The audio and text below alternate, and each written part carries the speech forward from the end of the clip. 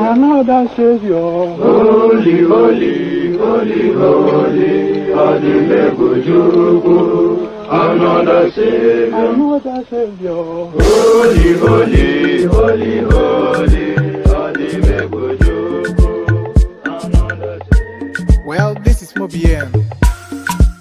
This is dedicated to the gallant heroes of the Nigerian Biafra War and IPO families all over the world.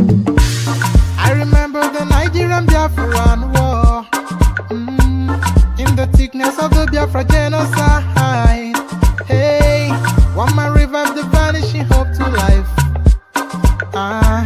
Let the great Biafran army to fight, and they were singing out, holy, holy, holy, holy, Olumewojuku is another Savior.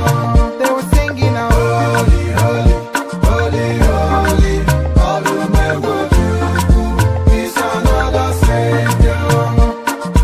Holy, holy, holy, holy, Olumewojuku is another Savior. Many years after the genocide, whoa, yet another great leader has risen up now. Oh, and he's leading the Biafrans to victory. Inyamadika yabika kwa namno. Hey, anamekele mazuche mefo. Mwanemo, it's an honor having you on board. When I'm singing along, holy, holy, holy, holy, Nandekano is another Savior. Just sing along, holy, holy, holy, holy, Nandekano is another Savior. When I sing along, holy, holy, holy, holy, holy, holy, holy, is another Savior. Getting moving right and getting moving faster now. Holy, holy, holy, holy, is another Savior. Holy, holy, getting moving right, moving faster, get the freedom. Is another Savior.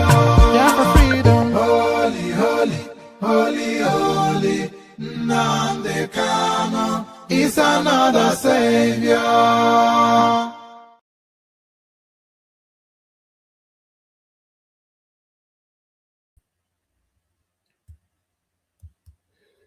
And there it is right there. So there it is right there. They said it. They said it. I didn't. Holy, holy, holy, holy.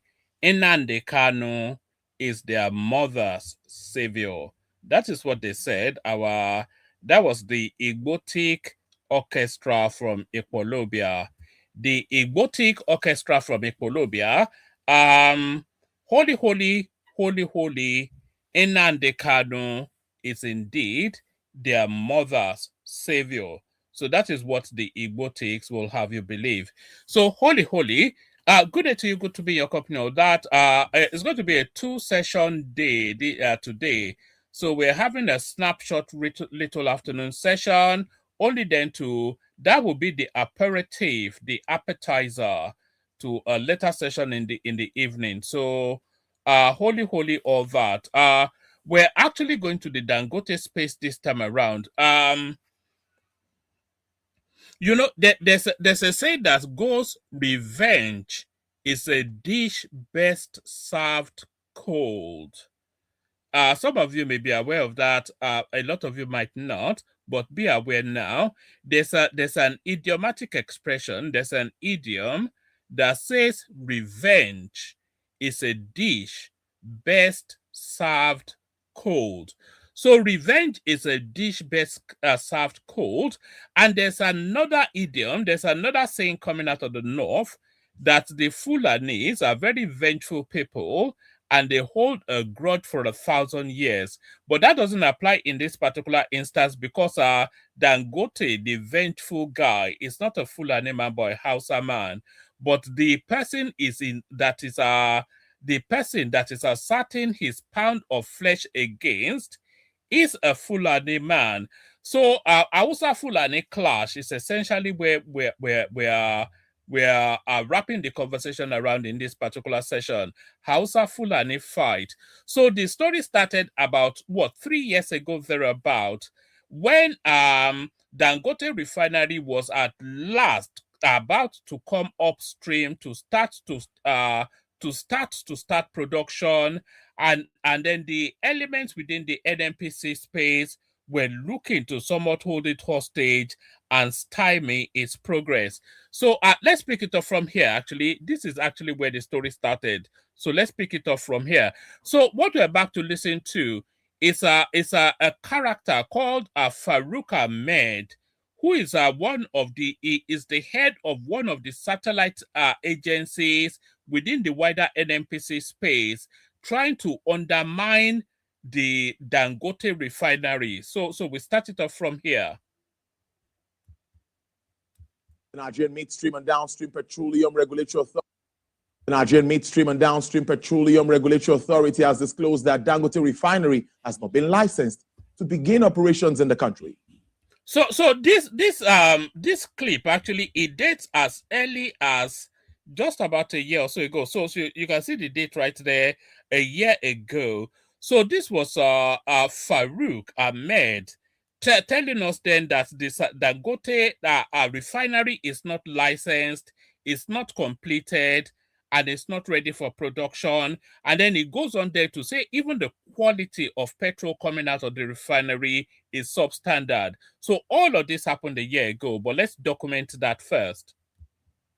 Chief Executive Officer of the NMDPRA, Mr. Farouk. The Nigerian Midstream and Downstream Petroleum Regulatory Authority has disclosed that Dangote refinery has not been licensed to begin operations in the country. Chief Executive Officer of the NMDPRA, Mr. Farouk Ahmed, made this known while speaking with journalists at the State House. According to Mr. Ahmed, the claims of ongoing efforts to scuttle the operations of Dangote refinery due to lack of supply of crude oil by international oil companies were not true, adding that the refinery was still at pre-commissioning stage and has not been licensed. So that's Farouk Ahmed right there tried to undermine the Dangote refinery, but he did not stop at that statement. He continued. It was a relentless onslaught for a good part of a year and a bit. So it was so that wasn't where I wanted to be. It was a relentless onslaught for well over a year and a bit. So that was him in that particular clip telling us then that the Dangote refinery is not licensed for production. That was as early as a year ago, but he doesn't stop there. He continues.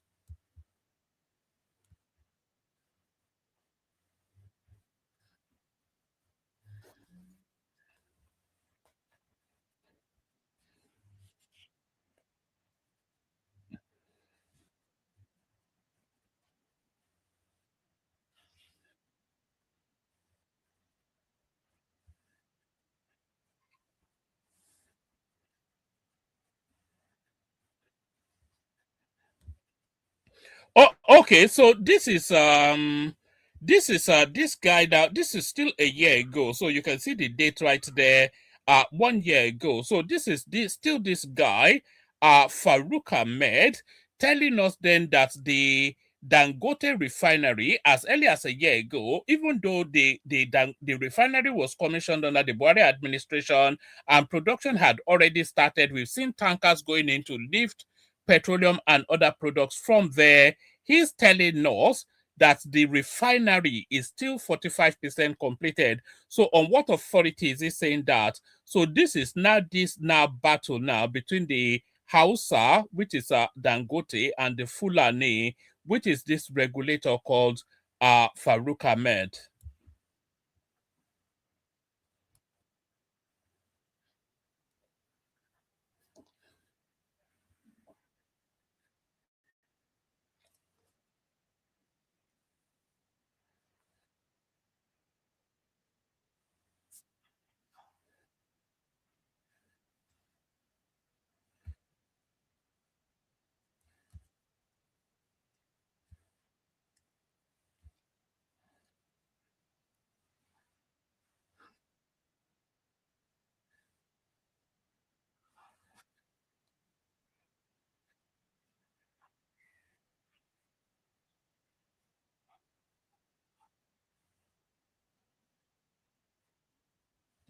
So now it's not even Dangote that is saying that. It is actually the law that says that. The law, the Nigerian Petroleum, the PIB, Petroleum Industry Bill that was signed into law by the Buhari administration, it states there explicitly that Nigeria only imports petroleum product if the local capacity cannot satisfy the demand. Do you understand? So the law, not Dangote, states quite explicitly that the only time that the petroleum industry issues licenses for the importation of petroleum product is if the local capacity cannot satiate the demand for that particular product. So the Dangote refinery can more than 10 times satisfy the demands of the Nigerian petroleum need. So that is what then stops the issuance of licenses rather to importers of petroleum products. So it is not actually Dangote telling them to stop it. It is the law that mandates them to stop it. Unless, of course, they can establish that Dangote is not capacitated to satisfy the local market. If they can, that's why this guy, of course, is saying that Dangote is only 45% capacitated, because, of course, he has deals with all of these importing oil importing spaces, and is one of the importers as well by proxy. So he's protecting his own self-interest over the national interest. So it's not Dangote that is saying that they have to stop issuing importation licenses. It is the law that actually says that.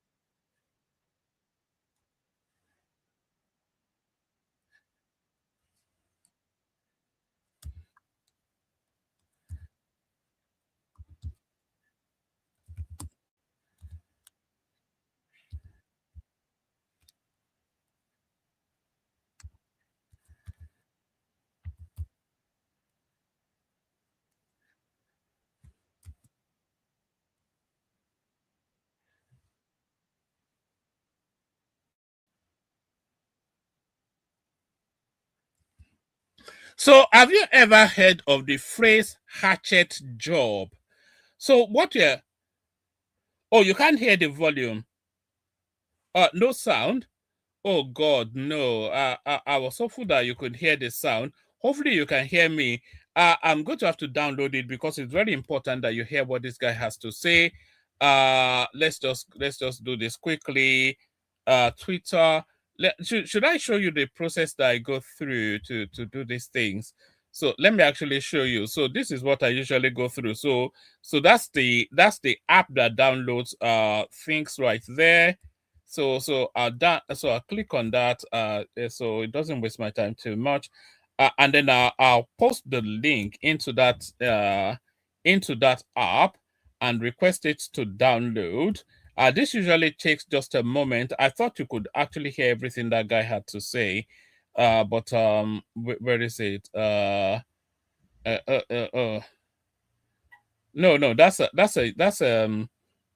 I'm posting it in a YouTube. I'm posting it in a Twitter download. Let's use this one. So let's grab it. Just hold on one moment. What that guy was actually saying, he was doing what you would describe as a hatchet job on the Dangote refinery. So I think it's very important that you hear exactly what he has to say. So I'm just going to download this quickly. When I say, often I tell you guys that let me quickly grab that clip, that whatever.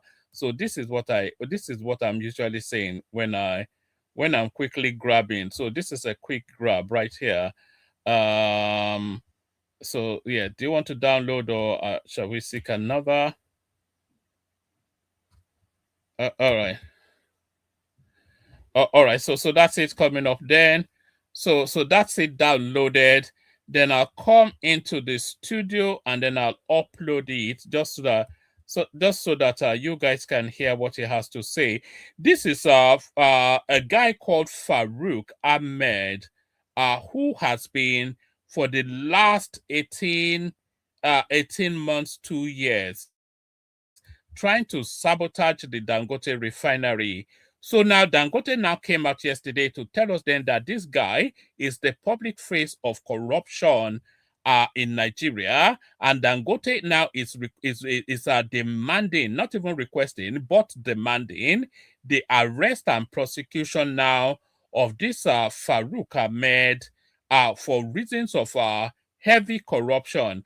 And by the way, when they tell you that the Fulanis have an account within the NNPC where they park their money, this guy right here, Farouk Ahmed, is the account that the Fulanis have in NNPC. So now listen to what he has to say. So let's take it from here. Well, just like you rightly asked, there are a lot of concerns about uh, supply of petroleum products nationwide, and the claims by some media houses that we're trying to scuttle Dangote refinery.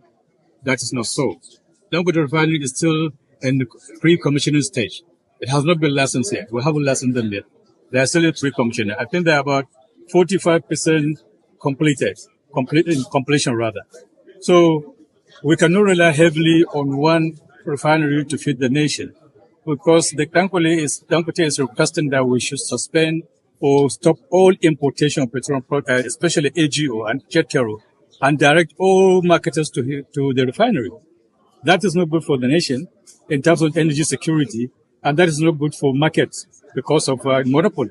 So in terms of quality, currently the AGO quality in terms of sulfur is the lowest as far as West African requirement of 50 ppm.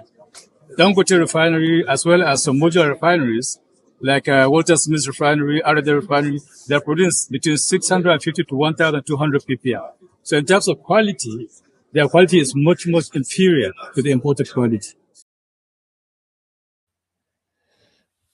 So there it is right there. So that was Farouk Ahmed. That was as early as a year ago. So what are the outtakes from what he just said there? He told us that Dangote refinery is 45% completed and not at all ready for production, which is a categorical lie, because Dangote has been now producing for well in excess of a year. So that's a lie. And then he told us that the Dangote petroleum product is substandard to the requirements of the Nigerian market, which is also a lie, because Dangote then brought in international experts to do a forensic assessment of its product vis-a-vis what obtains in the market, and its products are vastly superior to what obtains in the market. So what this guy, this Farouk Ahmed, what he was trying to do was to sabotage the Dangote refinery for reasons not any out of any spite, but out of the self-interest of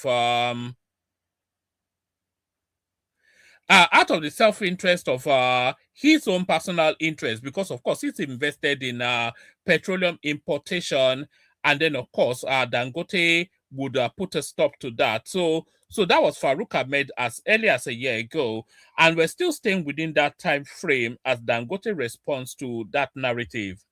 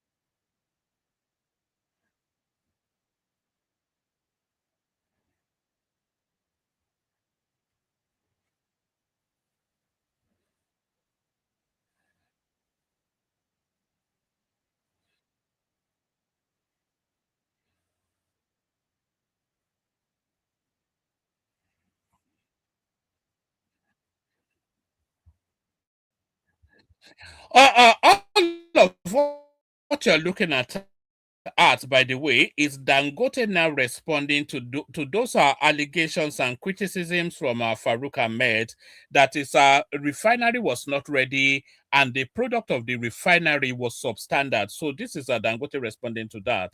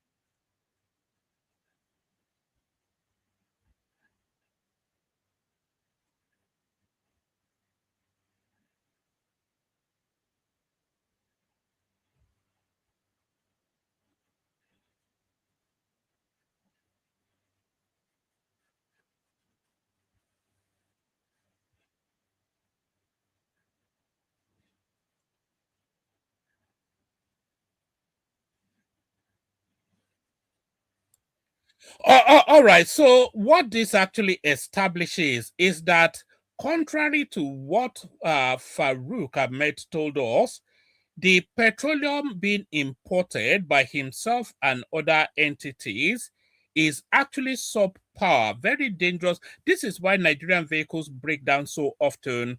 These Fulani characters, they import all these cheap, the adulterated, not fit for use petroleum products into the Nigerian space and sell it through the NMPC, which they have control of. But the fuel being refined by Dangote, it not only does it satisfy the Nigerian needs, it meets with globalized standards. So an actual outright lie was what that regulator told us. So that was where the battle started between Farouk Ahmed and Aliko Dangote. So the battle now fast forwards to as early as yesterday, with Dangote now demanding the arrest of that guy that was trying to sabotage his business. So we pick it up from here.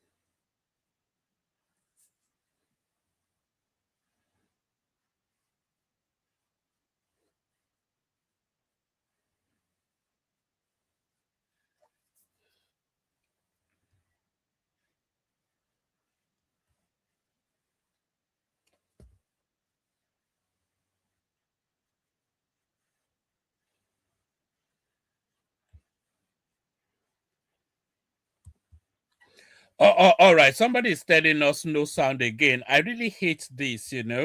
Um, oh God. But I needed that one to actually play. I don't quite know why that is happening actually, because I can hear the sound, but you cannot. Uh, I'm going to have to give you in a snippet. Let me see. So let me. I'm going to have to just bear with me 1 second. I'm going to have to download it and play it to you. Let me see if you can hear it from here. to that guy telling me no volume, tell me if you can hear this one. Hear it from here.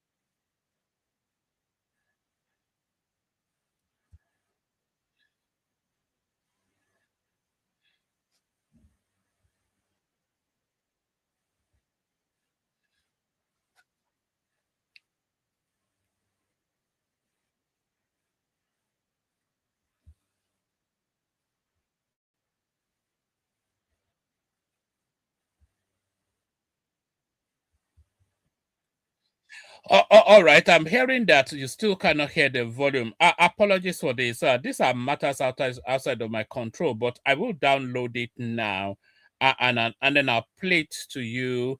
Uh, um, the reason why I like to play it straight from the source is that I'm able to pause and interact with the clip in real time. But if I download it, then it makes it that much more difficult for me to pause it. But as we're waiting to upload and download that, let me play you Dangote in happier times whilst I do some background work. One of the best of our family. One of the best of our family. He's well behaved, well trained, and I'm 100% sure he's going to take care of you. And I know you are from one of the best families in Nigeria. You will also look after our son. But I know from today, you are now in our family because your name has been changed. It's going to change now. It has changed actually from this afternoon to Dangote. So you are very welcome to the family. You can be rest assured you'll be very, very well taken care of. You'll be very, very, you'll be happy in this family. We'll take you automatically as our daughter. And you know, I have had a relationship with your family, maybe dating back to at least, if I can remember, 40 years.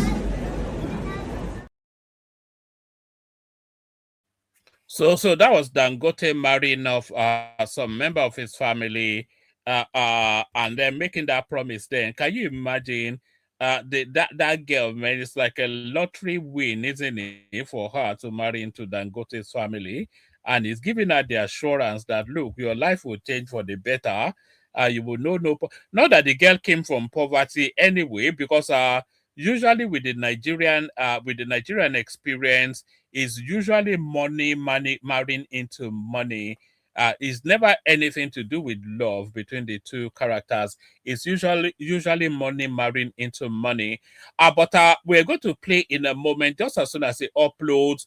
Dangote accusing the regulator of the downstream space in the Nigerian and in the NNPC of just wanton corruption, and demanding then that this guy should be investigated and prosecuted. So just as soon as the clip uploads and I can see the wheel spinning now, we'll play you that. I was going to play you it in real time, but this thing seems to be acting off its own will.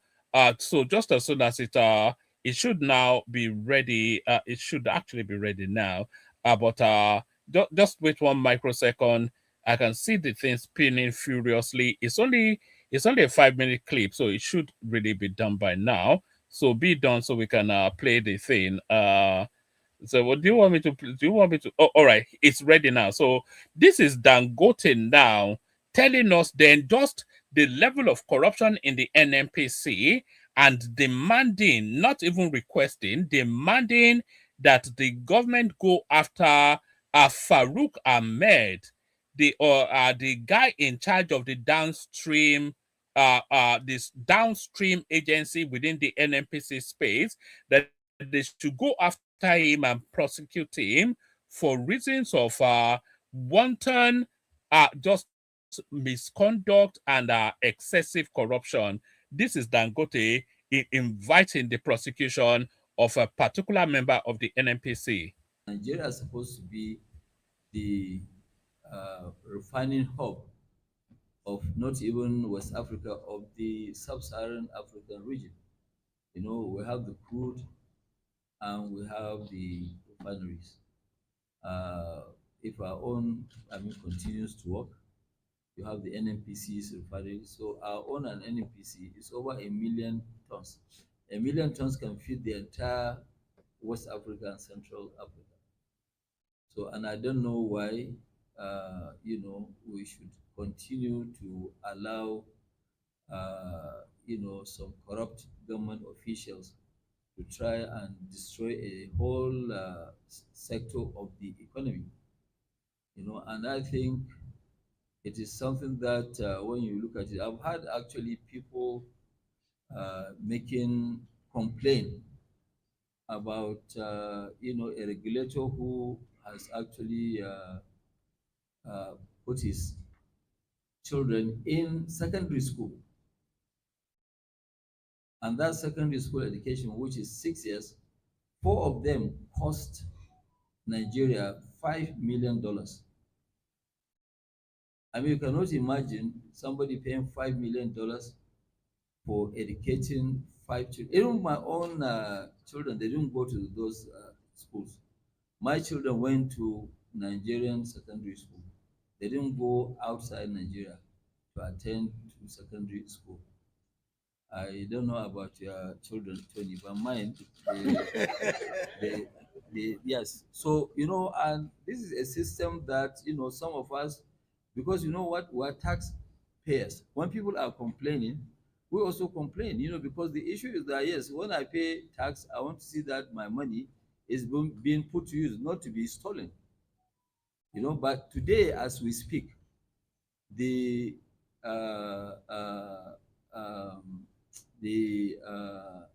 S, I don't know what is the, that is the authority chief executive, Malam Farouk.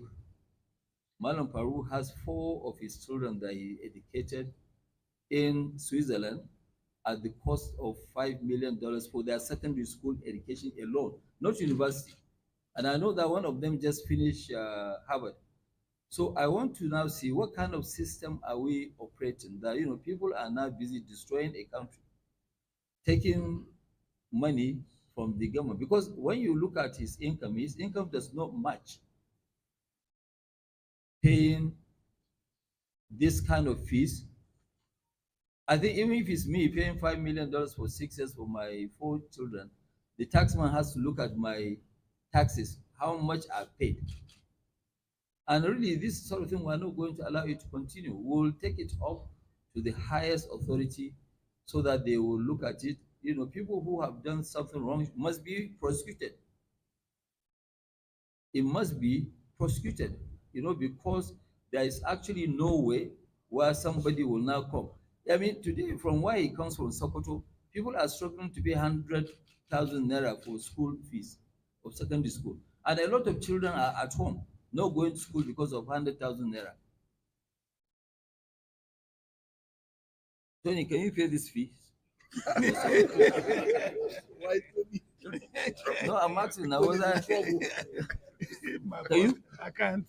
Okay, so if you cannot afford, I cannot understand why somebody who has worked all his life in government and he has 4 children that he has paid $5 million. I've seen that people have taken this post and nobody is listening to them. So we will actually join them to make sure that this is done properly. The man must come and explain to Nigerians how he paid $5 million for 6 years of his 4 children's education. And I don't think if any one of you has actually paid that kind of fees for your own, children. So we can't allow this to continue, because we must make sure that people don't come and destroy a country just because they want to make a living that is not genuine, or that is not legal.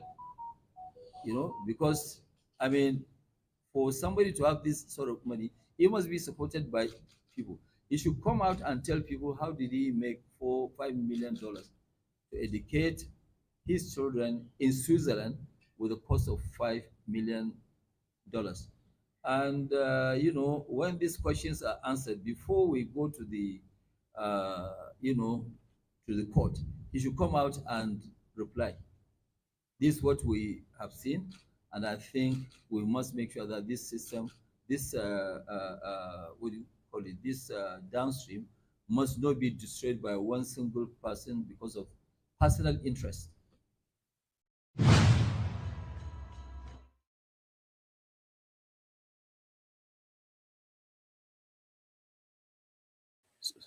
So there it is right there. You don't get more frontal than that. You don't stand more accused than that. There is no equivocation, no. There is no ambiguity in the language, oh, and there was no big grammar. It was essentially me and you, whoever you are that you're listening now, me and you, we're standing in front of we're standing in a crowd. You're standing opposite me, and suddenly I point directly in your face to the hearing of the crowd gathered around us that you are a thief. So there is no ambiguity in that, oh, because everybody around that space, they understood exactly what I said. They say, oh, you this guy, you're a thief. You stole money from my wallet. So that is what I accused you of. So you don't have the option of silence. That's one. The police don't have the option of saying they did not hear it. That's two. The government cannot pretend that there's nothing going on. That's three. So it's a call to action that Dangote has made there. He stands that guy accused of being a thief, and that guy doesn't have the option of pretending like it wasn't said. So Farouk Ahmed, because we've already all known anyway that you are a thief, but one from your own stock is now telling you that you're a thief. So you now come out and defend that space. And by the way, before I play the Kegite music and then we see if anybody turns up, let me just clear something up quickly. There's a character in the comment section arguing with me when I said that Dangote is a Hausa man. Dangote is a Hausa man. This is it. Aliko Dangote, Nigerian billionaire, is of Hausa ethnicity, belonging to a prominent Kano State, a prominent family from Kano State, Nigeria, with his native language being Hausa alongside English and Arabic.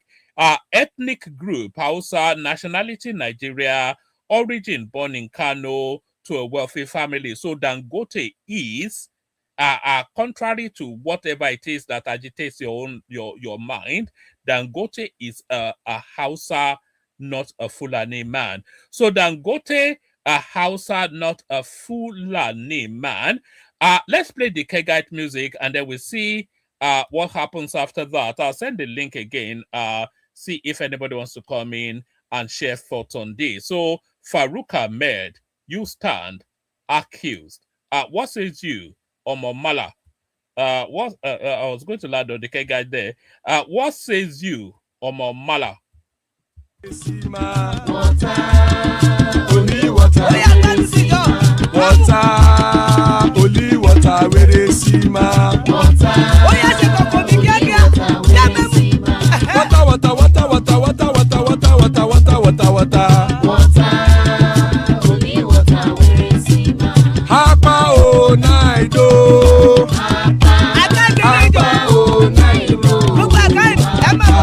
Hapa you don't come o.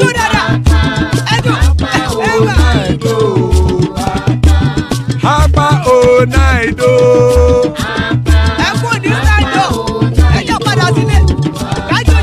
Oro keke elemuye o. Ide shodi ya keke elemuye o. Obi master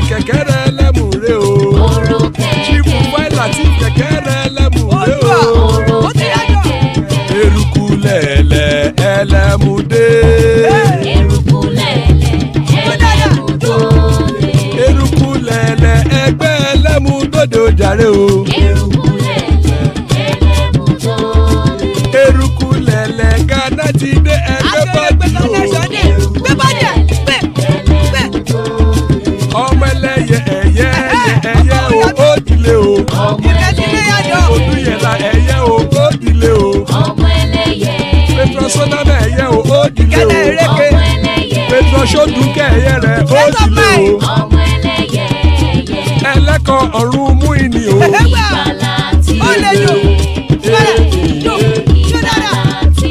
Àkùkọ ọ̀run mẹ́kọ̀.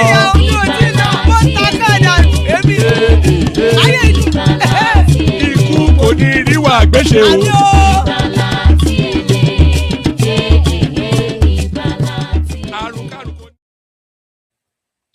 And there it is right there. Iku Koderu Agbeche, may that have nothing to do with us.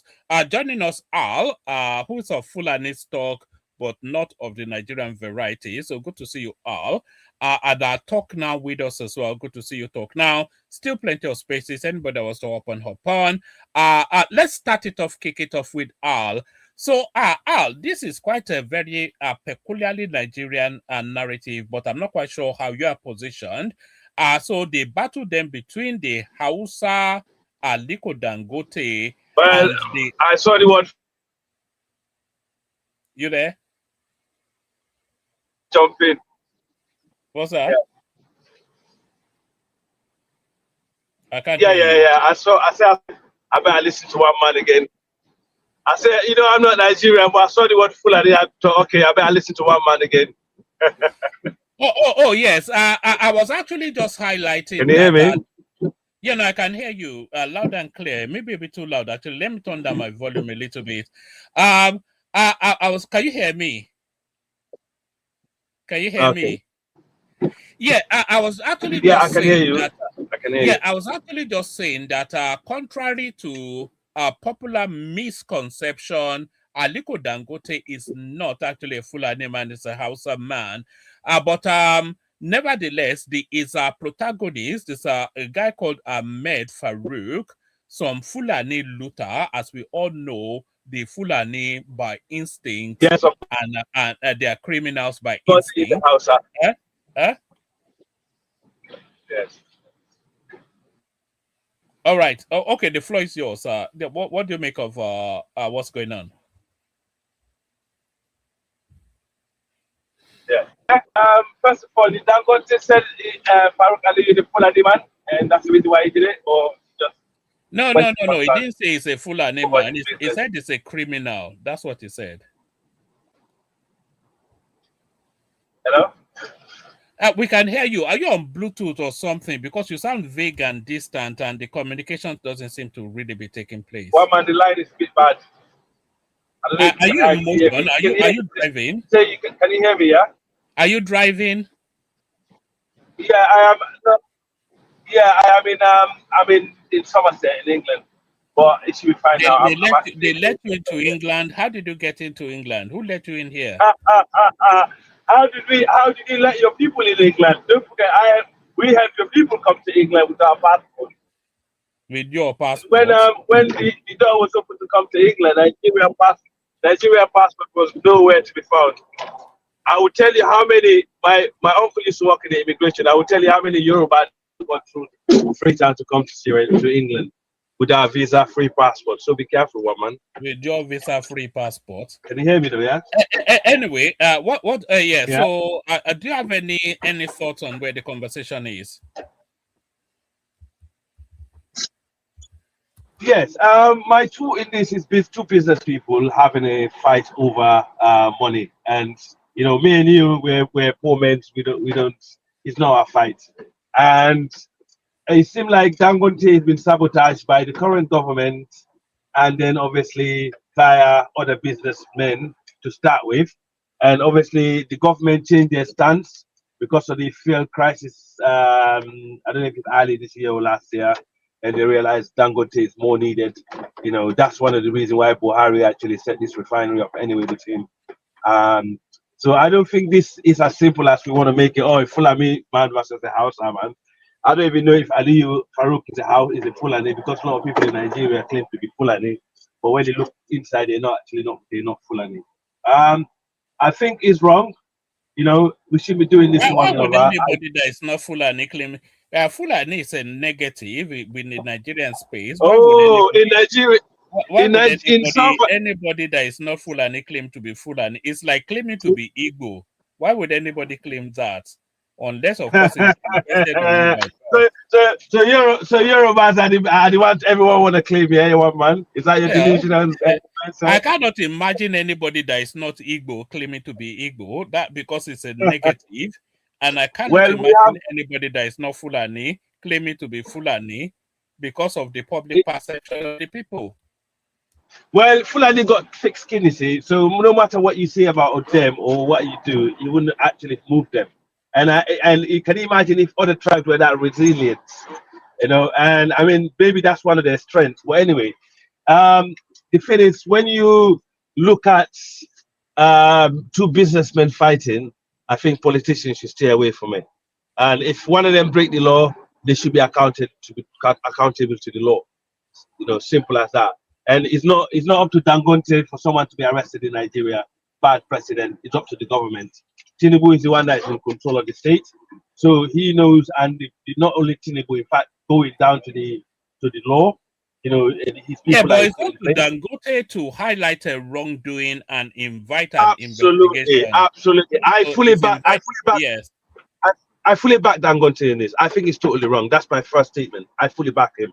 And I think it's wrong. Whether it's a Fulani man, whether it's a Hausa man, whether it's that man or this man, I don't give a shit. That doesn't matter. It's irrelevant. What is relevant is our business people in this world today. We need a lot of leverage. We need a lot of support. We need to be patriotic. And that man shouldn't be used. If you want oil from Nigeria, if you want to make money from oil, you should do what Dangote is doing. Refine the oil, use Nigerian oil, make money, use that money to develop the people in Nigeria. But unfortunately, that's not been the case for a lot of these oil philanthropists. You know, they all sell out.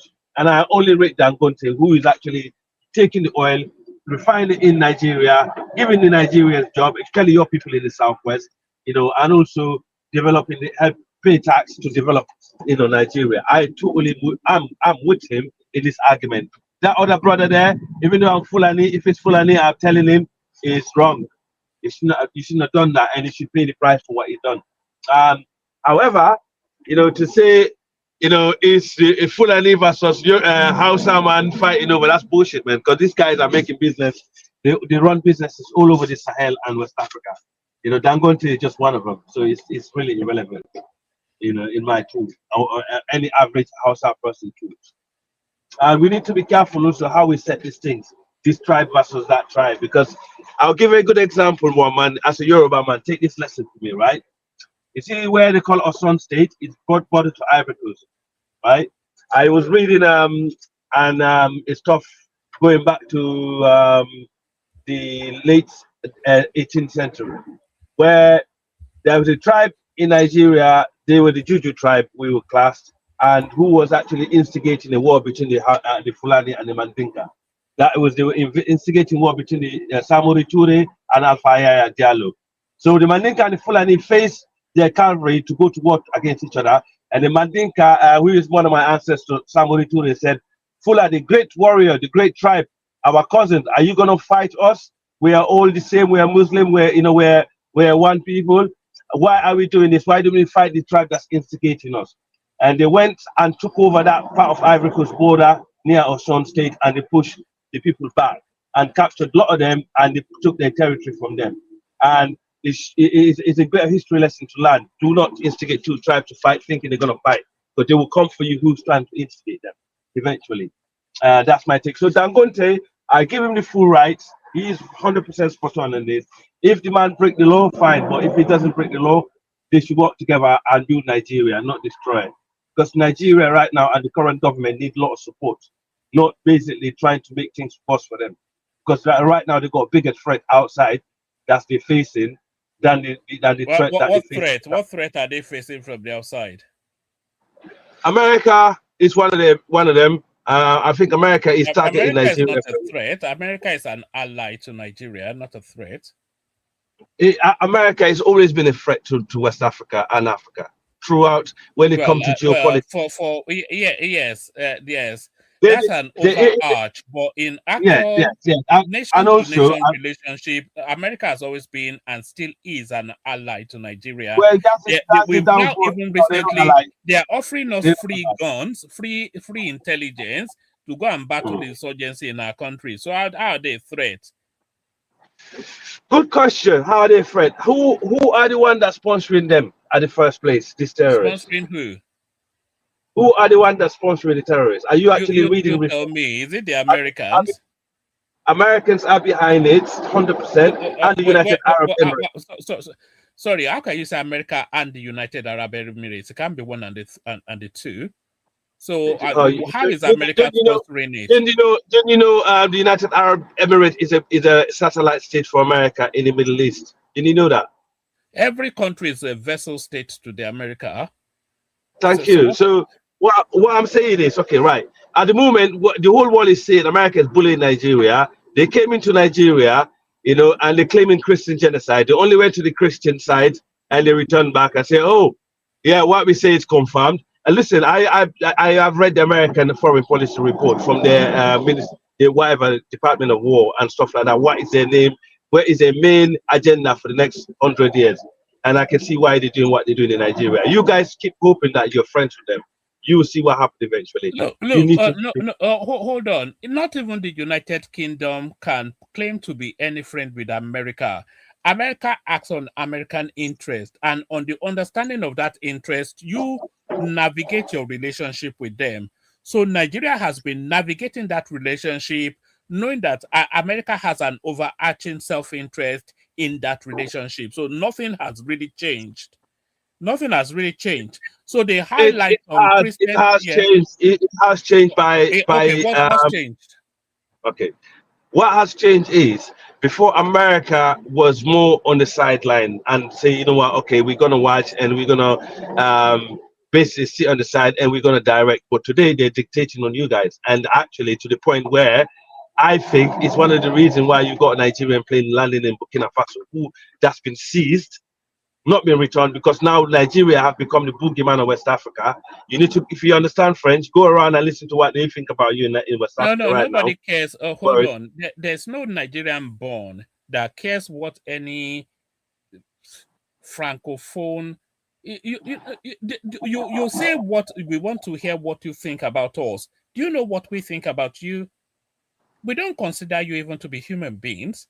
You're just some little, some smelly cousins that share the same region. Nobody. Why would a Nigerian care about what a Burkina Faso, whatever? Who cares? Of what relevance? Look, forget all this nonsense, nondescript francophone. Who cares about anything that comes out of your space?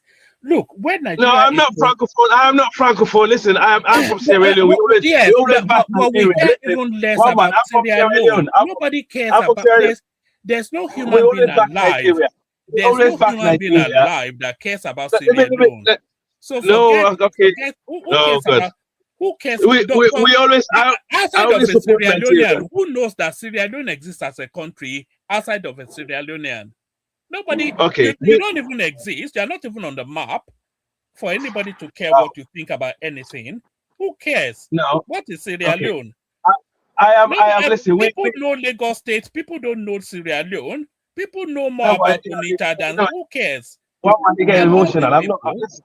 Are you not listening? Coming here to say this, that, and the others. Though anybody cares about what comes out of your Ikeja local government area is bigger than in anyway. One man, nobody cares about Sierra Leone. No. We in Sierra Leone, we fully support Nigeria. We always have been. It's our older brother country, right? It's not a problem. It's not like I haven't said anything against us. Sierra Leone as a group and our political system always back Nigeria, regardless of what happened. We're actually one of the most closer allies to the West in West Africa. But you're not listening to what I'm saying. You're misinterpreting what I'm saying. Or I'm saying the other francophone countries, what they're saying. I'm not from the francophone. You understand? They say a lot of things, on their social media about Nigeria, thinking the West is using Nigeria as a puppet, which I strongly disagree with them, because they back in military and I'm against military coup. That's one of my number one principles. However, all I'm saying is, when what you need to do, as people, you need to get this business. Nigerian government need to support more of the private sector and actually work with the private sector to develop the country instead of having to have two of the bigger sector, like people are exporting oil or importing oil, fighting each other. You need to find a solution to it. Well, I fully support Dangote in this, all right? So that's my take. So about Sierra Leone, we're a very small country, one man, but What's the population of Sierra Leone? 3 million, 5 million? 9 million. 9 million. Should we look up the population of Ikeja, which is just the capital of Lagos State? Oh, man, I'm not calling here for you to start putting that, so you keep talking about Sierra Leone as though it was of any. I mean, there's no human being on this planet that knows that there's a country called Sierra Leone now. No, there's that's no human being that knows that there's a country. Who knows? You walk the streets of London, tell them that you're from Sierra Leone. What sort of response would you get? Oh, you go on the streets of London, tell them they are from Nigeria. What sort of response would you get? Okay, I mean, come on now. Let's have some perspective here now. What's all this? Okay, if you say you're from Sierra Leone, they will say you're the first black people to exist in England, because Sierra Leone are the first black community. They know that there's a country called Sierra Leone. Who in England knows there's a country called Sierra Leone? Who in England knows? You don't go and read history. Sierra Leone is a Look at this guy. Don't clown yourself, man. Let's leave it at that. I'm not calling. I'm pretty sure when you go on the streets, you lie to people that you're a Nigerian. I'm Whoa, pretty sure man. that you do. Whoa, man. You're fucking mean, bro. Woman, you're fucking mean, bro. You're fucking mean. Why would I ever want to be Nigerian? No, because that's what a lot of Africans do. Because they don't have cachet, they don't have steez, they don't have the courage, they don't have the authority, they don't have the swag. So they just lie that they are Nigerian. So they want to tap into that Nigerian the Nigerian swag and the Nigerian steez. And that is what Africans do globally. They say, oh, I'm Nigerian. Wow. Especially the Ghanaians and you Sierra Leoneans. Oh God, so man, come on. You know man. what come usually back. gives you away? The fact that you cannot pronounce R. That's the one thing, because you cannot pronounce R. That's what usually gives the Sierra Leoneans away. But no, I jest. But stay with us. Let's go to talk now. Who now seems to be ready for us? I think he has a more nuanced understanding of this back and forth between Farouk Ahmed and Aliko Dangote. So lock him up, as Donald Trump said. But can he escape it, Farouk Ahmed? Talk now. All right. Good day, everyone. Thanks, one man, for the opportunity. Baba, hi, hello. I'm a Sierra Leonean friend. No, how are you doing? Yes, sir. Good morning. I'm good, thank you very much. Thank you, sir. Yeah. So, first of all, one man, I have a close family friend here. Well, we become family literally, and he's from Sierra Leone. The kids are my boy's best friends. Yeah. So please, Sierra Leone is not only Nigerians that are in Africa. Sierra Leone's, Ethiopians, we are one body. We just have our difference. Yeah, but do they have steez? Do they have swagger? Do they have the cachet? Can they carry their shoulder in the way you carry yours? No, look, we are just different people. Okay, we are just different people, and we all have our origin. We have our culture that determines how we carry ourselves, but ultimately we are the same. Okay, so let me speak to this Dangote issue, and I want us to be very circumspect when we are looking at these things. We understand that Dangote needs to be protected. After a while, when our refineries have been moribund, Dangote gave us what we needed. He gave us the leadership across Africa and across the world. we are being seen at the world stage in oil and gas. He has stepped Nigeria up to that pedestal where we should be. And I agree with all that. But let's understand the place of monopoly. Let's understand the place of a capitalist. Let's cast our mind back to Aliko Dangote, way back in those days. It looked like he was doing something right when they had the issue with Aliko then. Subsequently, if you cast our mind back right now, seeing the monopoly in that sector, it gives us the reality that a capitalist will always be a capitalist, will fight for himself.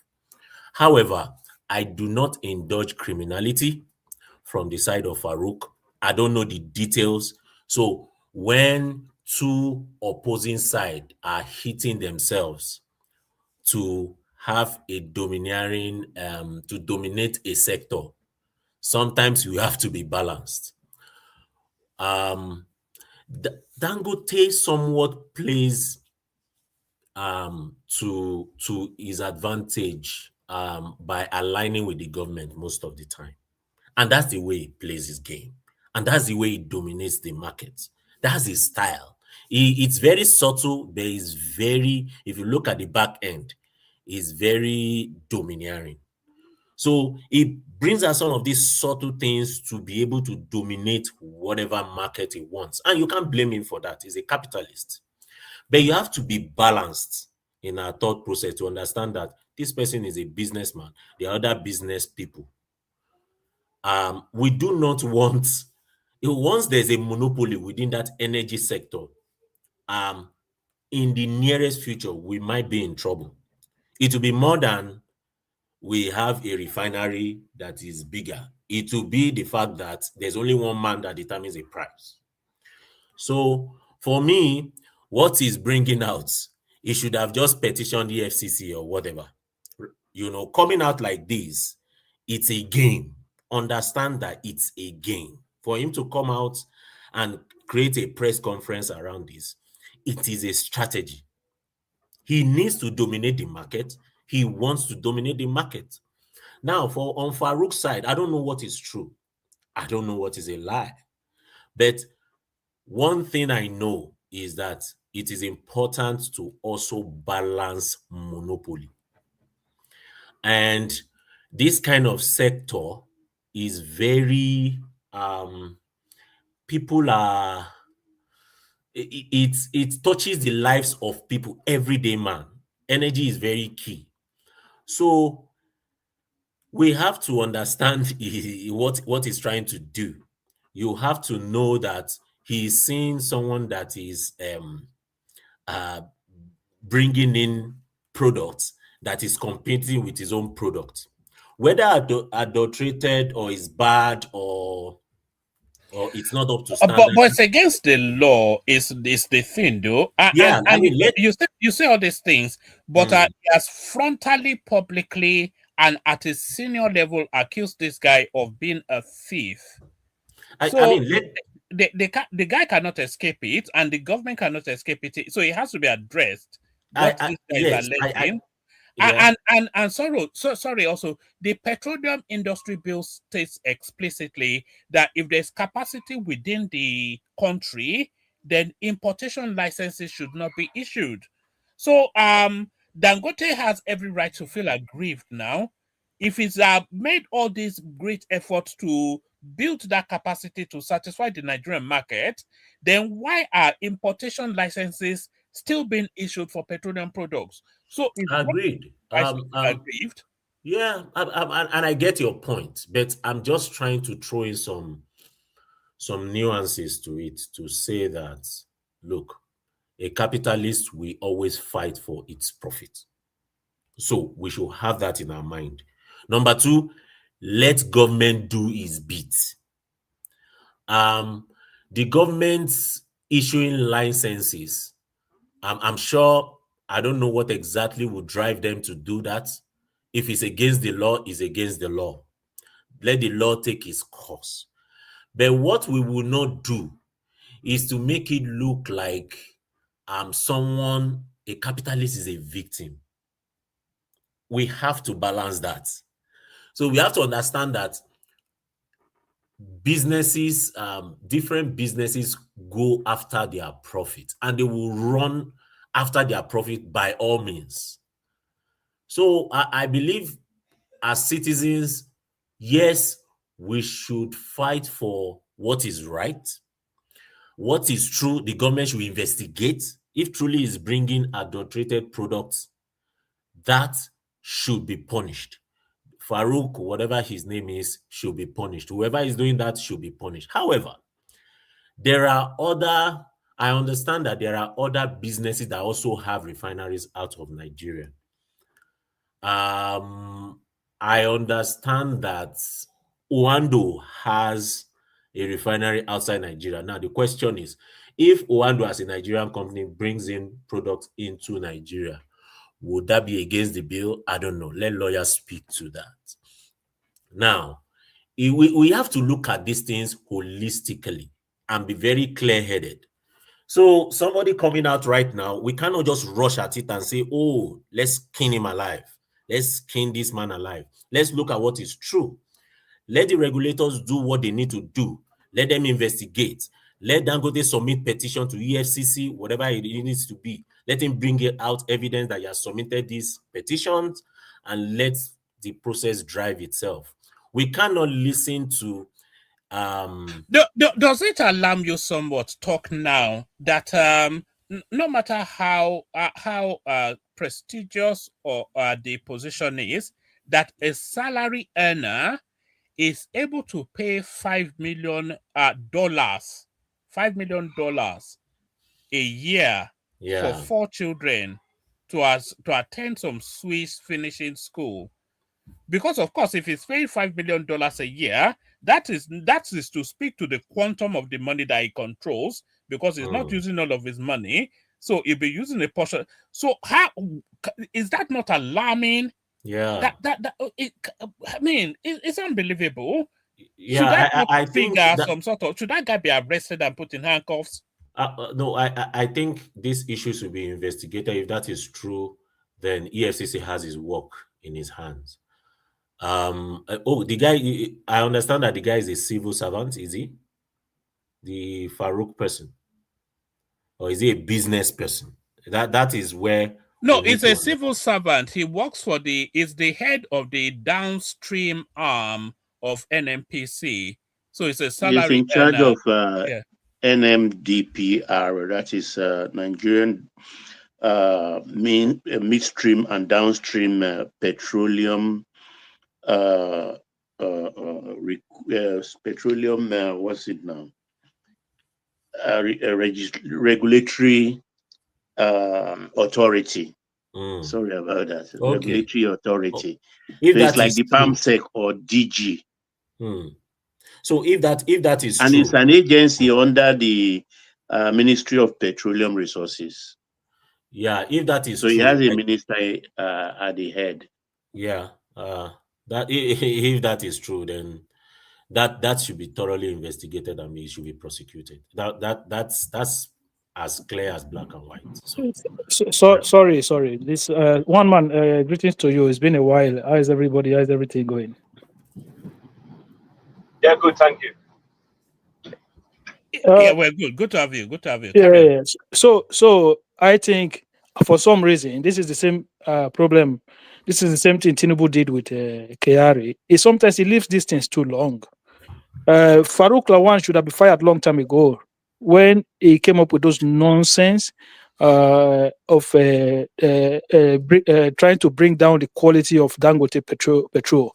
This man was the head of NDPRO when we had that useless importation of fuel that was destroying people's engine across the country. You guys remember? Till today, nobody was held accountable for that nonsense that happened. They import very, very bad quality petrol into the country, and a lot of people had losses. Engines were blowing up across the country, and it became an issue. This man does not, the government does not even have a standard laboratory to test quality of refined petroleum. And he came out and was trying to look, the guy is as corrupt as hell. Tinubu needs to have sacked this guy long time ago. And he did the same thing with Kyari. Kyari stayed there for too long. And this time we are seeing another problem again. This man his hand is sold in corruption. Those guys that are importing fuel from Malta, they are all they've bought him to the teeth. He's getting a lot of money from them, and he's just using his position to try to give them some level of advantage, to the point whereby Dangote have gone down now to 699 naira a liter. Okay, so we'll see what they do. It's crazy. Like you cannot be at the end of a government agency and then you're trying those to. import licenses should not be issued at all. It should not be issued at all. But what is Tinubu doing about it? What's Tinubu doing about it? But this is the thing now. When we're saying that there are certain forces more powerful than the government, this is what we're saying now. Yeah, but it cannot be. The man should have been sacked not even today, not now. He should have been sacked long time ago. The man is corrupt as hell. It's like Mele Kayari, it's like Mefelde, it's like Malami, it's like Adi Sirika. All of these guys, when they were under Buhari, you could see they were not even hiding their level of corruption. They didn't hide it. They were doing it so openly that what can you do? And I have said here before that if Malami was never prosecuted, then Tinubu should not even run for second term. People that are calling it political, I don't know what is wrong with us. When we saw governors came out and was even fighting with Malami, saying, how are you supporting foreign agencies to take money from Nigeria when we are saying, no, we're not going to pay that money? Malami was against Nigeria at that time, trying to stake our money to pay those foreign lobbies, just because of what he wants to benefit from it. And people come today and say, oh, it's a political prosecution. No. Malami should have been prosecuted long time ago. Kayari should be prosecuted, and this one Farouk Lawan, in my opinion, should already be in prison as well. All right. All right. Akim, let talk now. Carry on with his thoughts. We go to Baba and then we come to you. The room is not fully populated yet, so we get to you. But I share with you the passion and the anger.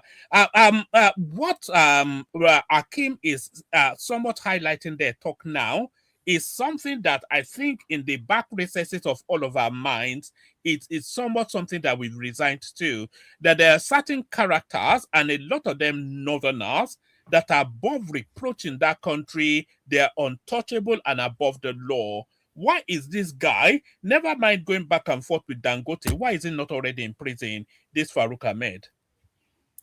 Yeah, well, if the guy is a civil servant, truly, I was thinking he's a competitor. Maybe he's someone that imports fuel.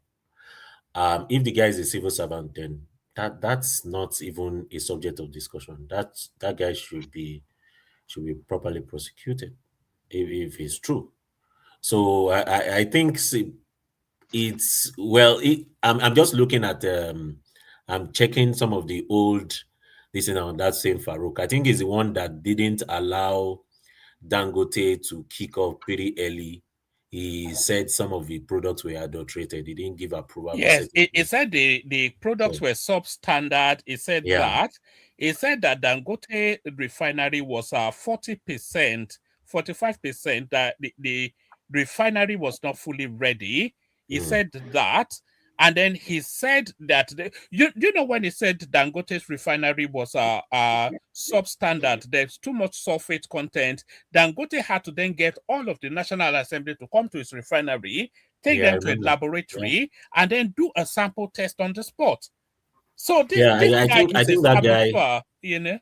Yeah, I think that guy should be, first of all, should be suspended from that place. He should be prosecuted. They should review these things substantially. And there are some Buhari allies that are still in Tinubu's government, and I feel that some of those people needs to be checked and reviewed. Really, well, I will leave that part. Just dropping one or two of this.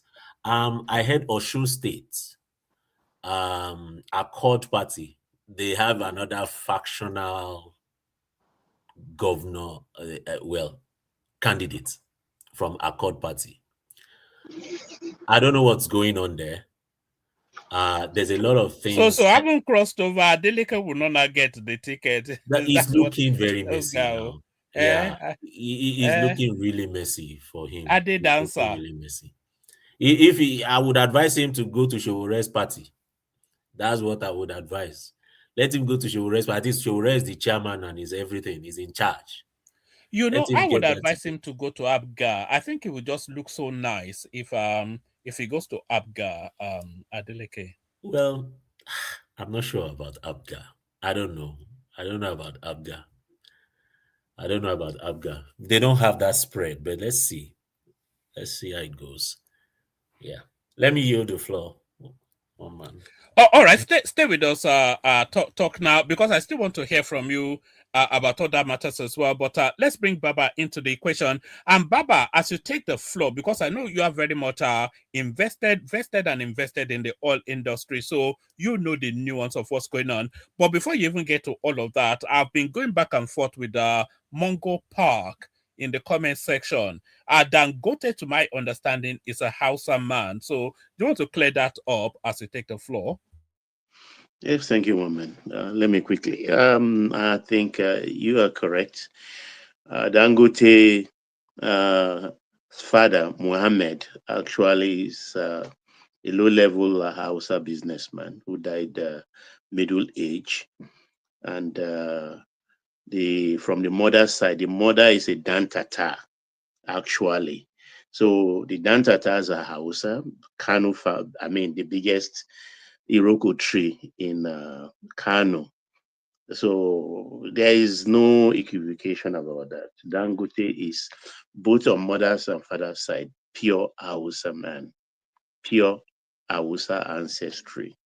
Nothing relating to Fulani except his nephew now marrying Dati Baba Ahmed's daughter. Maybe the blood has started mixing somehow down the line. So Dangote is an Hausa man. So quickly to the main topic. Actually, it's unfortunate what is going on. I will try to lean on both sides, even though I'm Aliko's man in this regard, because bottom line is Dangote is doing us a big favor as a nation, and we are blessed with his enterprise, his prowess, because he could sell his product anywhere in the world without bothering about Nigeria. Short is landward gate against Nigeria and face seaward, being in a free trade zone. He could do that easily and without batting an eyelid. But I think he's just full of the fight to save Nigeria in this regard. I mean, look at what is happening now. He's trying to now make pump price about 740 per liter. He has his trucks ready already. They have their trackers so that that will curtail smuggling, because this they will be monitored from the word get go as soon as they leave the pump station. So these are the people fighting him, and I like the word he used. He said, "Look, these people are more dangerous than the cartel in South America, and really they are very dangerous." And with people like Farouk at the helm of Nigeria midstream and downstream petroleum regulatory authority, they are having a field day. I think it was Akim was saying, look, the president maybe is acting too slow. But the president has is well grounded in free market enterprise. You have to allow them in the marketplace, both the Dangotes and all the rest. So let them fight it out. And that is the reason why the benefit of that is now the pump price coming to about 740. Because if he had left Dangote to his own devices and he oppresses them through a presidential fiat, Dangote could still stick to 900 and something per liter. But when he is on the floor fighting in the gutter with these people, he's forced to do the needful by maybe cutting prices to drive them out of the market. He did it with sugar and all the rest. Besides that, what I look with that, he's expanding into 1.2 now, 1.2 barrels a day, because the U.S. market is in demand of his products, and they can't get enough because U.S. actually mostly they have sweet crude. Sweet crude is not a straight blend for diesel, heavy industry oil like AGO. They need heavy oil, every crude oil to do that. And here it is, Dangote has a single train refinery that has a capacity for diesel and petroleum and other byproducts in the oil sector. So it's already supplying Saudi Arabia, it's already selling to America. And a lot, because of him, a lot of refinery in Scotland, somewhere in Germany, they are closing down. Sorry, Baba. Let me step down for a moment. Let Kenny take over. Carry on, Baba. Okay. So Hello, they all, Baba. yeah, Baba, hey, Kenny. Okay, how are you? Welcome. So they are closing down because most of those refineries are already beyond 50 years, beyond their years. So running those refineries is even costly. So he has the most modern of this refinery. So he's doing good for himself. And this Farouk of a man, though Dangote was, how do I put it, was maybe exaggerating when he said he's spending 5 million for 4 children in Swiss finishing school. I think it's maybe for the whole duration the 4 children were there. No, they finished school. It's around $250,000 a year per child, and I envy Farouk for being able to afford that, because that's where it's in those schools. Actually, you meet reality. You meet the high and mighty of the world, their children. So once you attend those schools, you have a very good network to follow in life, and you are made. So, but for a man like that, if you know your hands are not very, very clean, as soon as you have a new sheriff in town and you know Dangote has his ears, I mean, you should be able to try to wind down your activities. But knowing our people with recklessness, they still put their teeth to the meat, and it's going to pay dearly. Is going to pay dearly. The day of Kiari will come, as Malami's own have come now, and his own day will come to, he will be answerable to the people, because they've destroyed a lot of businesses, transport businesses, by importing fake products. Those people that he gives license to bring in these products, actually, I mean, they should find other things to do. Once a business is finishing along the line, you have bigger authorities. I mean, with bigger industry with higher capacity. Then you start looking elsewhere. You can't force anything, because if Dangote starts now with this 740 naira per liter pump price, there is no way you can import any fuel that we can even sell at even 800. No talk of 740 to compete with Dangote, except you import water, except you bring in only water. So he will force them out. And it's not a fool. It could be underselling, but at the end of the day, it's a product. It's like manufacturing something every day. It will make up. It will make it up later. And besides that, other model refineries that are coming up, most of them, of course, are just producing AGO. So they don't have the capacity to produce PMS. So it's not a threat. They are not a threat to Dangote, except that of Bua in the southeast. I think Baba. that one, yes. No. No. You know, I'm just joining the middle. What actually happened between Dangote and the rest of you people, so I can understand the topic very well? So he accused Malam Farouk of the NMDPR, that is the Petroleum Regulatory Authority, of corruption, of allowing importation of petrol, some of them adulterated into the country, and that he's not authorized to do that. Oh, yeah. I don't know. So he's not exposing them now. He's exposed. I think his hands were first, and he came out. Unlike Dangote, you understand. Unlike Aliko, he came out to spill the bean, and he adjusted his statement much more later at the end of the press conference to say, "Look, I'm not saying you should sack him. I'm only just putting this in public view." You understand? Because he knows definitely you can't say such a thing and still expect that man to be at post. There's no way, because the vuvuzela of the cyberspace will start trumpeting and pressing the president to do something to action it. And of course, that's going to happen soon enough. But of course, it's not going to let go like that. Whatever we think of the president, I think all these people will be brought to book.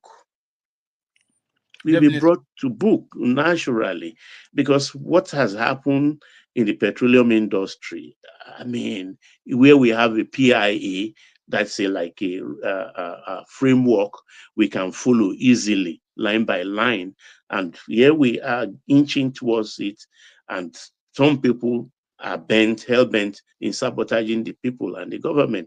Because what Dangote has done is beautiful in the sense that, look, most of our products are being smuggled out, because as we speak, even at 1,000 per liter, you understand, our neighbors will still buy. They will still encourage the smuggling of our fuel, because averagely the pump price there is about 1,500 per liter in almost 90% of our neighboring countries. That's now that we are even going to 740, you can imagine. But he has mitigated against that by importing his own 4,000 trucks with trackers. So once you have the trackers, they have to deliver at the designated point. They cannot go out of the country. It will be very, very difficult. But knowing Nigeria very well, they will still try. It's not going to be a deterrence. It's not going to be a deterrence, but they will still try, but they will fail. You understand? Because Dangote is not a soft meat. Yeah, I'm going to leave you Nigeria. Who is this guy that is disturbing everybody? No, I said I'm not disturbing. I'm leaving. I said I'm leaving you to discuss your topic. My brother, okay, you have a very good afternoon there. Thank you. Man, Baba, this sector is a sector that you know very well. So with Dangote coming out with fire like this, what do you think is going to be this end game, and what do you think government is going to do, or the people that is fighting against? So I'm looking at it in a three different way now: Dangote himself, government, and the people is fighting.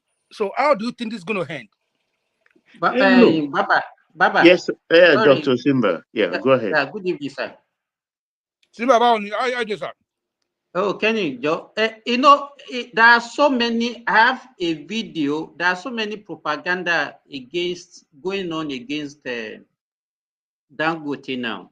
They have been sponsoring a lot of bloggers in Nigeria that are now releasing videos talking about his businesses generally, and then they were propagating that most of his products, cement, sugar, and all those things, that he's selling them out of the country cheaper for foreigners than Nigerians. I think that they have a plan of actually, staging Nigerians against Dangote. I think that is part of what. Don't mind them, Simba.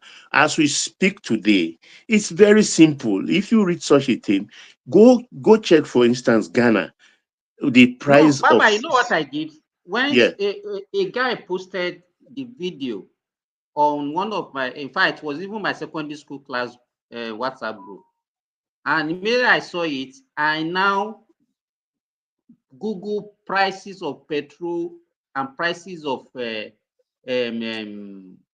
cement in West Africa, Ghana, Cameroon, Cote d'Ivoire, Senegal, South Africa, Kenya, Tanzania, and I posted it, and I warned the guy that I should desist him. You know the problem we have, Baba, is that Anafi Nigerians doesn't verify anything. We don't research they at all. hear anything that suits their narrative. We are very, very gullible, and that is why the politician can and anything. I think it's beyond gullibility, Simba. It's wickedness, because you have a phone in your hand and you just read something or watch something. Fact check, cross check. How much is GASEM? GASEM is Ghana cement. Or how much is Dangote cement, also which is in Ghana? And you compare, and how much is cement here? There is about 2,000 difference between cement in Ghana and Nigeria. About 2,000. Nigeria cement is 2,000 naira cheaper. Cheaper than Ghana. Yes. Per bag. I can tell you that authority. I don't know what is wrong with our people. They relish in just cashing cruise. I think that's the word they use now. Baba, they're not cashing cruise. They just don't like progress. That's the thing. They don't like progress. Baba, as this one now, Simba did there now, everybody here. Nobody really knows us. Let your name come out on social media that you become, you're a big person, you rich, you have this thing. They'll start digging deep and lie against you because they don't want your progress. But now that everything is quiet now, they're not saying anything. That's who they have, some of them. It's a strange attitude, actually, because as far as I'm concerned, he's just doing us a favor, and these people cannot beat him. Even Coca-Cola, the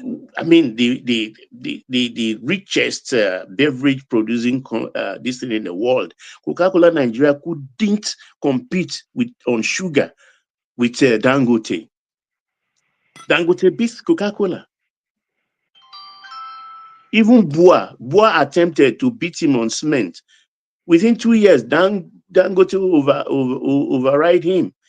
So, if once a man is blessed, he's blessed. He is blessed.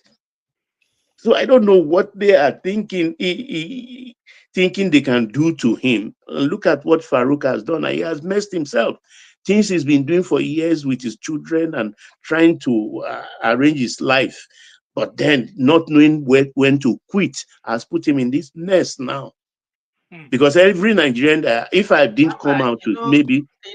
Baba, corruption is like a pool. It's like gambling. Once you are there and you are making money, even for you to even invest that money in any productive venture will be very difficult because it's cheap money. You don't need to work for it.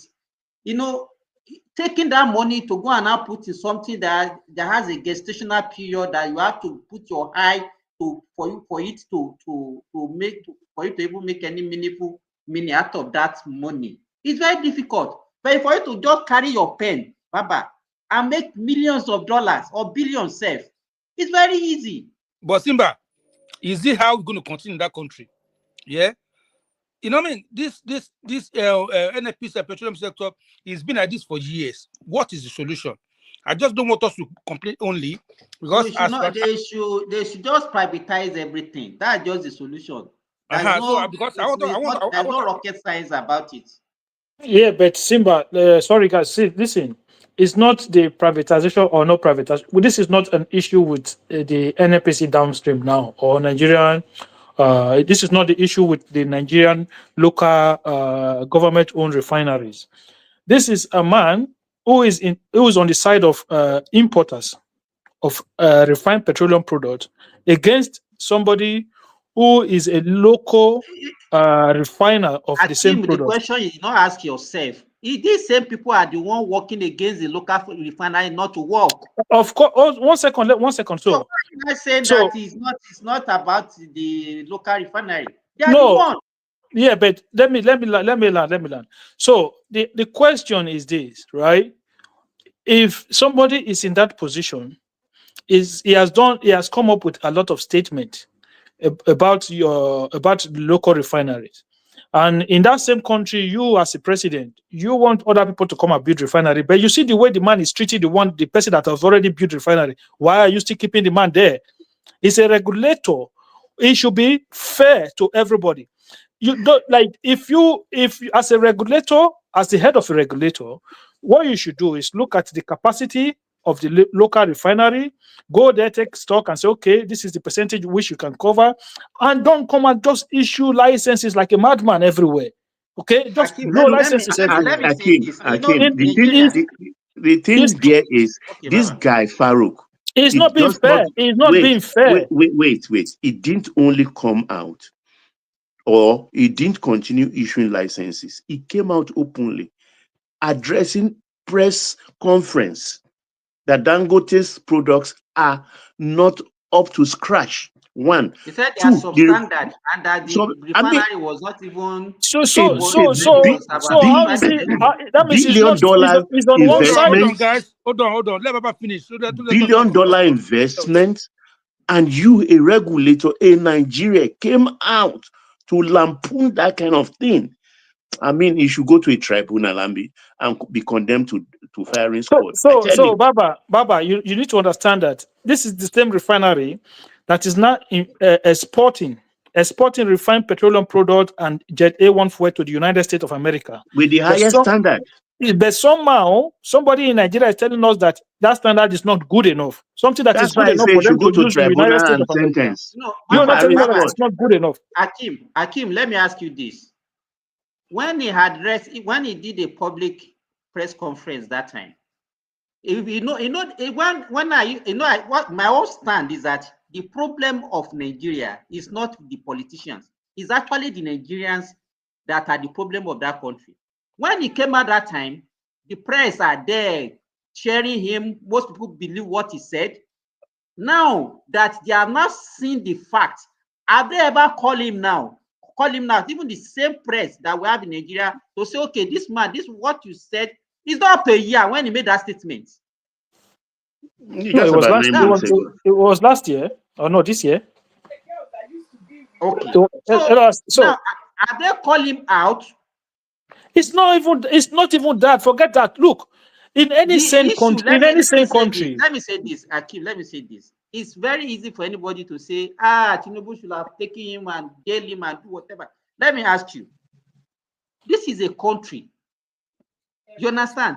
There are certain things that you cannot do as a president of a country. You know, the way we talk, sometimes we talk as even within our own family. If let me finish what I want to say. It is misbehaving. You see how difficult for you to even talk less of taking an action. You cannot, the way we say, hey, as if it's very easy, take this one. No. Simba, I disagree with you. I totally disagree with you on that. Tinubu, as he's currently stand, is the Minister of Petroleum. So Farouk Lawan is directly under Tinubu. This is not family matter. It's government we're talking. It's governance. We're talking about leadership. That we're talking about now. It's not about family matter. Both of them have no blood affiliation. They have no emotional connections. So this is government now. So you get rid of the man and put somebody else there. It's simple as that. First of all, I want to ask you a question. In a sane society, right? When they imported those bad petrol, you remember that period where they imported very bad petrol into Nigeria and people's cars were blowing, their engine was blowing up. So why was Farouk Lawan, why was he made to stay in his job in that moment? He failed in his duty in that moment. Why was he not fired? The same man now come out and be saying somebody's refinery is producing low quality. You that supervise the importation of very bad, not even low quality, very bad quality petroleum into the country, and then you're talking about standard. The man should have been fired long time ago. Like there's nothing like it's not everything present. No, this is what I'm saying. I said this before. Tinubu was too slow with Mele Kyari. Mele Kyari should have been gone long time ago. He was too slow with that. We see all the progress that NNPC has made since Mele Kyari left. It's not a rocket science. Those people that were there under Buhari, they were corrupt as hell. Malami was the one who was the head. He was the one giving directions as to what they should do, what they should not do. Up to Bawa, up to Keyeri, up to Sirika, up to all of them were corrupt as hell, and every single one of them should go to jail. Let me ask you this question. What is the problem that we normally say that normally work against anybody that want to prosecute in Nigeria? They will go to court. At the end of the day, they say they don't have any evidence, enough evidence against them, and they will free all of them. It doesn't matter. It doesn't matter. Just sack him now. Why not fire him? They're going to sack him. That's going to be. So why not fire him now? So forget. Okay, why not? What stop him from being fired? No, they cannot fire him immediately like that now. Why? Why not? So if you want to just fire somebody without having any reason, that's what you are saying. I've given you multiple reasons why he should be fired. It's all those things that you said. They are not. If somebody just if you make a statement against Dangote. Okay. What is the reason why Keyari was fired? Can you give me the reason why Mele Keyari was fired? I don't know. It was not remitting NNPC fund according to PIA letters and spirit to CBN. So that's one of the reasons. President Tinubu is the head, is the Minister of Petroleum. He can go and say, look, I'm going to reform this sector, so I want somebody else to lead it. Get him out. Simple as that. He doesn't need an excuse to fire him. Brother, see, let's give the president time. Every media, they are talking about this. Obviously, people are talking about it. It's not going to go away just like that. Bro, so we don't need to give. Do you know the amount of investment that are coming into into oil and gas sector in Nigeria today? You are expecting to work. Do you listen? Do you know the amount of investment that is pouring into the oil and gas sector? We don't need somebody like Farouk Lawan to put spanner in those. Tinubu doesn't work like it will take his time. They will have evidence against him. He cannot be taking his time. He cannot be taking his time. He's not running his family's business. He's running Nigeria. He cannot be taking his time. All right, no problem. Thank you very much. Baba, are you finished with the submission? So you can go to Dr. Simba. No, you cannot go to Dr. Simba. You come to me. I'm next. Akim. Okay, sorry. You are next. So let him carry on. Time him. No, Baba, give us some 2 minutes about Osun State party, Adeleke and stuff like that, because his party is in trouble. Now, what do you think is going to happen to him? Well, I think just in 2 minutes, sir. Adeleke has already given up his second term in spirit. You can see the life is really out of him, because it's very cool to do second term. Actually, is APC, and because of his problem with Odetola, Tinubu's cousin. Oyetola. So he didn't stand a chance. They tried to try and maybe get the president to intervene, but it did not work, actually. And now in our court party, the same APC. It's not the problem he has is not with Oyetola. People are just looking at it as if we had problem with Oyetola because he defeated Oyetola in that election. If you look at it very well, Adeleke ascendant as a politician actually started during Aregbe. And when his brother died, it was even Aregbe that was. That's Isiaka. Yes. So it was Aregbe that was in the government house in Osun State that time as APC governor. So his problem it goes beyond Oyetola. Oyetola just inherited whatever he met with Aregbe now. No, but Oyetola spent only one term as a governor. No human being will be happy. Oyetola's defeat, let me tell you, Baba, most people doesn't know, was orchestrated by Buhari. So through Aregbeshola's influence, because it's just not Buhari. No. Let me tell you what happened. Simba, please. Okay, continue, sir. Just condense so I can go to the other guy that wanted to speak, please. Prior to that election, the team sent by the federal government to go and supervise that election were actually working against Oyetola. In fact, the election in Ede, which is where Adeleke. The Adelekes. Yes, that area, Ede, Ijigo, Ag 6, they were still voting till like 11 p.m. of that night, and that was where the Oyetola lost that election. So they have the support of the federal government because of people that the APC ministers and everybody that was working with Buhari that time, they were against Tinubu and they were against Oyetola. So they were the one that actually ensured that Oyetola lost that election. All right. But Thank you very much, sir. Please, like what I always say, don't go anywhere. We're going to come back to you. Can I just add? Yeah. Can I just add to what he said? Please just permit me 1 second. He is very right. So if you check the just 1 minute, please. Yeah, 1 minute. Yes, historical trajectory. So you will notice that number one, from Ife, Omishore did not turn up the numbers. Question is why? So it was like a syndicate working against Oyetola.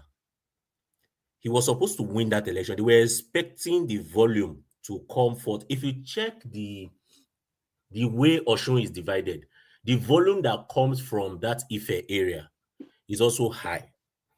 So it didn't bring forth the numbers. Now, the ground discussion is that Omishore actually partly worked against Oyetola, which is very correct. Buhari did not want Oyetola to return for some reason, which is not, known to all. Of course, he was also compensated. Omishore was compensated. We all know that. He was given the secretary of APC just to compensate him. There were a lot of games that was being played. And right now, the same Omishore, I don't know what he will do now because it's also delicate for APC. The primary that was held, I'm not sure Omishore is happy with that primaries that was held. And there's a lot of infighting also going on. They are trying to put them together. The presidency is trying to call them together. They need to get Omishore on the table. If Omishore doesn't come to the table, the likelihood of whoever that is coming from APC winning is also slim. All right. Thank you very much, my brother. All your thoughts. I'm going to come back to you in a few minutes. Yes, my brother, please take it away. Thank you very much. So I've interjected a couple of times. So I'm going to go to this Osun side of a thing first before I go to this. Yeah, please hold on for 1 second, please. Before you continue, please. I just want to encourage everyone that is listening and both of us on the platform. Please, let's power tap. If you haven't subscribed, please subscribe to the channel. We are not on TikTok, man. What are you power tapping? Sorry, I said power taps. Let's super chat. Yes, let's super chat. Yes, super chats. Oh, maybe one man is also streaming on TikTok as well. I'd like as well, please. No, it's a TikTok man. Kenny himself is a TikTok person, so that's why it's talking. Okay. So basically, in my opinion, I think the president Tinubu should have done everything. He should have overridden. He should have override the decision of the Osun State APC to make sure Adeleke goes back to APC. He should have done everything to make sure he goes back to APC. You cannot deny.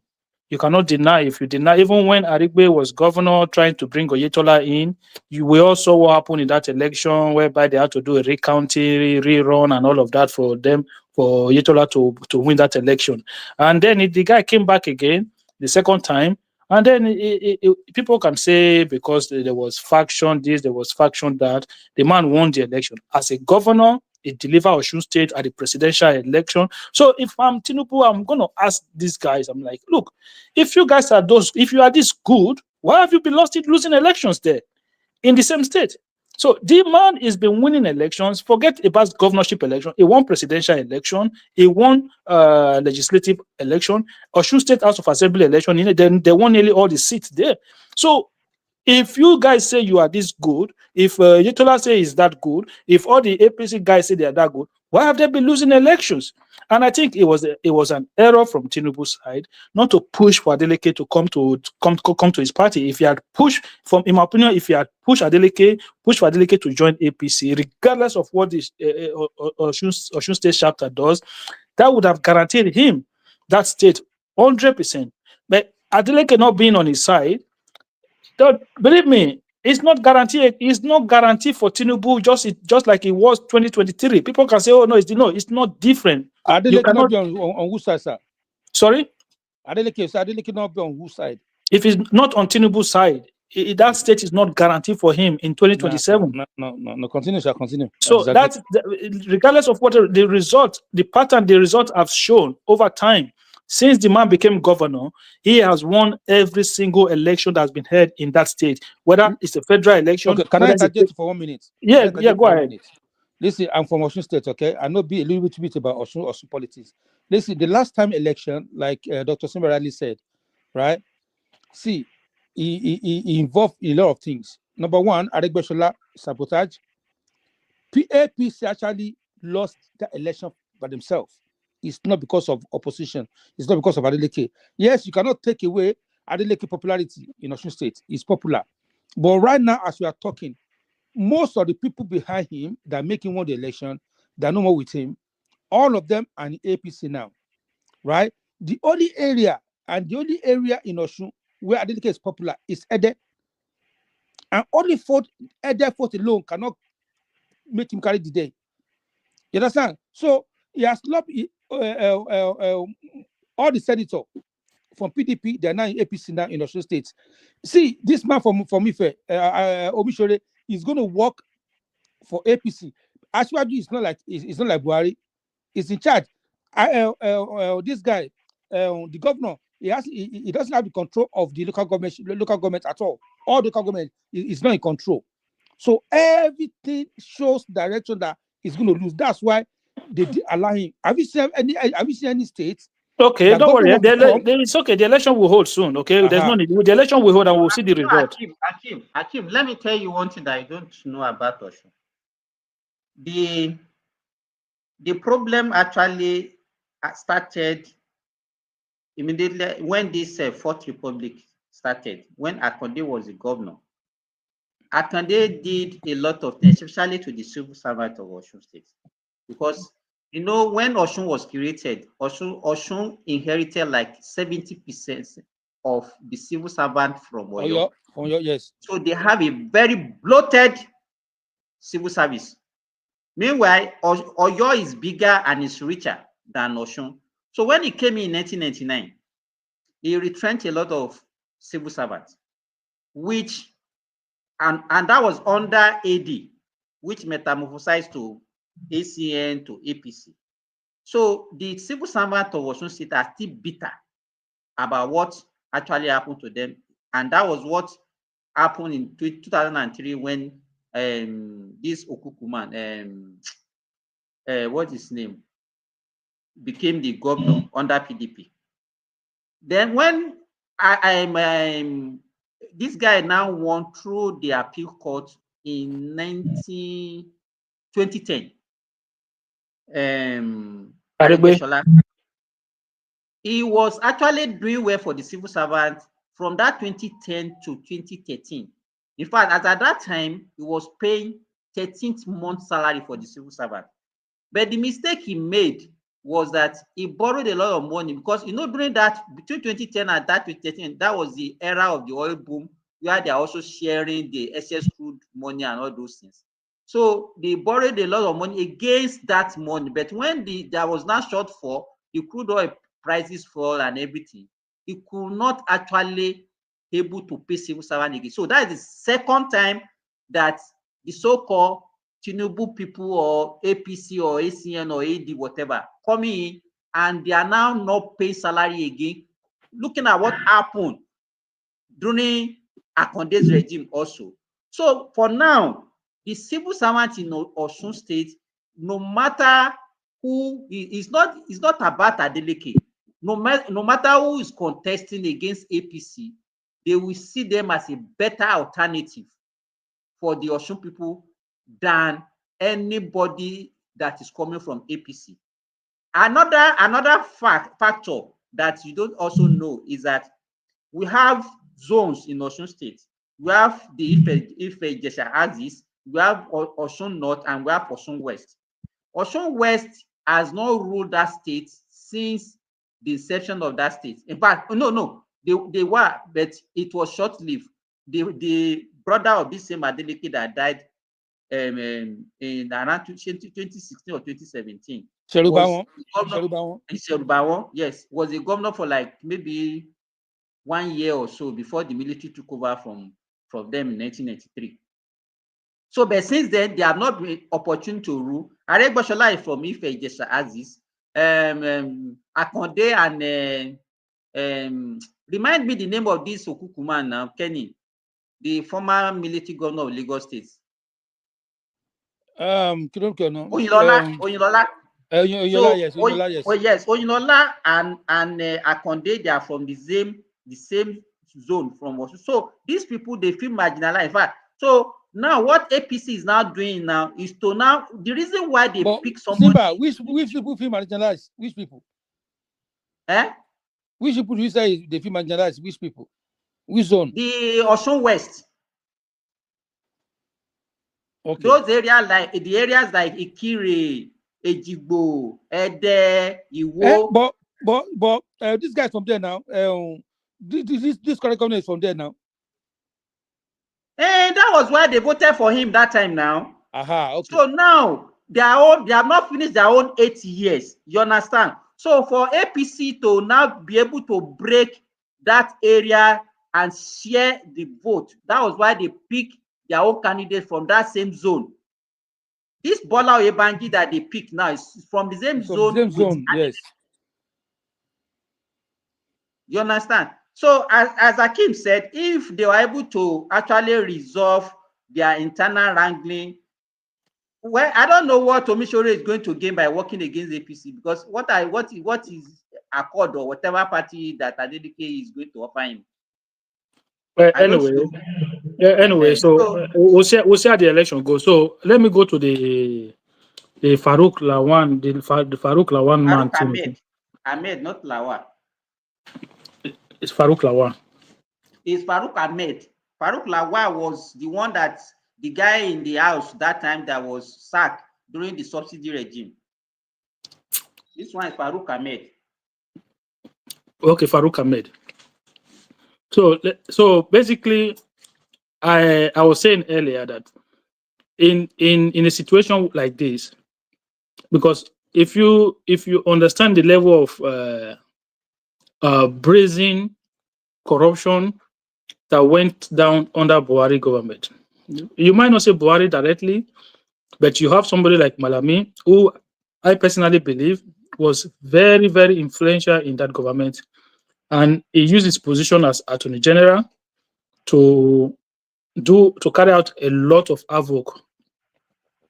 And for me, I'm glad to see him being prosecuted. I don't care what anybody say about political persecution. No, it's not political persecution. That man is corrupt as hell. He should have been prosecuted a long time ago. From the day he left office, Malami should have been in jail, just like Emefiele.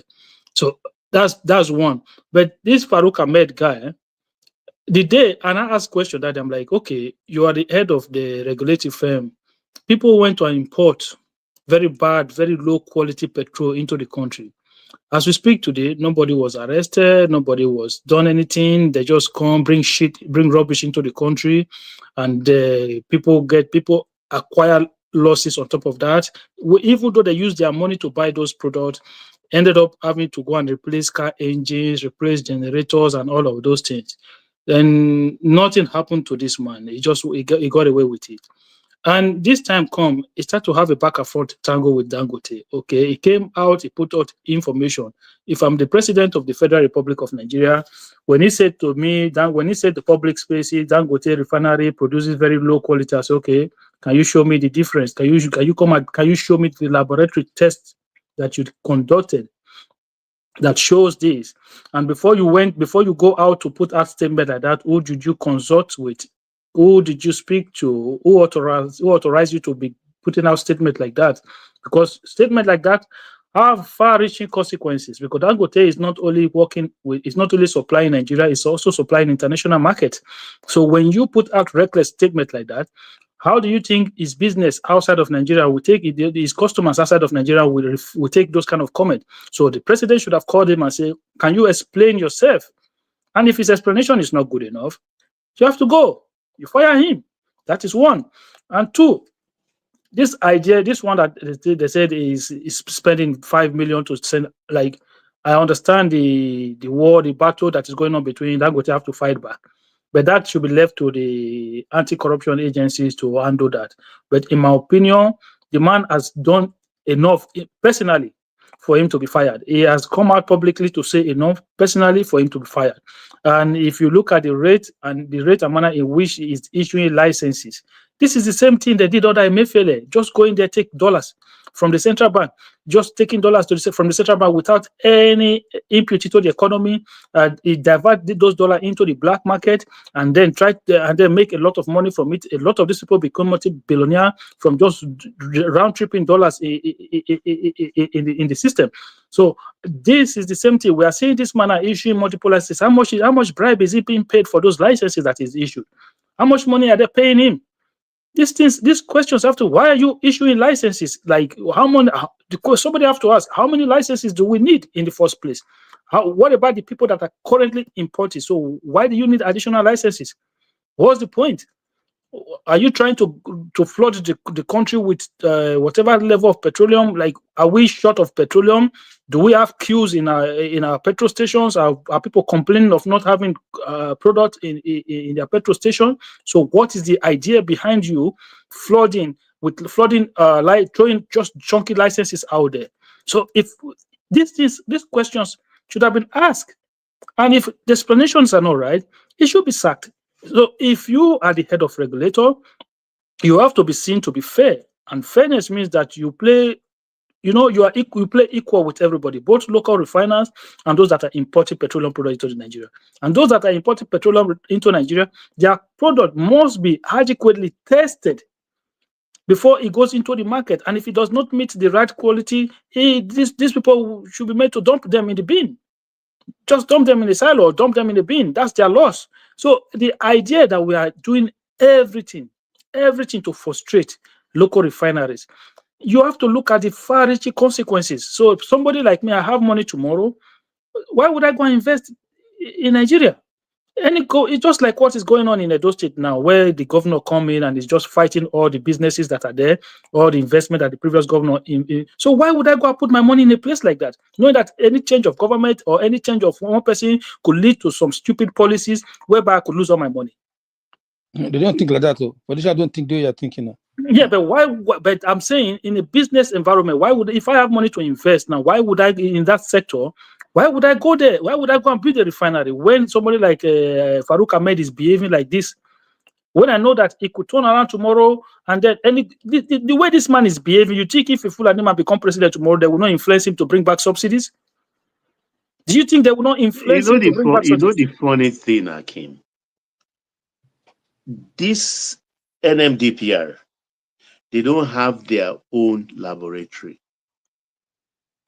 They kind of outsource the testing of incoming products. And that process is even a joke at best.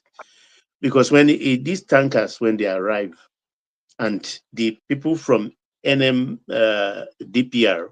have to go take sample, if you see the if you see the people that will go on board and take sample and then go ashore in a cubicle, they call all secondary schools I know, their lab is even better. Their chemistry lab is better than what you find in that cubicle of these contractors. And all they do is just, they bring the paper, the certification, and they sign it. And that's it for a product. Yeah, but Baba, why these people cannot just why they not just take that money, go and buy the local refinery and repair it and start it? Why, or build your own refinery? Why do you insist? No, their own laboratory. It's not. Apart from that, why the hell bent on continuous importation? Why don't just build? Okay, you know what? Now this game is changing. Why don't we just get money together and go and build our own refinery and then compete with Dangote locally? Why are you hell bent on bringing refined product into the country? Because of instant gratification. instant profit. That is why we will salute all those industrialists all over the world, not just Nigeria. A man who buries 1 billion and will not recover his money for the next 15 years, you salute such men. It's like a landlord. When you use $1 million to build a house, and when you give it out for rent, it could take you about 15 years to even recover your 1 million in 15 years. These guys have look. Dangote is planning to list his refinery next year now, so people can buy shares. You can become part owner of that refinery. You know, you can have shares in that He refinery. said he will pay dividends in dollars. He said if you want, you can get your dividend paid in dollars.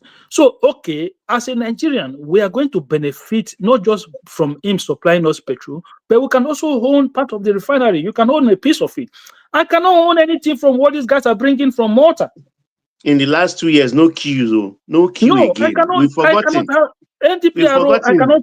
I cannot own anything from what they are bringing in. I don't have any shares. It's just So personal.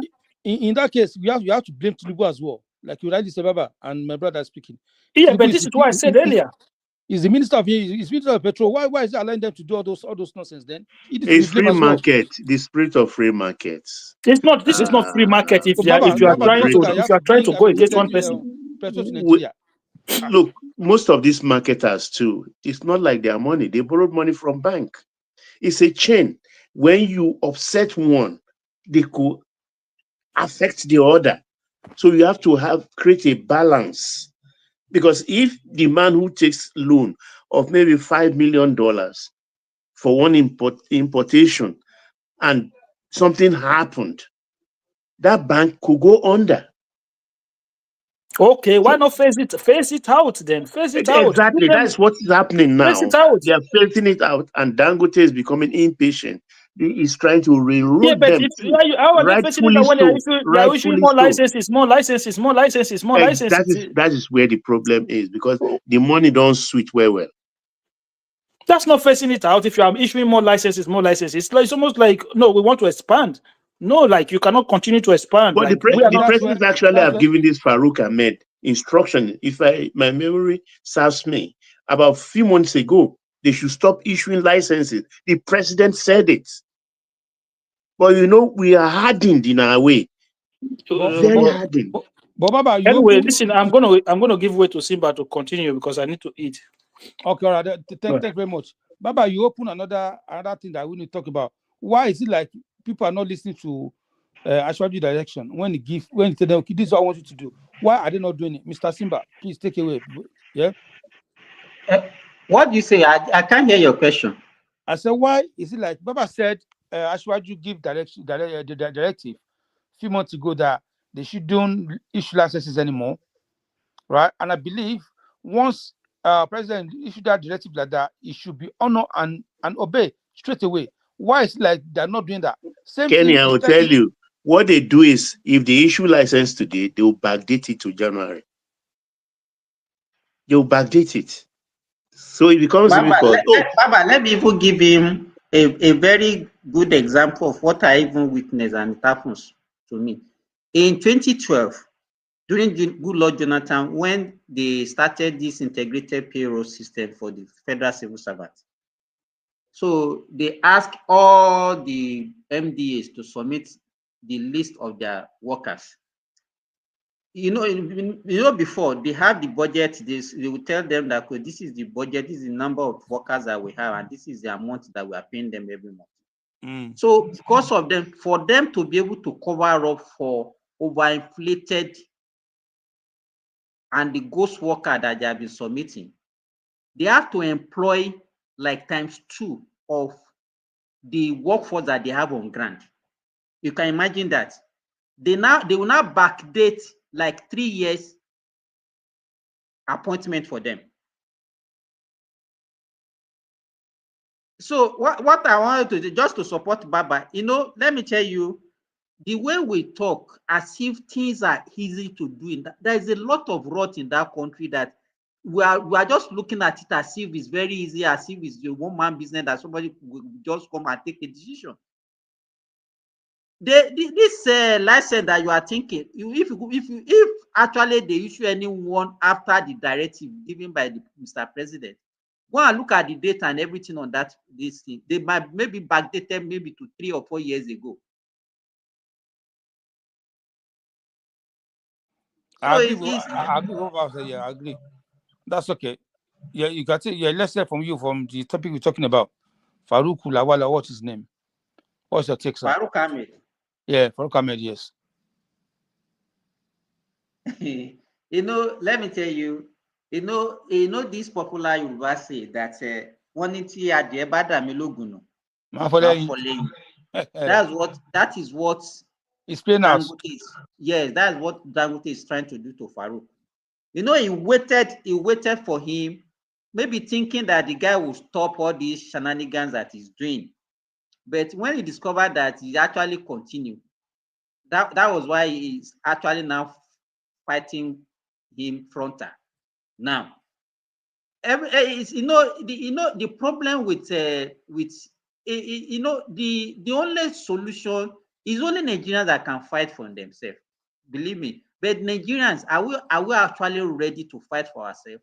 Because we are also divided based on our belief, our ethnicity, our religion, and whatever. So we can't work in unison, and that is why the few people that are actually benefiting from the distraught system that we have now have been having headway. If you look at what happened during that saga, when Nupeng and Pengesan went on strike because of this same Dangote. If you see what the former Nupeng, Pengesan and chairman, in fact, when the guy was fighting, yeah, I brought him here. Oh, that's good. Yeah. So there are a lot of people that are benefiting from that importation of crude, of a refined product into that country. And they've had a lot of investment, as Baba said. They built tank farms and all those things that they borrow money from banks in Nigeria. If they didn't allow them to if they just stop importation of fuel like that, refined products, it will actually affect Nigerian economy because most of them will not be able to pay this thing. And the reason they were giving that time was that also to actually reduce monopoly in that sector. Because if also you allow Dangote himself to be the only single supplier of refined crude to that country, he will not also be bringing the price down the way he's bringing it down. It's because he's facing stiff opposition. That's why he's doing what he's doing. If he's the only one there, I can bet you he will not be bringing down the price. Now, so Nigeria is gaining. So Nigeria is gaining from their fight. Now. Exactly. Nigeria is gaining because if he's the sole supplier, the guy will be comfortable and be selling maybe even above 1,000 naira. So for us to come and say, okay, it's supposed to stop it, it's supposed to just leaders don't do things in a haste the way we normally. Nigerians, we are always in a hurry. Our body is always pinching us. Oh, do this, grab them, kill them, punch them. You don't do things that way because by the time you are trying to solve one problem, you create 100 problems, other problems for yourself. Well said. Nice one. All right, thank you, Mr. Simba. Mr. Dewale, unmute your mic. Yes, sir. Good morning. Good afternoon, everybody. How you doing, my brother? I did listen to now. They gbadun everybody. Thank you. Great to hear from you, sir. Baba mi, compliments of the season. I wish you the same, sir. Baby Wanko. Àlàáfíà ni baby you are. Àlàáfíà ni everybody you are. Thank you, sir. Thank you, sir. Yeah. Also, guys, please, I would love to talk about firing, Mr. Dr. Simba, sir. I would like if you can talk a little bit about Pella as well, if you have interest in it. Okay. Let me just. Okay, let Adewale talk. I want to talk about that guy. I don't actually know what is happening to that guy. It's a very disheartening situation. Enough. Enough. Okay, let's Okay. away. Let's A little bit that I've heard about the rift between Lawa and Dangote. I mean, you guys will remember that this is not the first time you hear from both sides, their grievance against one another. And I believe Lawa is working against Dangote on behalf of the importer, the fuel importers. The moment you're trying to discredit your homegrown company so that you can allow this element to continue to import fuel from abroad, they will continue to enrich their pocket. They are still not happy that subsidy has been taken away from them. And that is why they are doing everything they could to discredit or to tarnish the homegrown products. Now, for the record, at the beginning, after all the equipment and everything be put together, I think it was before they started producing on a larger scale, Lawa came out and said, well, the product is substandard.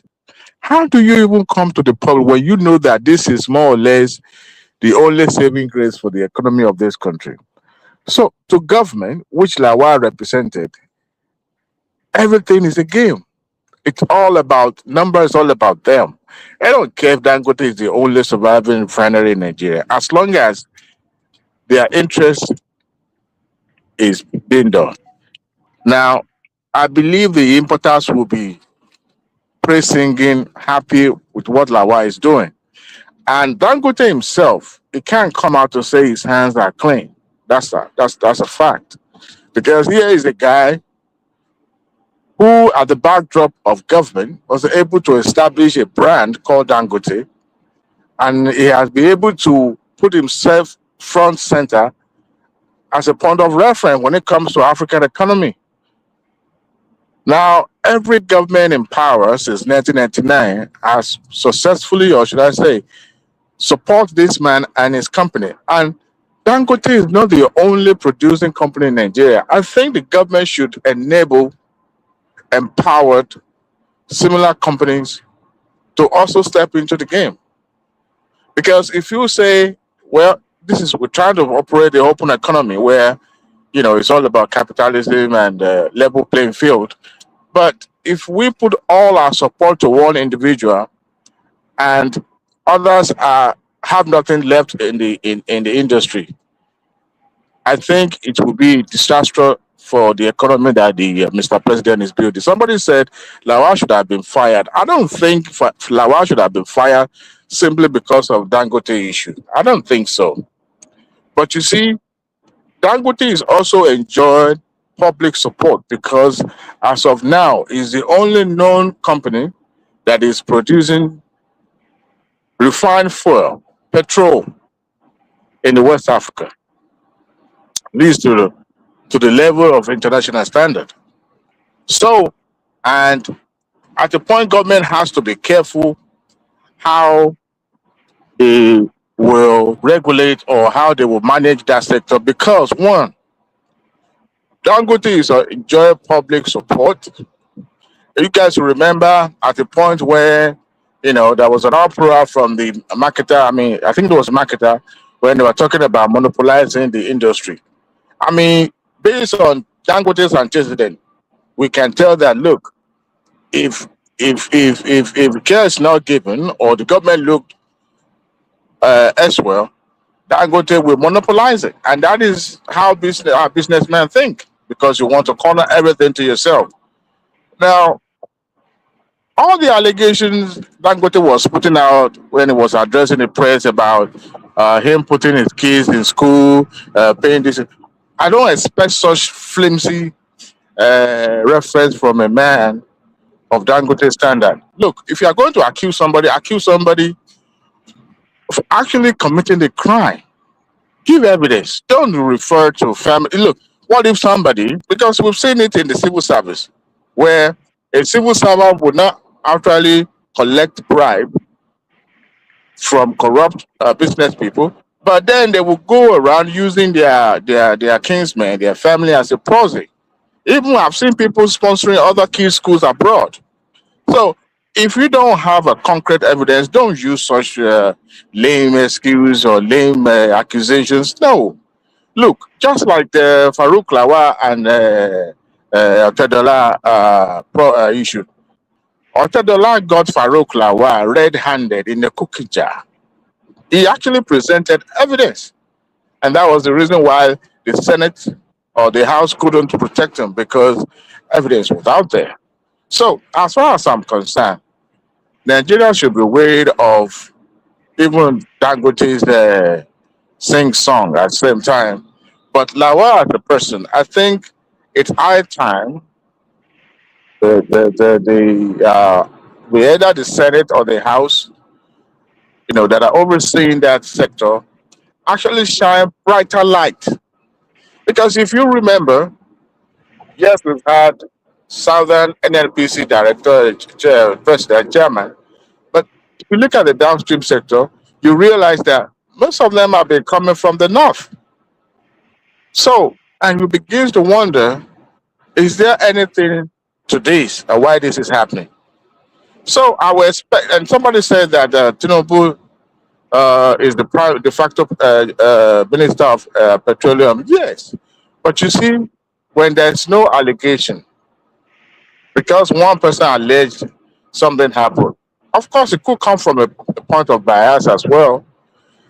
So you can't just say, you know what, I'm dismissing this person from this agency because this person doesn't, they don't get along well. No, it doesn't work that way. Mr. Adewale, Look, everybody will account for the action while working in government. Look at the Mefele and Malamina. Even Buhari said it when he was the president. He said, look, don't ever think that I will come to testify on your behalf when the law come knocking at your door. Because what you do now, if you cannot account for it, you will face the music when the time comes. So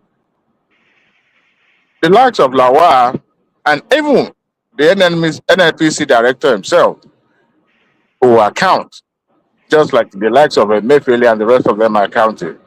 Yes, go ahead. You wanted to interject on something. yeah, I wanted to say, don't you think that what Dangote is trying to do is not about evidence, it's about opening him up to investigation. Don't you think that's what Dangote is trying to do? Because everything Dangote said now, he will open up for people for the security agency, the EFCC and all that, to dig deep in on him and investigate him.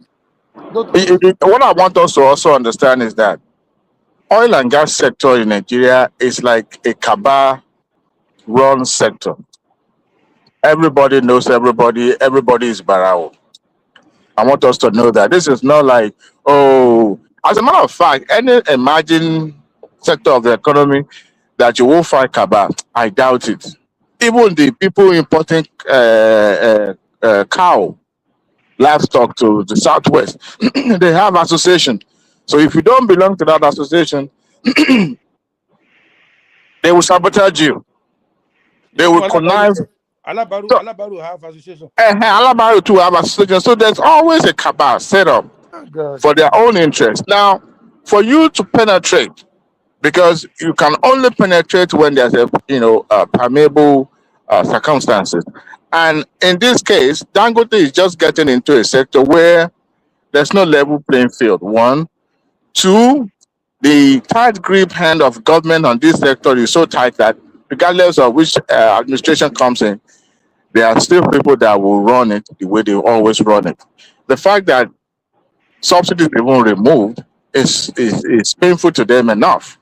Now, yes, the House, the National Assembly could shine more light, but if they're going to do that, that means it will be an open session inquiry, not just like, oh, let's talk about it, internally behind the curtain. No, it will be in the open.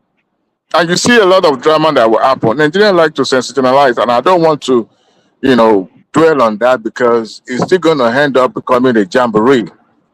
But I think if both sides continue to bicker this way, the truth will surely come out if the National Assembly would not step in and the presidency would not, because presidency would not settle this thing in the open. That's one thing I want us to know. They won't. It will be behind. I mean, look at it. Dangote was now crude was now being sold to Dangote at Naira. I mean, initially it wasn't so, right? And to make profit with such huge, humongous investment, you will have expected that they want to, dollar will have been the mode of transaction. So to round it up, I think both sides needed to be investigated. The National Assembly should open an inquiry where the chairman of downstream will be brought forward to explain, and then Dangote also will explain his own side of the story. Because the more we're trying to discredit him, because he's the only, at least, saving grace now in terms of crude, refined product of crude in Nigeria. So, and Nigeria can gamble with that, but they also have to be careful, because when the likes of Boa and the rest that are coming up were fully established, I don't know if they are not able to establish a regulatory policies now. It will come back to hunt those other one coming behind. Now, let me speak briefly on the young boy called Pella. I don't know. I think I'll blame the parents. A child of I remember the lyrics of Obesere in Mr. Magic. He said, almost 20 years. A child of 20 years doesn't know small money anymore. They're now after big things. So when you have a platform that gives a young man like that some financial uh, uh, uh, lesson, you begin to see that as a young boy, his experience in life is not that much. Now, what he should have concentrated on, not necessarily going to college, but at least do something or being guided. But when you have a family where he is even the breadwinner of the family, it will be hard for them to even guide him. It was making a tick. I saw a snippet of that video where he was, emotional, and then driving, and then hit culvert, and then. I can't hear you. Can you hear me? Can anybody hear me? I can't hear anybody. We can hear you. We I can can't I hear hear can you. hear Fulani you, again. Kenny. I can Okay, hear you, okay, Adewale. okay. And I see that if care is not taken, because social media, Simba, if you there, can there hear was a me, I particular, can't hear there was you. a I can't particular hear anybody. I'll research. come out, bring him back Oh, on, okay? okay, I can hear everybody. Okay, so there was a I can't hear research that anything. talks about dwells on the impact of social media on kids, and I'm glad what is happening in Australia. I hope other countries will adopt that, where kids will have no access. As a matter of fact, I expect it to even increase the age limit, not sustain, because the like of Pella think that life starts online and ends online. I mean, when you have a kid of, is it 20 years old or less than 20 years old, already have millions in his account, going online, talking, and see their counterpart in the Western world also doing the same. You begin to see the trend in this, and it becomes dangerous because, I mean, it's Yahoo Yahoo that we say that is, the likes of Pella should have, not one, psychologically examined, because the impact of a little child like this, not just shouldering the burden of the family, but also putting himself in the public all the time. So his life. In fact, I won't be surprised if he's filming himself while he's defecating in the toilet, and that is the problem. That is the bane of the society that we have today. There's no limit. I mean, I don't know. Somebody like him should still be under apprentice, even if he's making money. Would have been guided, but unfortunately, there's nothing like that. You see him talking to people. I don't go to his platform, but I think he needed mentorship, guidance more than before. Because if care is not taken, the impact of this on his mental stability will be You so. have forgotten, Dewali, maybe you have not been following. That guy is just, he started at the age of 18. I think, Okay. no, not 18, sir, because it started in 2021. It came to limelight in 2021. And it became, I mean, I think this year is now 20 this year. So if he started 2021, that means probably he started at the age of 16. Yes. So you can imagine the kind of success he has is actually yes, in the social media. he is not actually emotionally mature to handle it. Several times he has broke down, even in live stream, crying, and you understand. So he can that guy What are you guys actually talking cannot about? cope with disappointment. I think that was the time he was Ola, invited to come and what are you Kenny, saying? don't run, no. Kenny, don't run, no. I'm not ready. I'm only asking, yeah, who is I'm not running. Uncle Siba Don't talking worry, I'm about? here. Okay. But what's topical we are not talking about is the direction Obi is headed. Where does it belong? ADC. Baba, do you hear the breaking Baba, news? Obi is working for The interim Baba. national Hey, Ola Mukie, the compliments of the interim season. national working Alafia. committee of the Baba. party. Baba. Yes, sir. Obi is working for Tinubu. That's extreme. No, How is that I'm possible? telling you, man. Can you elaborate on that, please? Divide and Adewale is conquer. being mischievous. It's being Divide mischievous. and conquer. There's no sane human being as of now, at this time, at this point of time in their political career, they are still not sure daily which platform they're going to use to campaign. So the more confused he will try to put his follower, the more they will be confused, and then he will divide. It's just about dividing the vote between himself, between Tinubu and Atiku. Take a portion from Atiku and go away with it. But he has his place already. He doesn't want Which place? to occupy. VP to Atiku. Well, we will see because Why is he running away from that? He his would take it followers, ordinarily, but he's afraid of the reaction of some elements in the obedience. his followers are already warning that they will not vote for him if that's what it comes to. They don't want a second slot. They But don't does want he to have be a choice? Does he have a well, choice? that's why I said it's working for Tinubu. He knows what he's doing. Why is he working for Tinubu? Adewale, don't They are gaslight. from the southern side of the country. You'll be surprised. You will be surprised. Adewale, why should you even make this kind of statement? What point over you? Why are you saying this kind of thing? Because that is the only as a sane person, that is the only thing I could conclude there. This is 2020. We are going to 2026, and you still haven't found a platform. By now, I expect him to be everywhere. Even the likes of Mechi is commanding some respect in ADC, even though it's not going to be ADC candidate. So, even if he's settling for that vice president, I can bet you there are some people, some of his followers online saying they are not coming with you. You must be a fool.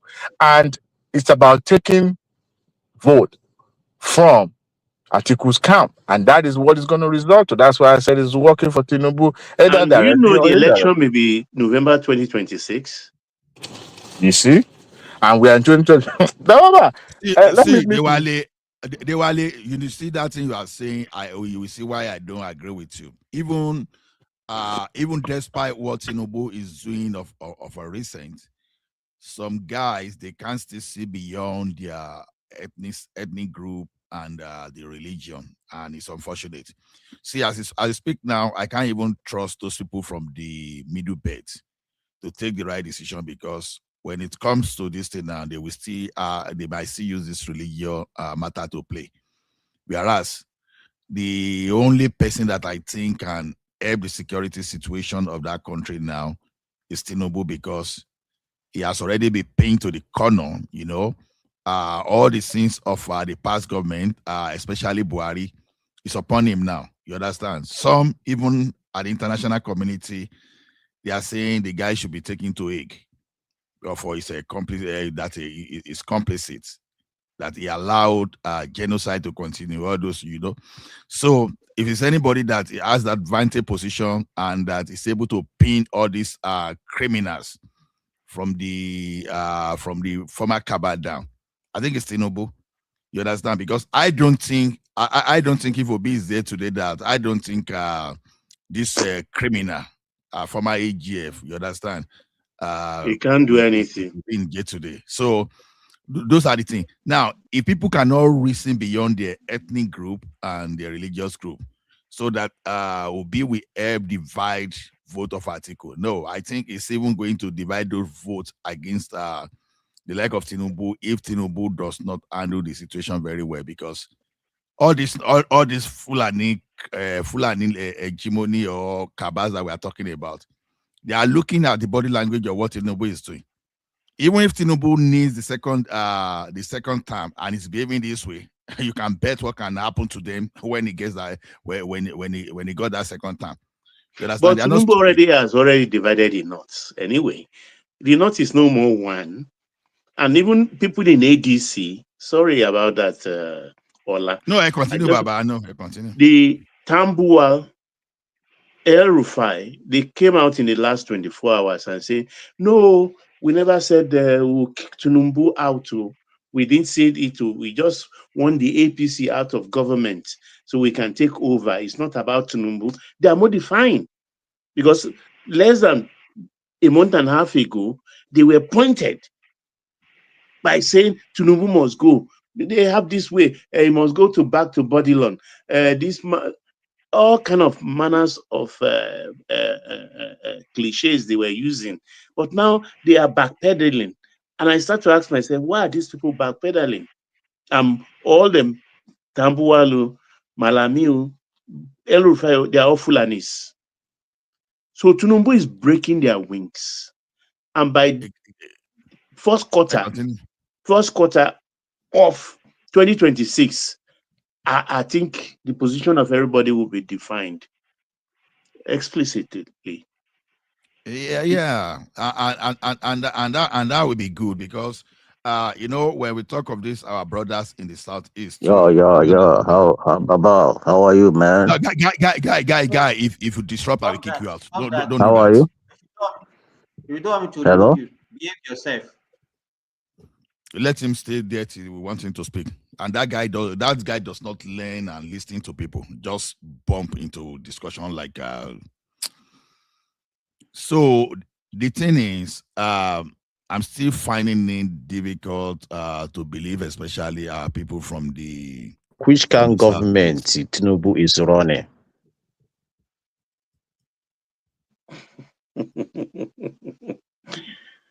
Carry on, Ola, please. So I don't still trust our people from the south, because you see one of them, you just heard one of them now when he just came now. See the mentality. It is more of the ethnic thing for them than the progress of the country. When they don't even, some of them don't really understand the how critical the situation is now, especially our security situation.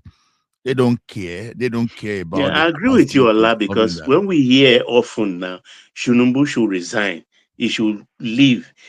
And I start to ask myself, are you pointing your torchlight at the VP that will take over from him? Exactly. They are not even looking at that. So Tinubu should leave is what is paramount to them, and it is unfortunate for people not to see, understand the danger they are facing now. They are more about, let us be there. When people were asking for Buhari to be there that time, Buhari was even crying. I think we know better now. So it goes beyond emotional attachment to your people. It is more of who can actually save you, who can actually protect you from existential threat. Because in attempt to turn the thing upon Tinubu now, I think I think a miracle is happening in Nigeria, because I don't see where all these criminals will run to, honestly. And look at even I said I was even coming for Talk Now, Professor Talk Now with this economic theory of Dangote. This, you understand? Although that's anyway. So to me, am I in trouble? Don't worry. Don't let me change the topic. Let me just keep quiet for someone to speak. I'm still coming for you with sledgehammer. So anybody that wants to speak, can please go ahead. Sorry, can I say something? No, it's about the election, the OB and the article and the likes. So let's understand that there's already an agreement between Atiku, Obi and the likes, they are aware that they want to use Obi as vice. Of course, they need the obedience. The problem Obi has, he doesn't know how he will communicate that. That's a fact that he knows. That's why he keeps talking about the ADC, or he's aligning with the ADC. He's with them. The problem that he has, he doesn't know how he will pass that message. They want to use him as vice because they need to get the Southeast. They need to get that bulk votes. Unfortunately for them, I think the APC is also aware of this. They are strategically trying to work on certain states in the Southeast. It's not going to be El Dorado like the last time where they got 90%. That's not going to happen. No, it's not going to happen. Tell you, it's not going to happen. So their eyes are open. They are trying to get some key people that are very grassroots related. That's why you see in the last election, the by-election that was held, even in Obi's local government, he lost.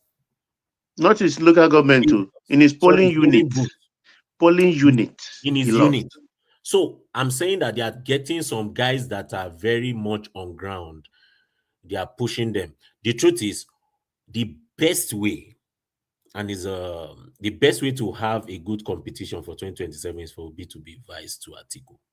That will create a. But sorry, recently there was a report where you said he's not picking vice president. He's contesting for just presidency and presidency only. That he has to say that to his supporters. Unfortunately, yes, he has to say that. But that is demarketing him, because if you're saying that, they're going to use that against you when that time comes. Obi changing politics. We all know politicians. Today, I'm not leaving Abga. If I leave Abga, heaven must fall. And you know the funny thing, some of his followers are deluding themselves that his delay is a strategy. How can this be strategy? No, he's not. He's confused. That's a fact. He can't. Less than 1 year to the election. Yeah, or at best 13 months to the election. Look, the problem he has is like he can't go back. Going forward is confusing. No, I think I believe you. It's kind of difficult to sell the VP ship. Yeah, Baba, there's another problem. Breaking news now. You know, the interim national working committee of that Labour Party has been dissolved. Yeah, by the BOT. Yeah, I read that. The one led by Nenandi Ismail. Nana, what's his name now? That is another problem for Obi in that party. Yeah, that's the challenge. They can't go back. The Labour Party is already in murky waters. It's a mess. Unfortunately, he was supposed to hold on to that Labour Party, take charge of that Labour Party. That's how politics is played. You can't see a Trump just leaving Republicans. He has to dominate the party.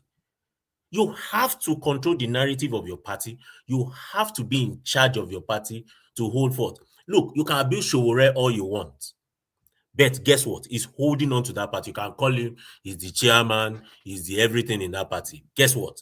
He's holding on to that party because he needs that platform. You can't just look as a candidate of a party that you are looking at the future to an election. You have to hold your party.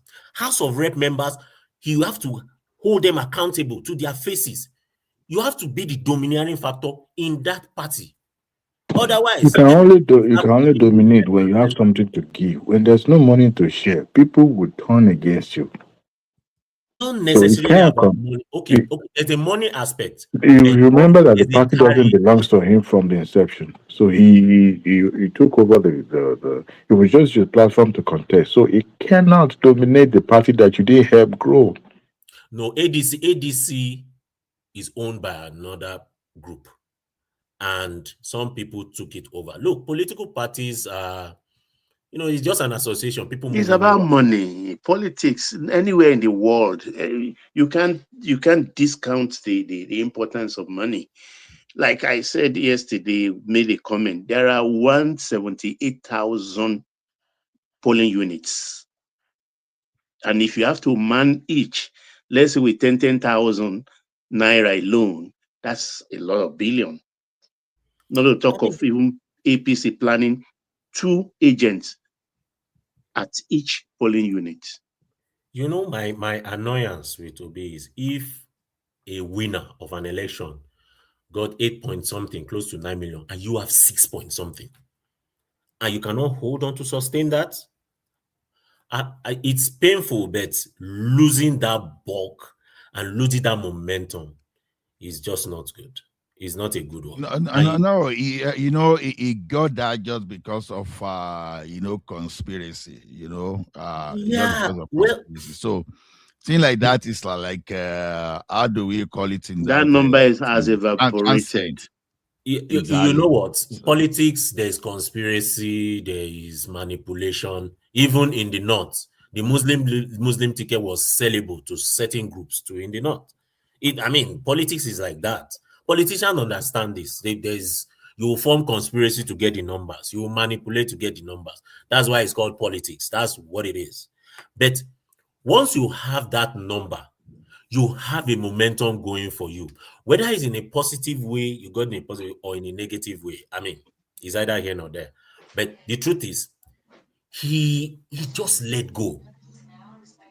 And you now want to come back to where? You start from the bottom again.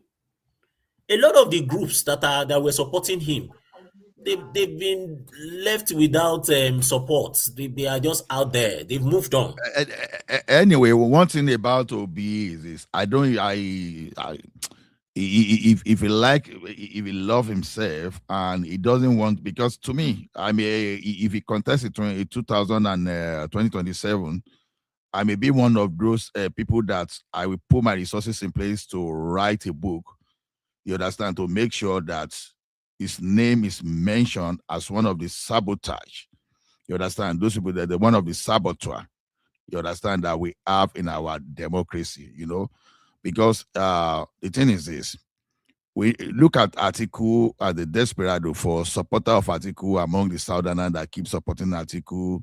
Is it true Nigeria? All those stuff. You see the desperation in his move is telling you that the like of him might become like Buhari and may even eventually even achieve what Buhari did not achieve, and Nigeria may be in for soup for a very long time. So that is why that if we have to think properly, we have to reinforce every good thing that Tinubu is doing now. And personally, within my heart, except God want to bring someone that is far better that we've not heard of before.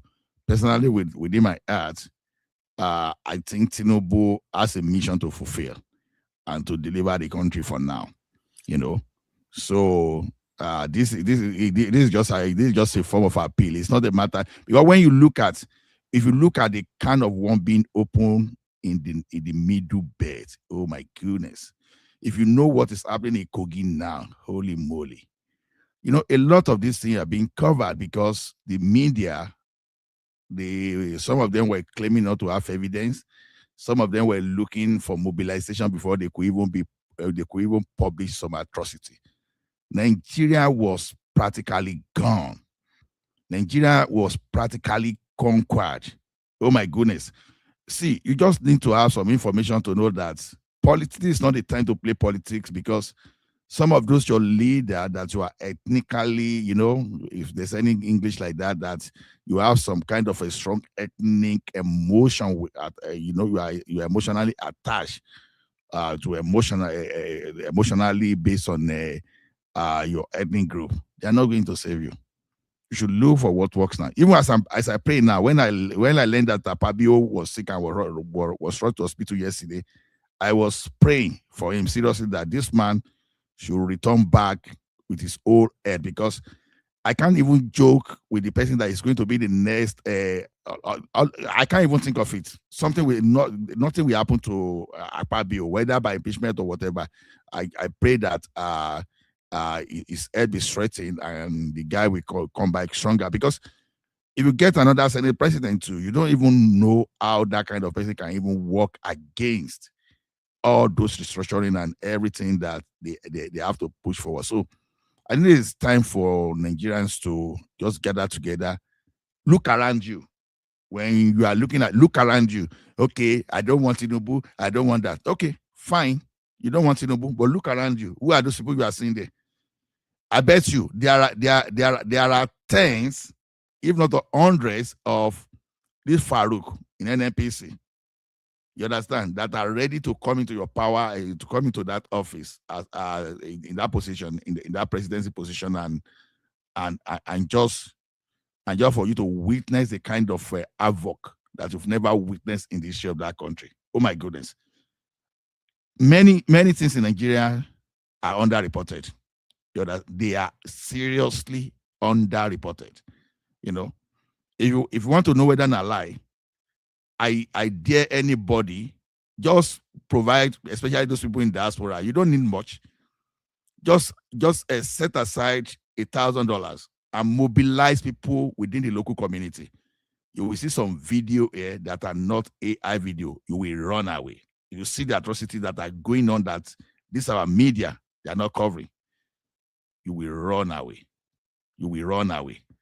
So to me, anybody that is still supporting OB, that want to be to slide the vote of the South, we are thinking that all those 12 Sharia states will now come back and fully support Tinubu in 2027. Personally, I don't trust those guys. This time we need the North Central and the entire South. Anybody that is opposing Southern interest now, honestly, I'll be one of those people that we put my resources behind publishing a book so that the person will be on record forever, and his children and grandchildren. We have because I'm going to write it as a conspiracy. Those people that don't love Nigeria, I will commission people to do that. Look. Democracy allows for diverse of thoughts. Look, you don't want to create a megalomania. You know, looking at Tinubu as all in all. He's not Pope John Paul. He's not. He's not God. So no, diverse of thought. I agree with you, but let me tell you one thing. When people say diverse of thought, they are not saying diverse of evil thought. Let me tell you one thing. When they say diverse of thought, the only thing maybe they should have qualified with diverse of good thought, not diverse of evil or demonic plan. You understand? Guy, you say I have no resources. Good luck to you. If you know that only you need little to write book, they play. You can just do Uber. You can just do Uber for a week and you will get more than enough resources to write a book. They play there. No, in 2025, it's easy to write a book. It's not a. No, they argue say I have no resources. I don't know what the guy did here. So the thing is, the thing is, when we say we have choice, we are saying, you understand. Don't forget that criminality is also a choice. Oh, it's just choice. You can do this. Everybody is free. Yeah. In democracy, you are free to commit a crime, but you are not free. You are not free to run away from the consequences. So when we say free, sometimes you should look at it in the positive light. Diverse opinion, you should look at diverse opinion in the positive light. You don't have diverse opinion, you understand, to create a situation of banditry, a situation of terrorism. That's a diverse opinion, so you understand.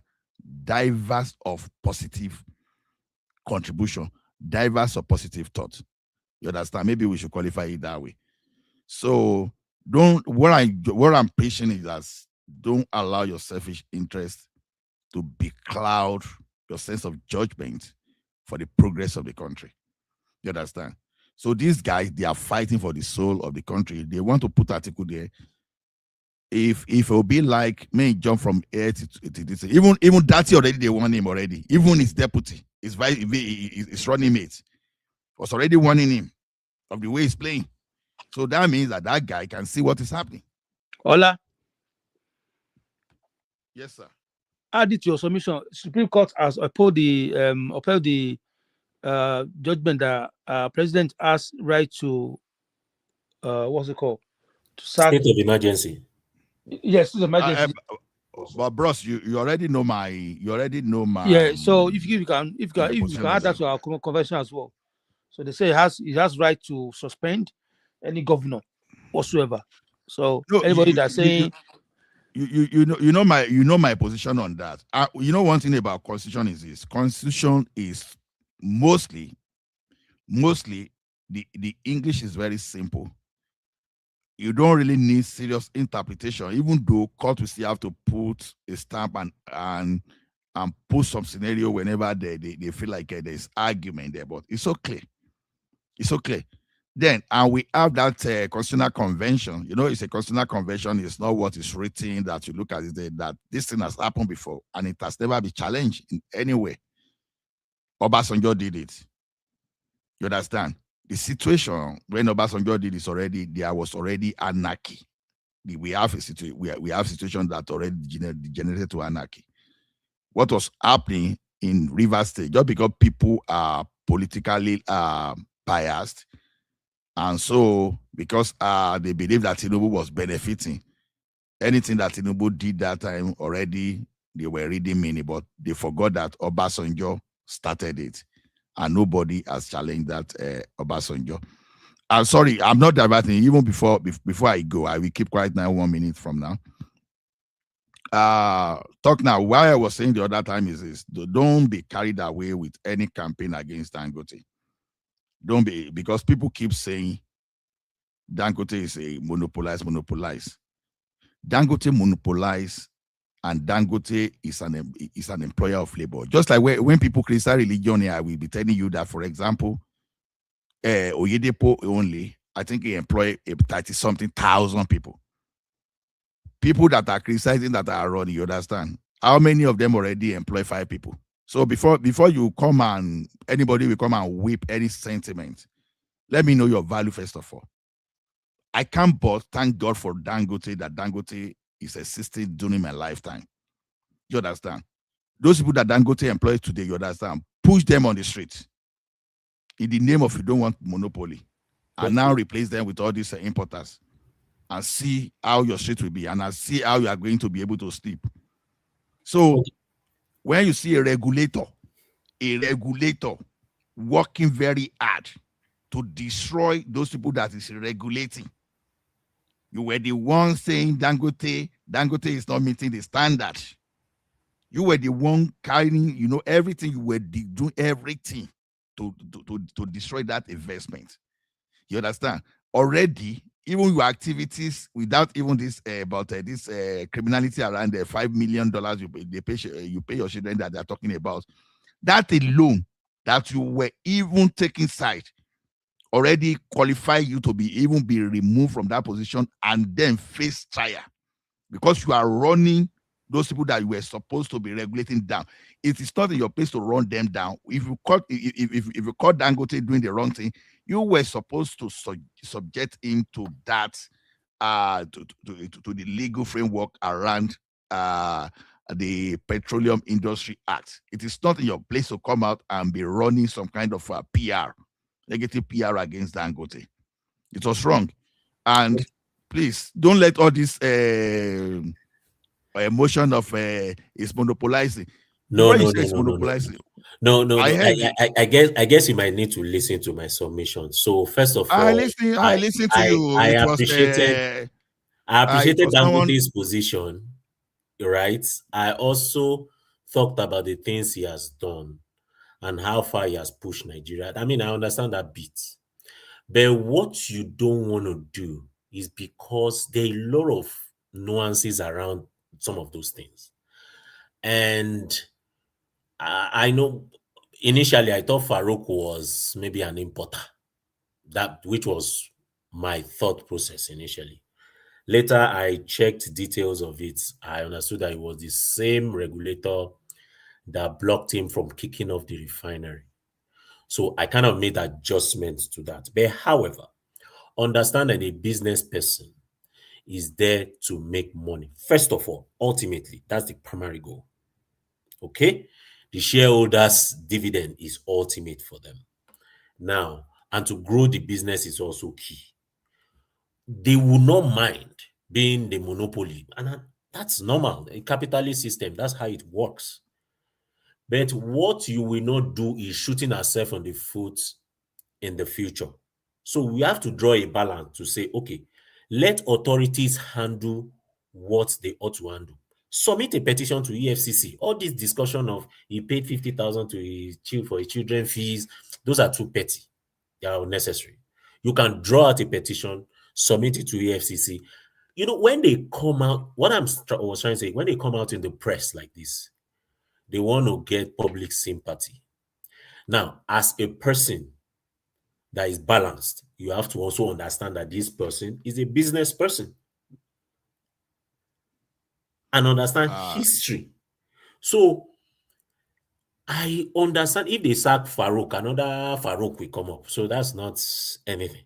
Oh, okay, talk now. Let me tell you something. You understand? Textbook economics is good, but you know what textbook economics will tell you again. You understand? You have to consider your environment.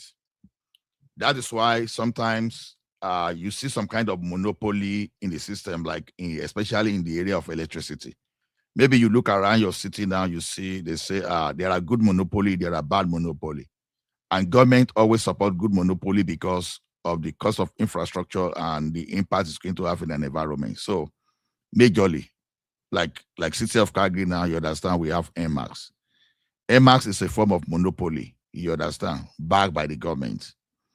So, and it's regulated because if you carry too many people to do what they are doing, there will be some kind of a catastrophe, some kind of chaos, you understand? So, but in situation of Dangote, it's own monopoly, even if you want to call him a monopoly, you are in a market where others, they don't want to do anything. Where you have people importing poisonous, I heard Baba at that time. Baba really said that incorrectly, that this man imported a fuel that damaged people's car. But another thing I want to add is this. A doctor is here so that he can counter me wherever I go, you understand? We don't even know the type of content that is in those gasoline that can cause some kind of long-term brain damage. You understand? So that is how evil some of people can come to us. So now, when you say monopoly, this monopoly will have to be in accordance with the current law, not just because you don't like this person. You understand?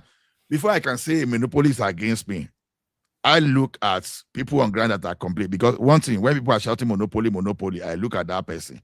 If it's not that person like you and myself, we argue. I don't go talk too much. But if that person is a businessman, how you go and look at what's the person doing? You understand? Like the time they were talking of Ibeto now, Ibeto was importing cement and rebag in Nigeria.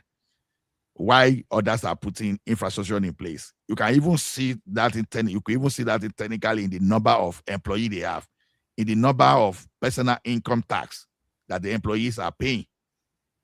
So, but once they use the power of media against you, because they know that Nigerians, not Nigerians alone, that people, you understand, they buy into some kind of media PR. Yeah. So if let you me don't ask you a question. Let me ask you a question. Think deeply about this. So Wando has, like some other ones that are Nigerian-owned companies, they have refineries outside of Nigeria. I think in Guyana, Wando has a major refinery there. Allegedly. I think they do. It is in their books. I don't see in their financial report anyway. Allegedly. I think it's in their. I think it's in their books. The one outside of Nigeria. Please point it to me. I would love to. I would love to know that refinery. I will try and point that to you. So, if they do have that, do you agree that also that kind of a company, as a Nigerian company outside, can also supply across, which includes Nigeria? Do you? Yeah. You know what I'm saying? So sometimes, as the president, he will understand Dangote's position, but he won't be hasty in making a decision. Sometimes you need to allow these systems and to compete against themselves, even in the open and fight dirty. With that, it will also reduce the price and it will be beneficial for the people. You don't want to put all your energy into a particular company. It's important what they are doing, but you don't want to give it all. Otherwise, the person will control everything, including government itself. No, I tell you the other time that I I tell you the other time that I told you the other time that there's a huge difference between textbook economics and reality. On textbook economics, whatever we say is very good, but majorly what we want to look at is our environment. Okay, a textbook economics will tell you that structural adjustment program, you understand, that we create devaluation of your currency, we make your economy grow. True, it's a fact. You understand? If you take that, okay, you devaluate your currency, you invest in critical infrastructure, and your goods will become cheaper to be consumed internationally, so you become net exporter. But you are forgetting that you have some kind of you have some scavengers, some predators, some parasite that the money you are supposed to use for that critical infrastructure, they will embezzle it. At the end of the day, you'll be worse off because you will now be swimming in debt. Those infrastructure that is supposed to be invested in the means of production will not be there. Textbook economics, because you are not looking at your environment. Now, environment of Nigeria, we are talking of this monopoly. It's a textbook economics when you don't look at your environment. Now, Dangote and Etodela, they bought refinery in 2007. The same kind of people you see today shouting, "Oh, they are selling our asset to our people." All those things, you understand? They came out under pressure for him to sound nice, Mr. Nice Man. Yaradua reverse everything. You understand? What happened? The money Nigeria lost between 2007 till Dangote started that business was enough to have more than 14 refineries in that country. Today, by the money lost along the line, just because of our activity, just because we listened to some criminals that were benefiting, that were using, that were using some kind of the media power. It's the social media that is changing everything today. That use a media power to change the narrative without strong counter narratives. You understand? People fought for thieves. Nigerians, they know how to use the common people, especially all those groups, to use the common people to fight for their cause. You understand? So what happened? By today, the capacity that the money that we lost should be enough to even process 6 million barrels daily in that country. To boost us. I know people are still doubting that Dangote, when Dangote said this guy spent $5 million, you understand, on the children. See, Dangote said, let him go ahead and debunk so that he will come and publish it. A person like Dangote, when he speaks like that, you have to look at that man when he was speaking. He was even dragging Tony. He said, Tony, can you pay that? He was dragging him along. You will see that guy is really serious. He's ready to fight to finish. And that's not the first time he'll be doing it. That's not the first time. So what we're saying is this. Yeah, he could have paid that money because when he says school fees could be a lot.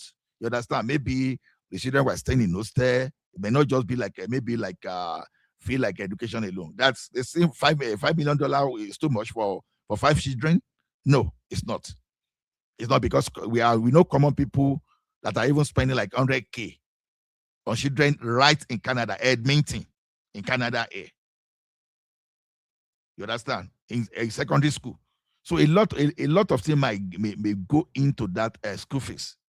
So the question you asked yourself before we start talking is this: when this man is spending $5 million, a civil servant, someone working in government parastatal, you understand? $5 million. Look at the exchange rate that is going to that. Look at the pressure on Naira only. Going to that. And not only that, that money, do you know that $5 million, you want to bet? Convert it to Naira, and let us use local content and build hospital. I'm tempted to say it's going to build a very standard specialist hospital in that country. Or even we can just boreholes for water. How many boreholes would that money build? Thousands. You understand? You understand? When you look at that, when you look at that, so see, when Dangote is talking seriously, I'm begging of us. Let's stop this sentiment of monopoly. Look at the person that is speaking against Dangote. What was Dangote doing that that person is not doing? Dangote is the largest employer or private employer of labor, because I don't want to say government, because I've not been able to verify that. Definitely, government I in aggregate will definitely employ more than Dangote. But when it's come to private sector, Dangote is the largest. See, if that one alone, when people say monopoly, some monopolies are good. Monopolies are good. Let's not see. Even the textbook Ogala, economy says even the some monopolies are monopoly good. thing. Sorry for cutting you off, guys. Good evening. No, I want people Even the to come in. Don't monopoly worry, you thing. are not cutting me. Come in, please. Yeah, even the monopoly thing, I think is propaganda, because there is a first movers advantage even in liberal market economies.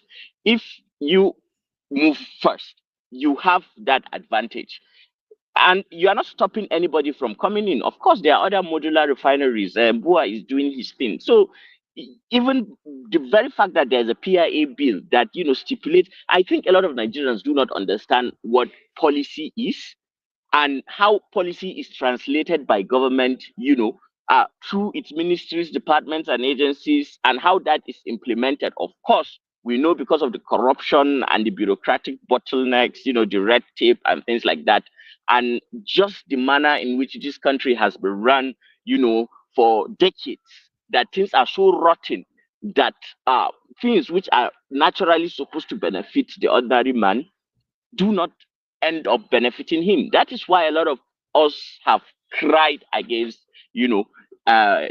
this over borrowing, and just the way you mentioned this structural adjustment program. Now, you see, we have to do away with the mindset of thinking that government only operates to service the interests of the corrupt, privileged few who are in political positions. I think the ordinary Nigerian will give a politician a pass of being corrupt, and give a government worker a pass of being corrupt. We understand only, we just have a skeletal understanding of what transparency, accountability, and even good governance actually is. We do not have the civic education necessary for this kind of democracy that we are running. An uninformed, gullible citizenry is a bottleneck for for a government that is not authoritarian, that will just treat everybody like children and force. When a child is sick, and you want to give that child medicine, the child, maybe the medicine is bitter, or the child will not want to take the medicine. You have to force it down the child's throat. It's for the benefit of the child, but the child do not understand it. Now look at how Naira has appreciated. Do you think if it was not for the excess amount of foreign exchange that Dangote was contributing, that led to, and Naira appreciating, a lot of us have felt this impact. Of course, food prices have reduced. Fuel prices have reduced. I don't know what Nigerians want. They want magic. Where does that work? Like, how can you just wake up today you are a baby, and tomorrow you wake up as a 25-year-old man? Where does that happen? It doesn't happen anywhere. And these arbitrary comparisons, without understanding the basic concepts of what is actually happening at the macroeconomic, at the microeconomic level, and other international context and realities that affect your own market. No, nothing like that. Only sentimental, have baked intellectual and ethnocentric takes on everything that is national. Yeah, my Sule once said that Nigeria is like a silk, is like a silk, it's like a gown that is made of silk, and when you fold the arms, one falls down, and then the other one. So it's so difficult to handle Nigeria, and that level-headedness of handling a democratic Nigeria is what people fail to appreciate. That is why they keep cursing and cursing. And this is across the board. You see, the Tinubu now that you, Allah, you are praising, and Baba and everybody from the southwest is praising to the high heavens as if he's the things that others are seeing as his demerits was the same thing Buhari faced, and people were condemning him. Believe you me, Tinubu will leave that office. There will be goods, there will be bads, there will be in betweens. The hope is that the good will outweigh the bad, and then he would leave a legacy. But this idea that somehow his 8 years will be the end all and be all of Nigeria's problem, I think it's not actually rooted in fact, or in the historical context of what Nigeria is, because even Tinubu, I know right now he's coming to terms with the reality of actually ruling a country like Nigeria. From the outside, it looks simple, but when you get inside, yeah, it is hard. So you have to give him that space, you know. And I understand sometimes, and I don't get it when people don't. And that is not to sound insensitive or anything like that, but we have to be at least understanding of how policies, translate into meaningful benefits. If those policies are actually meant for the people, and there is a gestation period for such policies to become what they are, you have to. You cannot be president and be everywhere. Right now, Buhari is taking the blame for everything. Believe you me, there are people in this Farouk that is effing up. At the end of the day, just the way you are criticizing Buhari because of Malemi and Emefiele, if some the box stops at Tinubu's table, so it will be intellectually inconsistent and hypocritical not to allow people to also criticize Tinubu for leaving people like that, you know. But I can see why it is Nigeria is the way it is. It is it is this I think the African, the Nigerian way of the psyche versus what a democratic, informed citizenry we need to have for the democratic system to work. The discrepancy is the reason that there is this failure. Now, how do we fix that? It's going to take a lot of time and effort, and some kind of a mindset shift, uh, to such a way that people will actually understand what the government is doing and why it is doing that. And one thing that I fault this government, and even the previous government, Buhari's government, was doing a very poor job of actually explaining to the grassroots, why they are doing what they are doing, and where they are coming from, where they are going. In a layman's term, you can actually carry people along by the amount of information, but because there is so much things and so much power behind that ASO rock, anybody that gets inside, it's like there is one Ojuju that is inside that just possesses them, and then the moment you become president, you don't want to let that power off. You don't want to devolve it. You don't want to. You so much become so secretive. You don't want the common man to get any meaningful information, and they hide behind security and all that. Well, there's a place for that, but it is what it is. But for me, in my books, Dangote, he's a human being. He may have his faults, but as regards this issue of refinery, I think if we do not hail him as a hero, we shouldn't condemn him. This is somebody that a lot of African countries wish they had somebody like him, and we have him, and now this is the kind of treatment. Well, I think he's forged from stone, because if you know the family history, you know these guys You see, literally they have seen everything. Azan, I think people don't know the issue of Dangote. You understand? Dangote has been a rich man from the beginning, but government, because it's documented, Obasanjo documented it, has documented it. So even Dangote to some extent corroborated that there was a day when the problem of cement was giving him a headache. That Obasanjo called him, maybe like when he even was not even, maybe around 4 a.m. I can't remember the time, around 3 a.m. or say, Dangote, can you see me?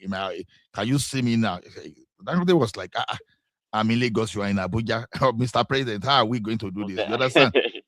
That he has to find a way to run to that place that they say. He called Dangote, say, he was asking me, how do we, what do I need to do to solve this problem of cement in this country? Do you understand? And Obasanjo was ready to give it back, because, you know, you look at everyone around you, nobody was even trying to do anything. You understand? Yes, Obasanjo started calling all and you those see big where men. people will not give Obasanjo his credits, and they will not give him his flowers. You As a understand? leader, the ability to Obasanjo targeted understand some and of them. delegate, to know the person that can do something and delegate that person to do that thing, that's a quality of a good leader. And for and history has and our reality today has proven Obasanjo right, that yes, he targeted because he knew the potential of that young man at that time. And you know, and what is wrong with that? What is wrong with that? There's nothing wrong with that. So man, this country now, wow. Obasanjo targeted the Dangote, and he started, you know, he used Dangote. The same way, Jonathan, when Jonathan was unable to solve the problem of petroleum, because I know that, you know, when people say, okay, I'm not saying Buhari did not try for, how do we say it? I'm not saying Buhari didn't try for Dangote when it comes to refinery. The same way Jonathan approached. Practically, Jonathan was looking for Dangote to solve the problem of petroleum when he started, before he issued the license. And I think up to today, we have about 30-something licenses of refinery. Some of these politicians, they got the license. The same people that are fighting him, they all own the licenses, but they refuse to invest. And then they are trying to refuse to invest. Yeah, because they were actually interested in fuel importation. You understand? That was why they went for that license. So immediately they saw that they are saying that the game is over. What they are doing now is that they are using money. See, the only thing that is making Dangote to stand out, because Dangote himself knows how to play that game, because these people that are fighting him, they've got a lot of resources to fight him. But just because the government is still backing him. Now, when people are now trying to criticize, when people are now saying that talk now, don't run away. Okay. When people are now saying they should have gone to EFCC, look, even if Dangote went to EFCC and the president body language is not supporting, you are still not going to get anything there. So that was why he just, first of all, make the thing public. He cannot go to court, because after all, he took Ibeto to court. Because initially he was not even taking Ibeto seriously until Ibeto won a case against the government. That was what infuriated Dangote. That this guy that won case against the government, that the government is going to pay several billion of naira, that this guy was doing something illegal. Dangote just went to court. No, say no way. This guy is getting undue advantage. People don't read the story. And that's why they were saying Dangote is monopolizing. What monopoly? Make Ibeto come out and swear to, may go and use a Ogun or Shango to swear that he didn't do something wrong. So we should be thankful that Dangote is existing during our time. And to me, all this, before you tell me, come and tell me that those people that want, because Nigeria, we are so easy to say it's monopolized, it's monopolized. And I keep telling people there are more than 100,000 jobs, businesses you can create that nobody will challenge you. Go and do it before you start saying someone is monopolized. I don't like a textbook economics. I don't like textbook economics. And when people, where's Prince Daddy that just came now? So when people like what you said the other time about Buhari, Alaji, is this. You see, thing is this. Me and Buhari, we don't run this thing before we even became president. To me, if we were to be tried for coup plotting, you understand? The evidence was there that this man plotted a coup, so he's a criminal. So when I call him a criminal, I call him a criminal from that angle of overthrowing democracy. Then, what he did in 2015 is gross incompetence. We know. Some of us don't talk this thing on Facebook before now that this man is not competent. There's a difference between you own a business empire. Let me use a Globalcom, for example. You were made a team lead in a subunit. Let's say you have your information technology department, and you have a manager, and you were made a team lead, and you perform as a team lead, not as even as the manager of that particular group. It's different from when you were the manager or when you are the CEO of a company. Buhari could have been the best position for Buhari would have been to be a minister. A minister, not as the president of that country. So when people are still trying to give him flower today, you understand? I ask question, why didn't you allow Osinbajo? You understand? You see what you witnessed what Osinbajo did when he was away. You understand? But when they brought you in, the way they were facing Osinbajo, there's no way Buhari would have told me that Osinbajo didn't complain about how they were removing his personal staff and they were replacing his personal staff. No way Buhari would have told me that he was not aware. So, giving someone that brought us backward credit. No, I know the difference between a progressive economy and a retrogressive one. This man brought us backward too much. You understand? He made security at a level and he left security in a worst situation. Yes, I will agree with some of your points. I would disagree with others. I would agree with you on the basis of principle of opposing military coupists, because that is actually being a traitor. So if you are once a traitor, you were once a traitor. But in that game of high stake of being that kind of traitor, it's like Russian roulette. If you lose, you die. If you win, you win. And if you are part of the winners, you take that. Yeah, but I agree with you that yes, he deserves to be, talked about as a coupist, because he was actually truly a coupist. Yes, that is true. But in regards to, you see, other issues like when he was president and the kind of span of control that he had, which was quite poor when you think about it, regarding some aspects and quite good in other aspects. I think for me, in the Northeast, Buhari did very well because the army did very well in countering and reclaiming a lot of territory. I had a lot of wonderful nights. I went and partied, had fun, things that I didn't expect I could do again. Um, those years of Buhari, I did. I couldn't go to my local government for a while, for years, and then I had the privilege to No, go as to now that you will local government continue. because of it. You will continue. But just one thing that I want to draw your attention to before I leave you to continue is the fact that, you see, you remove Buhari out of the context of the times in which he existed. The global recession at that time, the COVID emergency, oil was selling at practically minus dollar, minus the dollar, and he had to borrow. Now what would he have done? What would he have done? Nobody would have done anything quite different. So when we remove the historical context of the realities of when that president, and then we choose to only say things that propagate a certain narrative. Nobody is perfect. I'm not saying Buhari is perfect. I'm not saying Buhari, and I will not also agree that Buhari is the devil. It's not. If you can assign Buhari to be the devil, then your Tinubu too is also a devil.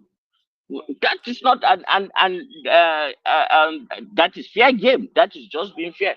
However, let's wait and see. I think Tinubu so far, yeah, he's doing good in some areas, in a lot of areas, and he's not doing that good in other areas. Is there, Okay. a space for him to do well? Fine. I think, yeah, there is a space for him, but the report, his report card is not yet in, so it will be too early Okay. to now just reach a conclusion about him. However, Okay. we have hope that he will do well. That is just the thing. Let me respond to you. You see, one thing is this: whether Buhari is a devil or Tinubu is a devil is a matter of contest. You will see that I don't normally agree with Tinubu 100%. So maybe if you don't know, let me re-emphasize that one for you now to know. I take my thing from the area of policy and area of what they've done. Now, look at this. The question I wanted to ask you the other time is, you understand, Boko Haram, they were majorly Kanuri, yes or no? Azan. They are majorly Kanuri. Yes, Okay. that's true. Now, Very true. do you think At if they least were in the to be beginning. Fulani, hold on now, do you think if they were to be Fulani, do you think the result will be the same or will be different? Well, I think there's two things that separate what Boko Haram was doing and what no, hold on. Will it be Fulani that were doing that Boko Haram campaign? Do you think result will have been the same as the one that the criteria you are using to praise this guy today, to praise Buhari? Well, looking at the Northwest, it's not the same because that's not what is happening in the Northwest. No, that's not the point. Let me tell you the point is this. See, right from when Lamadeshina was the governor of your state, when people when this Fulani cattle destroyed the people's farm and Lamadeshina as the governor took action, Buhari traveled down from the north. Buhari that was quiet, that nobody knew anything about, suddenly just woke up from somewhere. For us to even know that so Buhari was still existing, he now traveled down to your state to accuse Lamadeshina and say, why were you paying and dealing with my people? So look at that statement. So please let us change the topic. We are just talking the trade business. Is it not the same? Is it not the same Boko Haram that trying to buy him too in Kaduna? You remember when there was a bomb blast before the election? Yeah, Kano. In Kano. No, it wasn't. It was.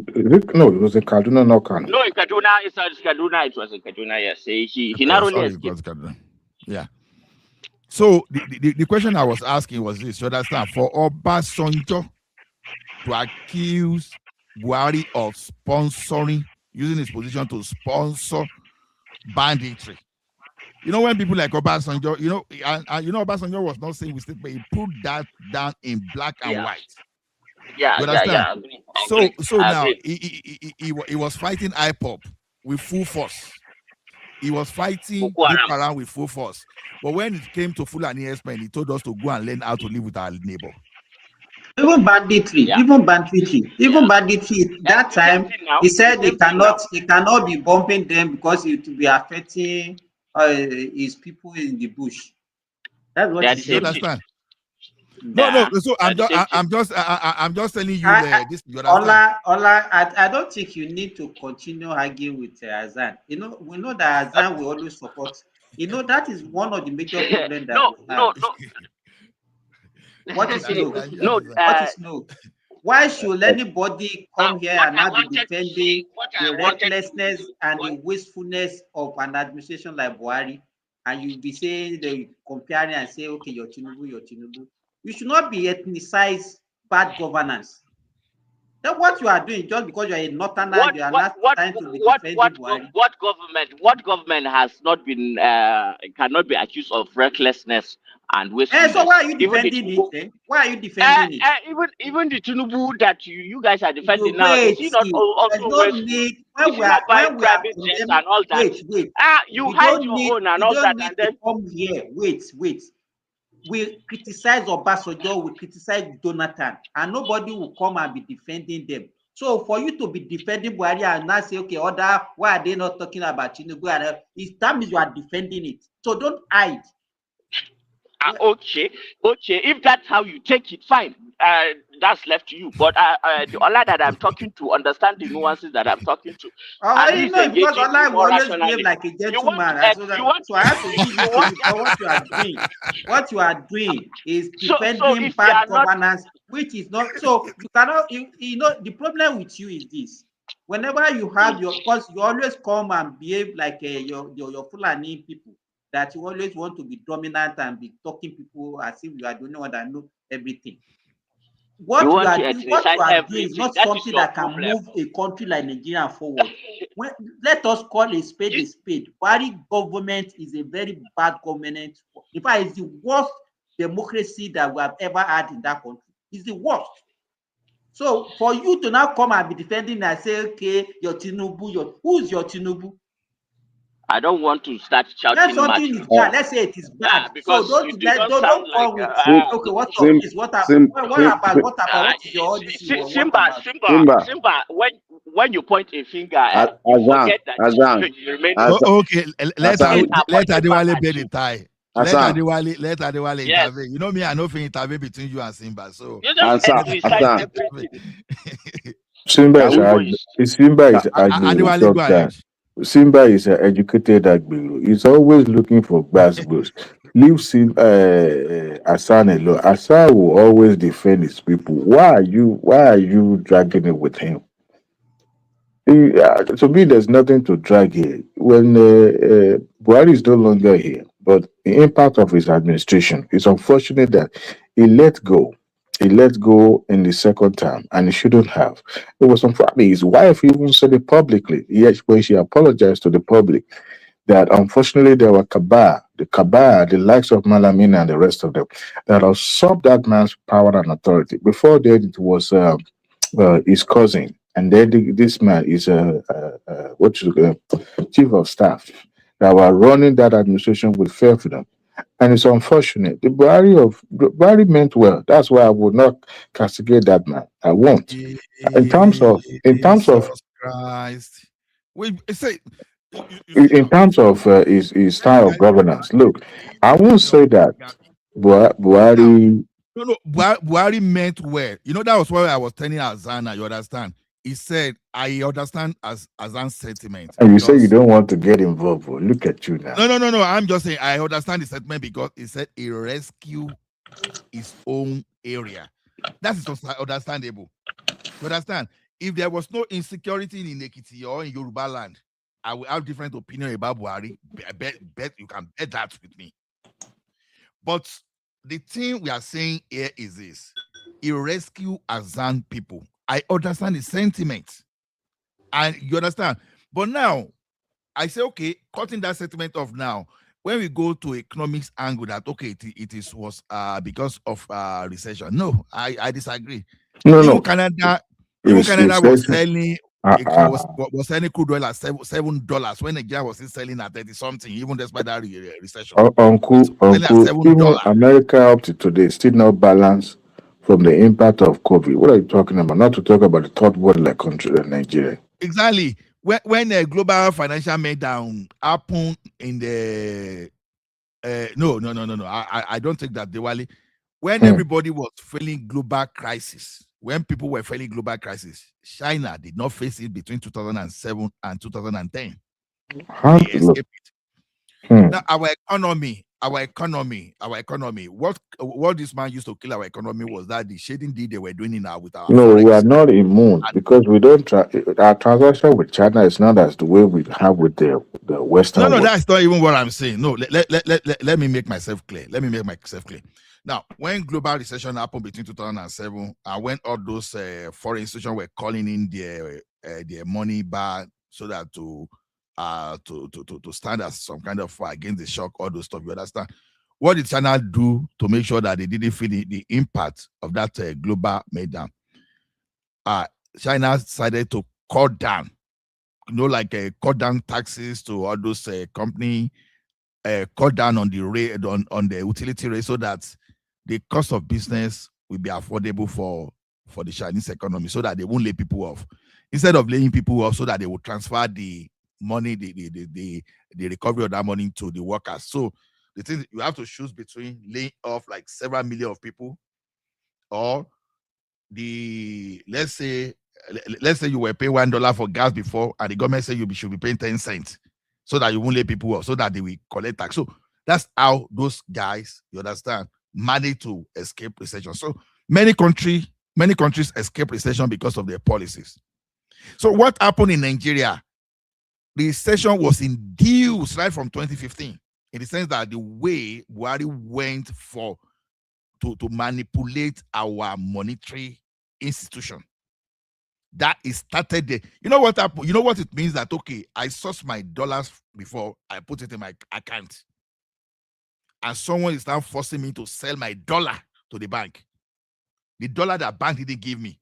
What do you think will happen? I will no longer send dollar back home again, and you will have that forex. You will have that forex shortage. What happened is people started cashing out, because they will still get that dollar at the rate of probably 420, and will still go to market and sell for 800. Because already now their policy now start created some kind of artificial scarcity, because I put my dollar there. Bank didn't know how I sourced my dollar. And you announced I should be selling to bank at a lower rate than what I put there.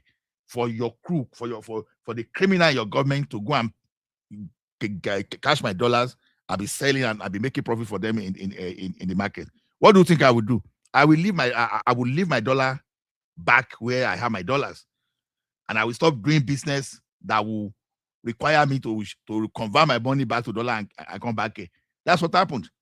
Before that time, myself and my wife were exporting something back to Nigeria. We stop. So Buhari created that recession himself before the oil, before the story of that oil. So we can't use that oil. It was because the way they managed that economy. Was that recession that gave Emefiele all those money? Look at I've just seen what they're getting back from Emefiele. Excuse me. During that recession, 2008, 2007, Nigeria economy was so robust. They didn't feel the impact because I was really involved in Nigeria didn't feel it too. At all. It was 2000. It was 2015, around that area, 16. That is when some policies checked that country. Up to today, he has never been able to recover himself as a country. I have to be honest. But many people don't know. No, well, can you repeat that one, Midwest? Can you say that again? Around 2015, 16, now there this economic crisis, now there start for Nigeria. Exchange that's what I'm saying. It was created by Buhari. It has started. Ola, you are getting too extreme with this your Buhari thing. We know that the Nigerian problem started from 2013 during Goodluck Jonathan. So why are you shying away to say that? Wait. Even that way, during that Goodluck Jonathan, if everybody that were exporting goods from Europe to Nigeria at that time, it was still very manageable. But getting towards the end, exporting when that was when government started borrowing money to even pay salary. That was when the government was not generate. So what are you talking about? Are you talking about exporting? Is that what you use to judge the economy? Well, you use the consuming power of a country to judge the economy, because if they can no longer purchase the way they used to purchase, that means something is wrong. Even if you're a manufacturer, life, it was not real. Why are you borrowing money to consume? Okay. Simba, let me Okay, ask you let one me leave question. that way. Let I me leave that got way. you. But I don't know how they were able to generate No, money anyway. But I will. Yeah. let me respond to Simba. You see, when I talk of that Buhari, I made a specific example how they manipulated our monetary system. You understand? And they created that recession from that one. Now, the one of Jonathan you were talking about, I will tell you the difference. The one of Jonathan, it was more of maladministration, mismanagement. Now look at this. I ask you a question. Was the federal government owing salary during that time you were talking about? As federal government, as federal civil servants, and those people that were working for federal, were they? Now, when you look at Osun State, what happened before they started having problem? You see someone that all the money that was supposed, it didn't balance between the project that he was doing and the government workers. He put all the money. Ola, let me tell you, you might not even be in Nigeria, and you are not even there. I was working as a civil servant then. I ask question now. Wait now. I worked both in Kwara. Let me tell you what. Were you working for the federal government to start with? Let us know, federal or state. I was working for the state, and the revenue, the way they share revenue in Nigeria. Most states. Why do you think Buhari started billing out most of the states before when he came in 2015? No, I know. Answering my question now. I said the other time why I asked whether you work for federal or state, was the federal government owing federal workers during they that were time? not owing federal workers, but they were borrowing money to pay federal workers. Okay. No, hold on. That's what you said, all right? Even there is no evidence. We come back to that. There were evidences now. Even Okonjo-Iweala said it. Sanusi said it. Why are you pretending? I heard you. I heard you because this is this is why me and you they argue something, because I put partition in my own argument. I analyze how recession occur during Buhari, but you now brought it back because why do you just put it, even that recession, why did you put it only on the monetary policy? Let me tell you, you are forgetting that immediately after Buhari came in that time, the Niger Delta Avengers started their problem, and the crude oil production fell below, in fact, like 600,000 barrels per day. You are forgetting that too. You are not seeing that. That's not even what I was trying to paint. What I was trying to paint was this. No, that alone, for a country that is solely dependent on oil for their foreign exchange, do you think that will not have a serious impact? Because just before Jonathan left, they were producing over 2 million to 600,000. What do you think will happen? I hear you. So it's not only about monetary policy. Even the revenue generation in that country crashed. That was a major problem then. That was a major problem. If even with all this monetary policy that you are talking about, do you think that if we still maintain almost 2.3, 2.4 million barrel, that because during that time there was peace in the Niger Delta, because everything is about Nigeria, it's about ethnic violence and everything. If they still maintain, do you think that economy will go in that direction? You pay irrespective of monetary policy that they have.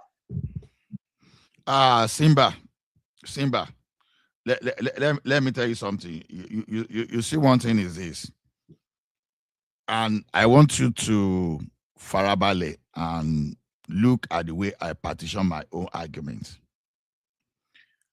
Look at Buhari situation. Look at Tinubu situation now. You understand?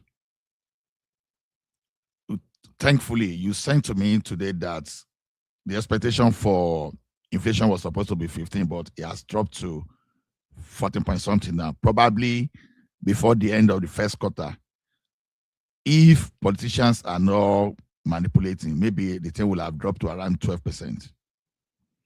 Now, this is the point. When you say there's no money, I just wanted to put this into the, you understand?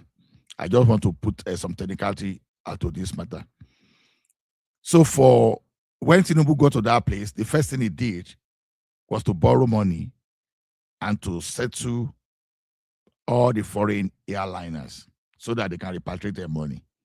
You know what that means? So that investment can probably come back to can properly come back to the country instead of running away because the environment was toxic before they left. Okay. Now, he's doing another thing again. When people are arguing that okay, Lagos Calabar is not on the balance sheet, this is a gimmick. You understand? He's using PPP. Where they call that type of PPP deferred payment. Deferred payment, you can do it off the balance sheet. You understand? And later put it on just to pay later, right? So that's why you still see the government today. You know, it is the 2024 budget they are still implementing. They've not even implemented that budget fully. But when you hear the word that they are implementing 2024 budget, it's not the current expenditure part of it, it's the capital expenditure part of it. So it's simply even the budget for 2025, they've not done anything. You know why? It's not missing the recurrent payment. You see what happened during that Jonathan, you see, was that because of the recklessness of borrowing, and maybe Jonathan was even trying to get back at those governors that took him to Supreme Court so that they could settle the money they saved the SS savings account they shared that when Supreme Court ruled. Now, these guys, they were diverting the money on projects. And how were they financing the project? They were financing the project directly from the purse of the government. And they were doing that at the expense of their workers. And federal government stood their ground. They were the obligation due to the creditors. They were removing it from the states and were sending to the creditors to the creditors. So whatever left to that state was now little. Maybe your obligation monthly is like $1 billion, and your revenue and your allocation was like a 1.2 billion. The Fed, Jonathan will remove that 1 billion immediately to pay, and we now remit the remaining 200 million to you. That was what was happening that time. You understand? Because the state they've already borrowed recklessly too. So I just want you to put separation when we are saying this thing, because I know see, this is not to support Jonathan. No. I'm just trying to give you the analysis of what happened that time. That thing was the first thing that deducting the revenue to. Ola. So are you saying that? Hold on now. Hold on. I'm just telling you what happened under Jonathan. What you just said is not true. That's why. So you can't say I should hold on when you are saying something that is not true. It is true. How? How is it true? The federal government was taking the obligation, the obligation of the state. Let me tell you how the thing found out. If you look at the crude oil price from 2010, you are going back to the crude oil price. I'm telling you why they were not getting enough money to pay workers in the state. That's what I'm telling you. That's the same thing that I want to say. You are shifting the argument. This one has nothing to do with crude oil money. It has to do because even the revenue generation by the federal government reduced. Nobody is saying the amount of money they are sharing fell significantly. Nobody saying it was not reducing. The example, wait, Ola, now. The example that you are giving, let's say a state that they are giving 4 billion. Let's say that was receiving 4 billion allocation in 2012, 2011. By 2013, they were receiving less than half of what they were receiving. So how did they want them? How do you want them to cope? So it's not even about the money that they are owing. They are coping even with the money that they are owing the financial institution that they are deducting from the source. They were still able to cope because they are receiving relatively larger amount of money from the federal government. But when the federal government revenue also dip, and even the federal government themselves, the one that they even accrue to themselves, they were borrowing money to pay salary.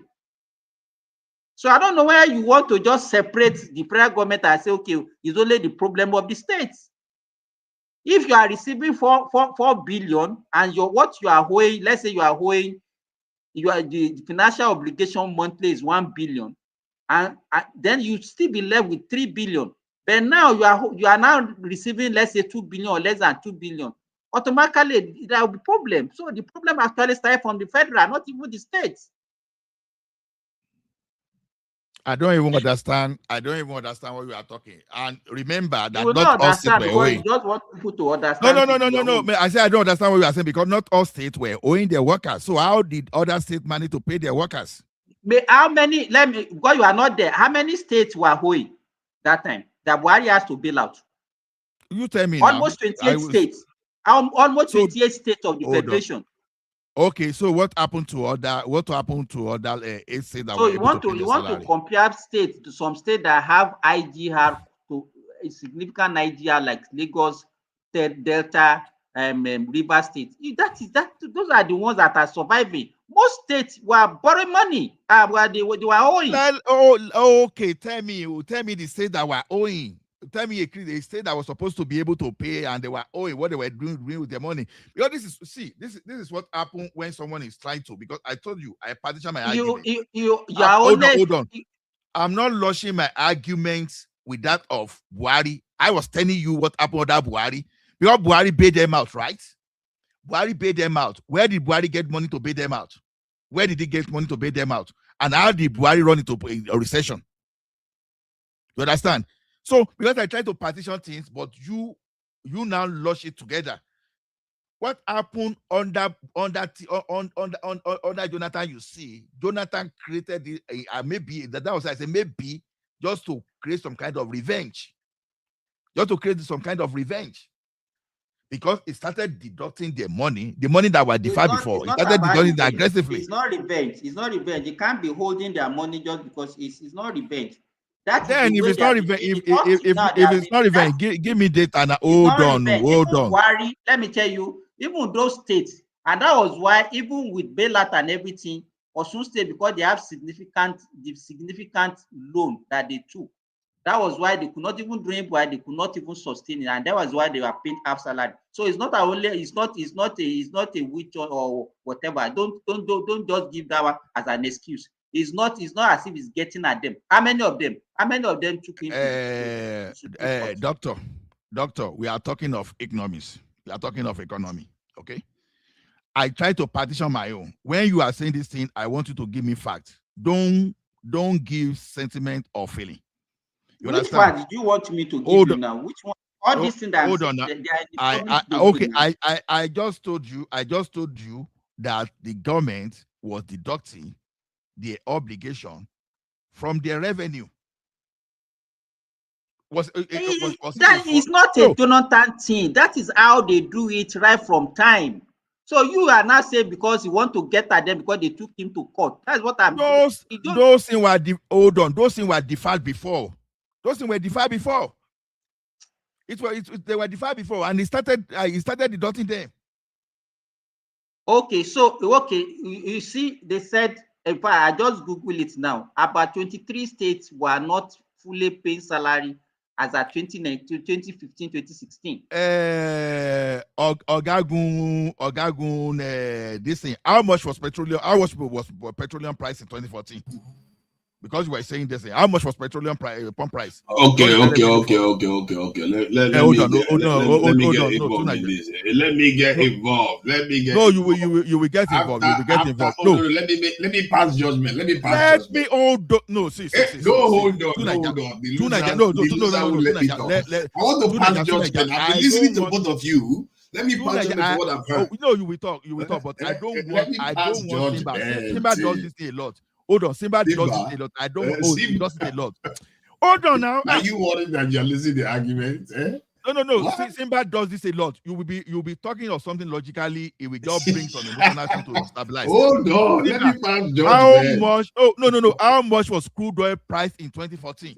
How much? This guy is going to walk you into the wilderness today. He's going to be happy. You are asking me. No, wait. Now you're asking me how much was the crude oil in 2015? I think it was below $100. 2014. Yes, now it was below $100. In Yes. 2014. Yes. How much? It was around $93, $94. So not now, even up to, sometimes it was 80 something itself. Hold on now, guy. Hold on. Now, what kind of wahala is this one now? Ola? No. Come on. No. I understand when crude oil went down to below $40 between 2015 and 2015. But crude oil price fluctuated between $110 in 2014 to $95 in 2014. Okay. And that was Jonathan's period. Because you were citing example of the revenue that first the revenue for was the reason why state could not pay. That was why to Nigeria, when I was saying I was just allowing Simba to keep cruising. You understand? But that was under Buhari. I knew I would come to him. It has nothing to do with revenue. Hold on. I think what Simba said appears to make more sense. I made my point. Yeah. What Simba said appears to make more sense. When you have a decline in crude oil prices, chances are that you are not going to have as much resources to go around, and the states will get less, and they are not able to pay their staff. So it makes sense. But from your own point of view, you are describing processes that are quite opaque, talking about obligations and non-obligations. Those kind of stuff is just the kind of stuff that nobody can relate to. To Nigeria, the question was supposed to even ask him, why is it okay? Let's say they were even having enough money. Why is federal government themselves borrowing money to pay salary if they have enough money? Exactly. Because they clearly didn't. Buhari's time in office was characterized by low crude oil prices. And the fact that he's one of the most accomplished builders one governor was forced to No, forefather. I was talking of how Buhari created recession for himself. And Simba just jumped back. Hold on. Simba just jumped back. He said revenue fell that the thing started under Jonathan. That's what led to our argument. I now came to that was led to that argument, right? Because by the data I have, you understand, the worst case scenario of oil in 2014, for example, based on 2014 was $73.86. And then what was the peg of our budget for 2024? I don't think we pegged our budget up to even $60. So we made more money than what we budgeted for. You understand? The recurrent was budgeted for, but just because they shared the excess crude oil like that, and Jonathan started deducting the obligation aggressively. If you don't know, go and check your press. Ola, let me tell you the trajectory. I just checked now. In 2010, it was 79, averagely $79. By 2011, it went to an average of 111. 2011, no. 2012, average of 110. 2013, average of 105. 2014, average of 93. By 2015, it went to an average of 48. Wow, that's a gut punch. That's a gut punch. No. Forefather, that's a manipulation. That's not even the issue. Now, hold on. No. You are not picking up on something that I just picked up on. No, Forefather, you'll be carrying, you'll be making the judgment. He said,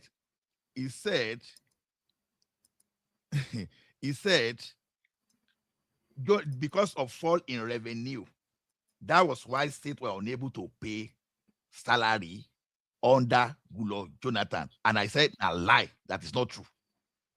You understand? Instead for Simba to apologize, that you see what how can I apologize when I know what I'm doing? Why should I apologize? I know what I'm talking about. So I don't even know what I do when I make mistake. Hold on now. You know what I do when I make mistake? I say apology. I got my information wrong. I've done that like 3-4 times here.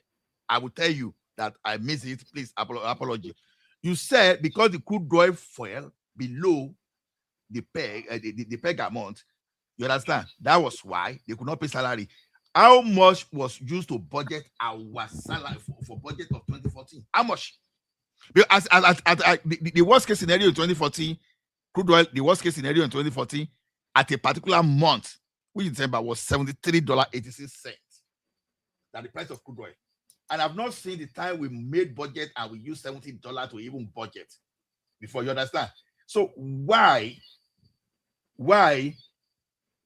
this global 2012, you can say whatever you want to say, just because you know why you think like that, because the like of Simba, they derail arguments. And you now plan that. Now, when someone was telling me that it was forefather, how could someone say because of low revenue, that was why state were owing, when the budget itself was not even pegged at $73 for the budget?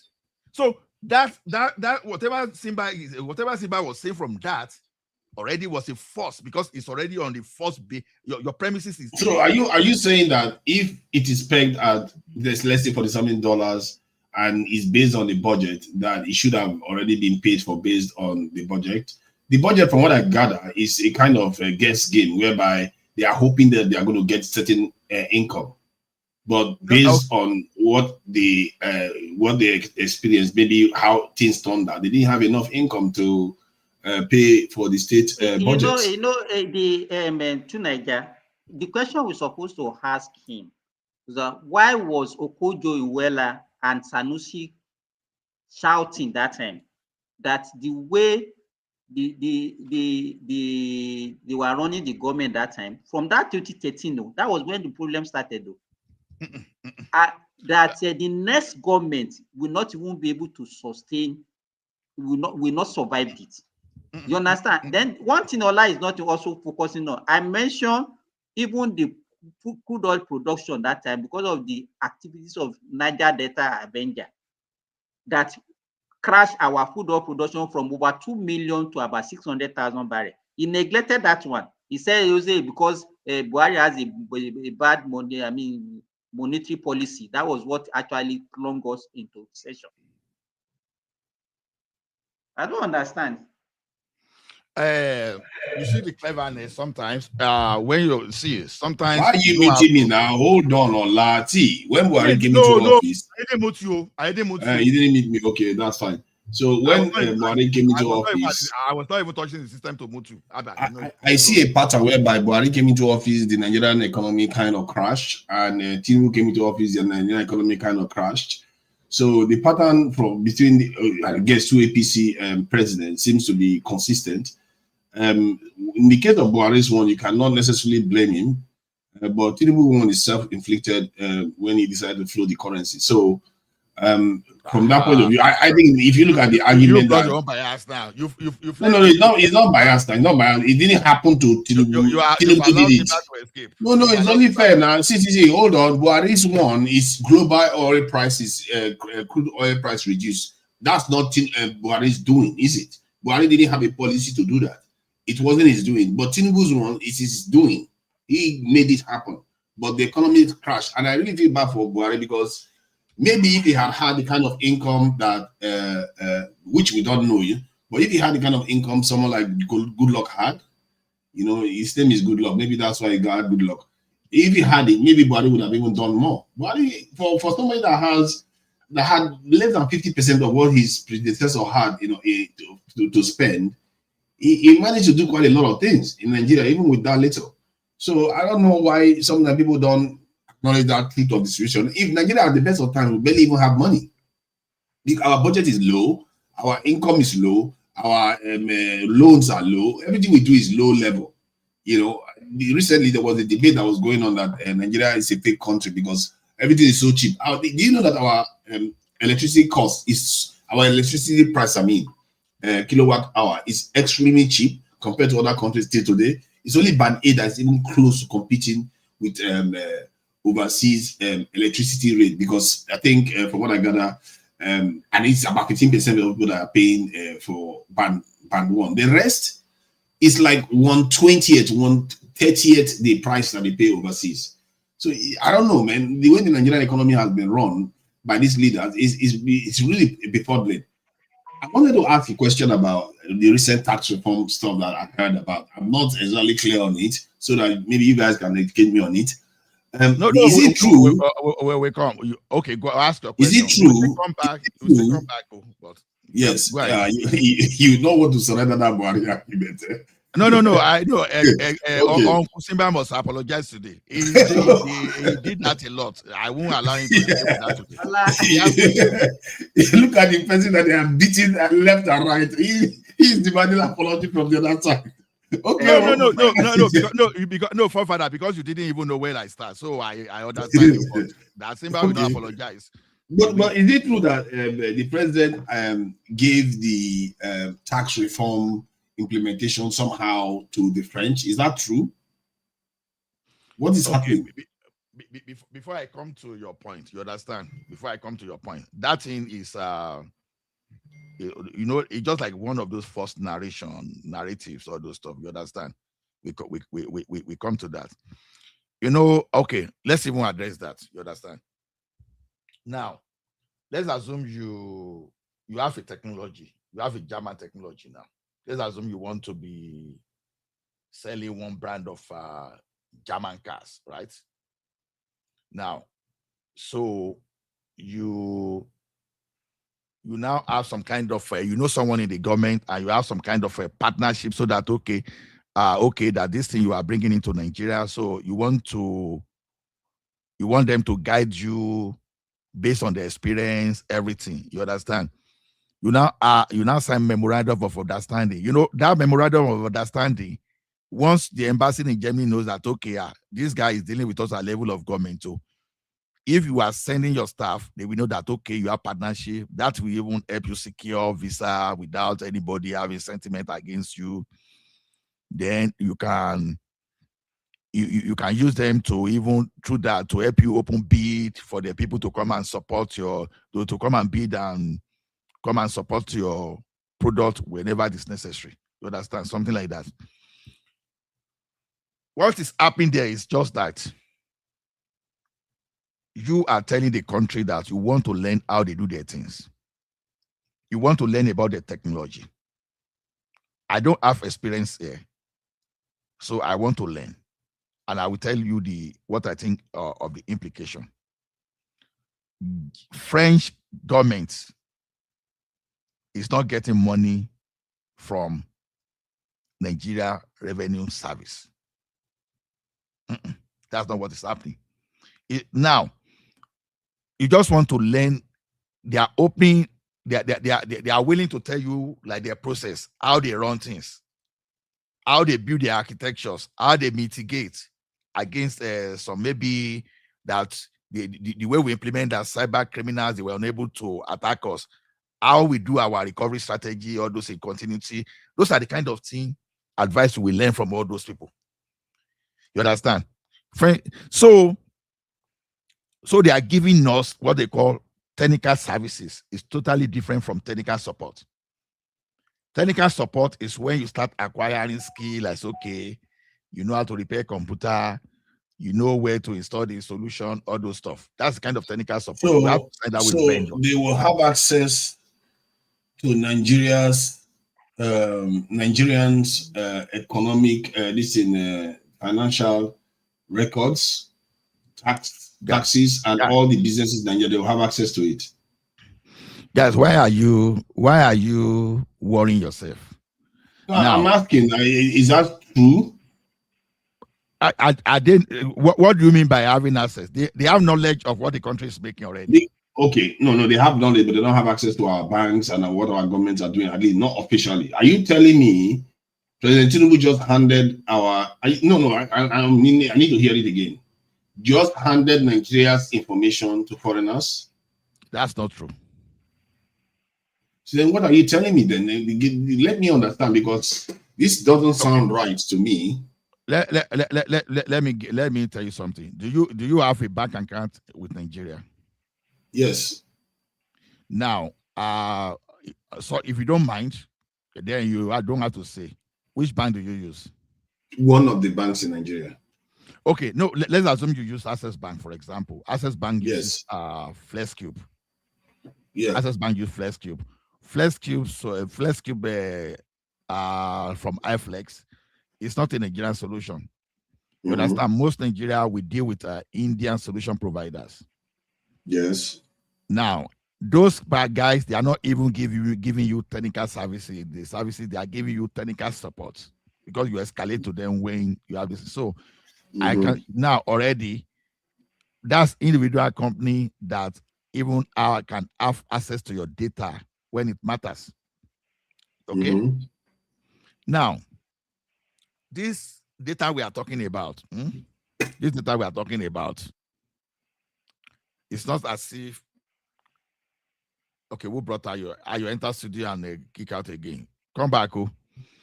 So the thing I want you to understand in this is, you understand? Now, do you believe that if iFlex really want to have access to your data, they will have access to your data, right? Depends on how the Nigerian government have sorted it out, and I hope they've done it in such a way that they cannot have access to the data directly. The worst case scenario, if they need to look at your data, maybe they can blanch your name out of it. But if they need to investigate, they will still know who perpetrated a particular fraud, right? Now, let me tell you something. Most of the Nigerian payment system actually use Nigerian payment. Nigerian transactions. I mean, happens within Nigeria, not through foreign tools. But no, base 24. Hold on, base 24 is not. It was not built in Nigeria. Postillion. No, sorry. The way I'm trying to explain is like if you use Microsoft Word to write a document or Excel to create a document within your computer, it doesn't mean Microsoft has access to it, does it? That is slightly different from handing a country's tax regime application to a foreign nation. You just answer your question. In fact, that's the best response that you just give it to yourself. Yeah, but that's what I'm saying. But that is not what is happening here. That's not true. They are the ones running the application. I can tell you, none of us have seen that memorandum of understanding other than rumor that we hear online. So hey, excuse me, guys. Who is saying France don't have anything to gain in Nigeria? You think they have had a Christmas or what? You think they are supposed to? Our data is one of the biggest, very valuable to them. What are we talking about, though? Hey, why Farabale? I will tell you what I mean. No. I said it. Come. Listen. I said it. You let me clarify myself. Hold on. We are educated. No, I said it. Don't misquote. You people will sell this country out. How come you don't know the operation of foreign companies? I've been warning them now. When Tinubu is running to hospital in France every day, these guys don't governing for you. They will sell you one day. Lazy people. Sorry, Ola. Jesus Christ of Nazareth. AY, just hold on and listen to me first of all. Listen to me before you listen. Okay, I will listen. I'm here. Now, today, you bought to Kano jet from United States of America. Today, America is the one carrying out some kind of intelligence because you don't have some kind of satellite, you don't have some kind of equipment. What about that? So it is called collaboration, right? So you, in this way, if there is no option, you don't have the capacity. Yeah, you can go into some kind of like alliance and work with the foreign government, but you also make sure you don't give her too much.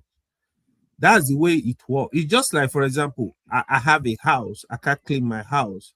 I want to get somebody to come and clean my house. I have to be cautious of, okay, I have some vital documents somewhere. I have some money put somewhere. You have to protect those environments. So that's the way it's supposed to work. Why I'm working seriously to be able to be independence, a kind of reliance on, So that's the way it works. If France are coming to Nigeria, there is a lot. There is financial aspect. There is issue of security, which I don't think Tinubu is taking evil seriously, because it's like he sold his soul to France. I don't know the business he's having with France. I generally like a situation where a country can work with anybody, but you have to be cautious. You have to protect your people. You have to protect your country. Yeah, it's collaboration all over the world today. You have to get what you can get, but don't lose guard. So what I see Tinubu do is giving France. Okay, hold on. What did Tinubu even sign with France? If I may ask you, what did the Nigerian Revenue Service sign with France? Can I share it here? Okay, it says that from what the Northern Forum is saying, that it's not just a technical cooperation or but represents what the group termed an unprotected gateway into the heart of Nigeria's tax infrastructure. Nigeria, you can't be taking a source from a Northern Forum. No. I'm going from the people that are criticizing it, because when they no, it can't come from the hold point on, of view. I understand what you are saying. I understand what you are saying. Let me keep going. I understand what you are saying, and my point is that from what I gather, the agreement is to give the French people's access to Nigeria's tax infrastructure, basically. And remember, the French have a history of controlling African countries financially. And to go and do this is extremely dangerous. It's like, I don't, for the life of me, the worst set of people that you can go to for this sort of stuff are the ones Tinubu went to. Like, look at this in the Francophone nations. We are talking about the financial bottle, this in a stranglehold the French has over them because of requiring them to put this in deposits in their banks and all the rest. Tinubu is exposing our tax infrastructure to the French. Why does it need that? Did Lagos have to do that? Lagos didn't have to do that. Why did it do that? Let me ask this question. Hold on. Let me ask you a question. Hold on, now. I want to ask a question, Musa. Let me address for father once. No, don't let us model the thing together. Let me be direct with you. I think I have good example now. Now, Nigeria has no skill. Nigerians, we don't have skill in manufacturing vehicle. And General Motors now said, okay, sign agreement with us. We will lead you and teach you and help you build capacity on how to build car and sustain that car. Now, this is what we are going to do for you. We are going to give you access to come to our facility. You bring your staff to come and learn how to build car, how to maintain car, and how to even do after sales maintenance. You understand? So that is what France is doing for us. Now, those people that will be collecting our money, that will be there, you understand, is still Nigerian Revenue Services. They have already have people that are collecting that thing. They have people. The part of it is what we call the express pay that we just gave another contract, because already others like InterSwitch and Co, they are there already. So express pay is another person that will be providing infrastructure. So we are just what we are signing.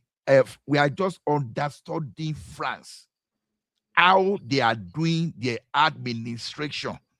You understand? France is not exactly known for their efficient tax system. Why would you choose France of all nations that knows how to sabotage African countries so effectively? They are leading. So which country would you have suggested then? You could go with Japan. You could go with Singapore. If you wanted to go with anybody at all, you shouldn't have to go with anybody. Okay, forefather, in Lagos, did they? Forefather, do you know that people from our Ministry of Finance used to come to Quebec to train? You understand? They used to come Quebec to train. What are they going to do with this agreement? Hold on. Let me read the agreement. Let me read the agreement for him. So they said the agreement focuses on digital transformation of tax administration, information exchange and knowledge sharing, workforce development and institutional capacity building. Then the last one is collaboration on international tax issues like transfer pricing and base erosion and profit shifting. And what the government says is the FRS and Nigeria officials emphasize that the MOU is technical and advisory in nature, not a treaty handing over control. It is meant to help Nigeria modernize and digitize its tax system using global best practices. No direct access to Nigerian taxpayer data or system is granted to France under the agreement. Nigerian laws on data protection, cybersecurity, and sovereignty remain fully enforceable. So, Yeah, that's what it says on paper, but you cannot trust the French to be able to or Nigerians to be This able is to what we have now. Oh, okay, That's you what, see no, evidence I will now, need to check it. No, but no, you I will don't need to want check it out on paper because I don't know where. Can you send the link to us? Okay, let me attest to you right now. Can you put the link up? Let me confirm it. I want to ask one question, I beg. Wait. Let me Una address dey you why. talk to- Hold Can on. you Let bring me the address link? you why. Can you bring the link up so I can see where he was You will reading bring it? it up. Before I While dey talk, bringing I it up, never let me talk. address you I why. just want to more Hold on, question I want Midwest to ask. now. I want to Midwest, ask just Doctor hold on. question. Midwest, once you just enter like this, you know the air come. Now go you the air. Just hold on. AY. Nami said Nigeria, French government is not being paid money. Yes, I said it. But can French companies get money from this? Yeah, if they are one of our contractors, because there's a possibility that we are going to buy solution from some French companies. That is where the French people come. You understand? Because we are not at procurement stage now. Now, French people, their tax administration, sure, is better than that of Canada because they are already. Oh my God, this is diabolical. This is no. Nigeria. They say this deal gives Nigeria access to AI or the AI powered audits, automated compliance system, real time economic analytics. We are talking about real software here. You see what this guy just read, Simba. He didn't read it very well. We are talking about real software that they are going to provide to us. We are using Father, you are an alarmist. We are trying to. No. You can't use their own software because their software ties back to France itself. See, and why do you say this is alarmist? This is a country that is known to sabotage African nations, right?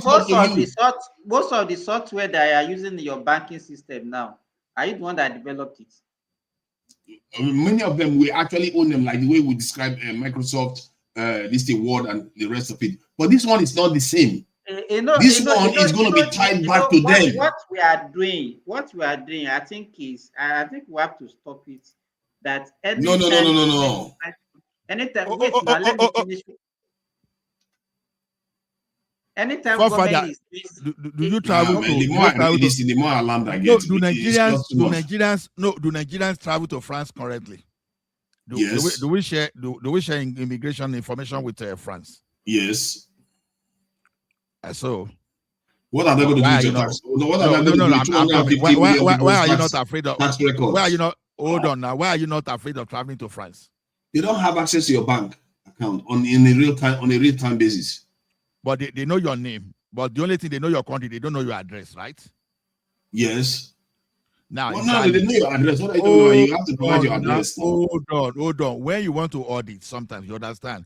When you want to audit, it does not mean that they are going to have access that, okay, the name of this person is forefather. But there are some kind of pattern that they are going to see within your system that, okay, are you under an attack? At this pattern of data we are seeing, is it consistent with the behavior? Wow. If you believe that, you believe anything. See, sometimes it's not necessarily about. Sometimes it's not necessarily about the tool that they are giving you. It's about the people that are providing that tool. It's not necessarily about, like, if this was, let's say, with Japan, South Korea, or maybe Singapore, I would be less alarmed by it because Singapore doesn't have any way to undermine Nigeria as a whole. But you are dealing with a colonizer here. You are dealing with a nation that we know has used financial instruments to cripple African countries. That's what we're talking about. So I'm not saying necessarily what everything that is there amounts to a threat, but you have to look at the actors involved. Ola, let me also, can I come for such a service? Can I come a little bit? In this topic, first of all, thank you. You just answered because I wanted to ask what is France with what Doctor read and what is now the French benefit. Anyway, you mentioned something there. That is true. It can pave a way for their private companies to come in and render services, and we will pay them. But however, we need to be very conscious because since Tinubu tried to introduce this tax, that is when this genocide issue came in, and now France is rushing to quickly key in. And I think the president should be very, very vigilant. Frankly speaking, Nigeria, without this kind of policy that Tinubu is trying to introduce, we don't even have a country. We don't have a country. All this blah, blah, blah economy terms that these professionals come to pour on TV, they are not realistic. I'm telling you the truth. I felt we didn't mean that we are trying to move towards a very rightful direction, but unfortunately, our country is so complex to govern. Lack of information, lack of understanding is so high.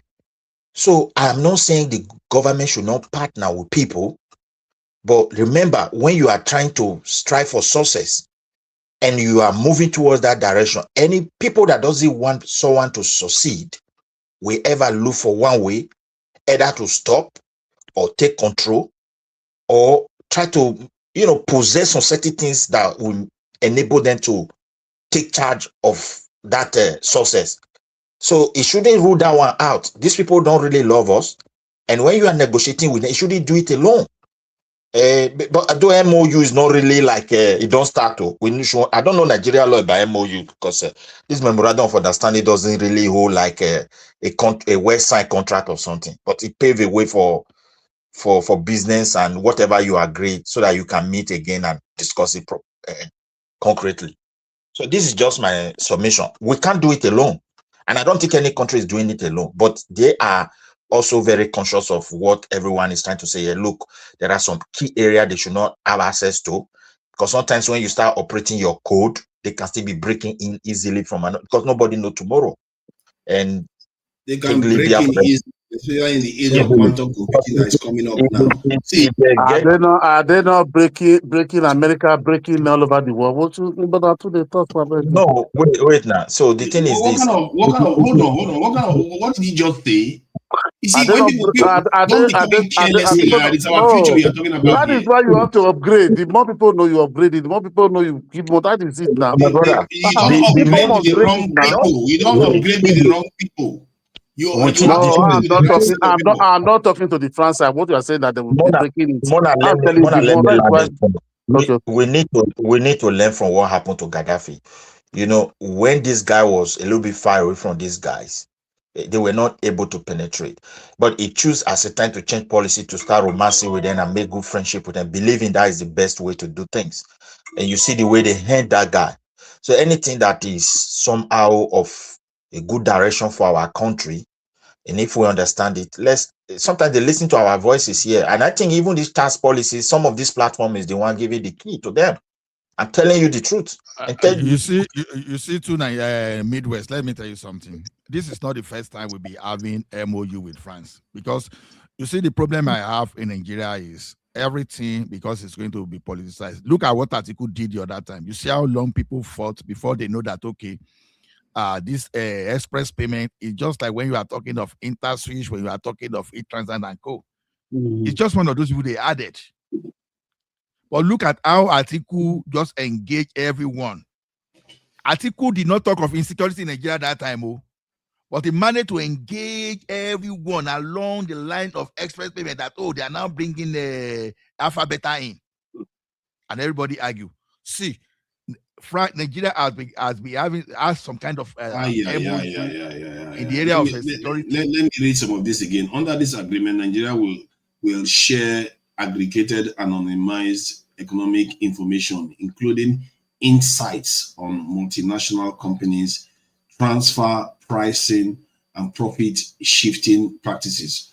Although officials have emphasized that no raw taxpayer file will leave the country. See, there are certain things you don't do with certain people.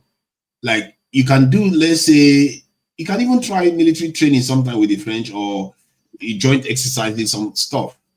But this kind of stuff, we know. It's not like we can guess. We know the French are very good at using this stuff to undermine nations. Why would you pick France of all nations? There are so many advanced countries out there you can pick from that are actually Western leaning. Why not? This your obsession with France is something else. What is wrong about dealing with France? Have you looked at West African countries and all the so all of a sudden French is not your enemy. America is never your enemy.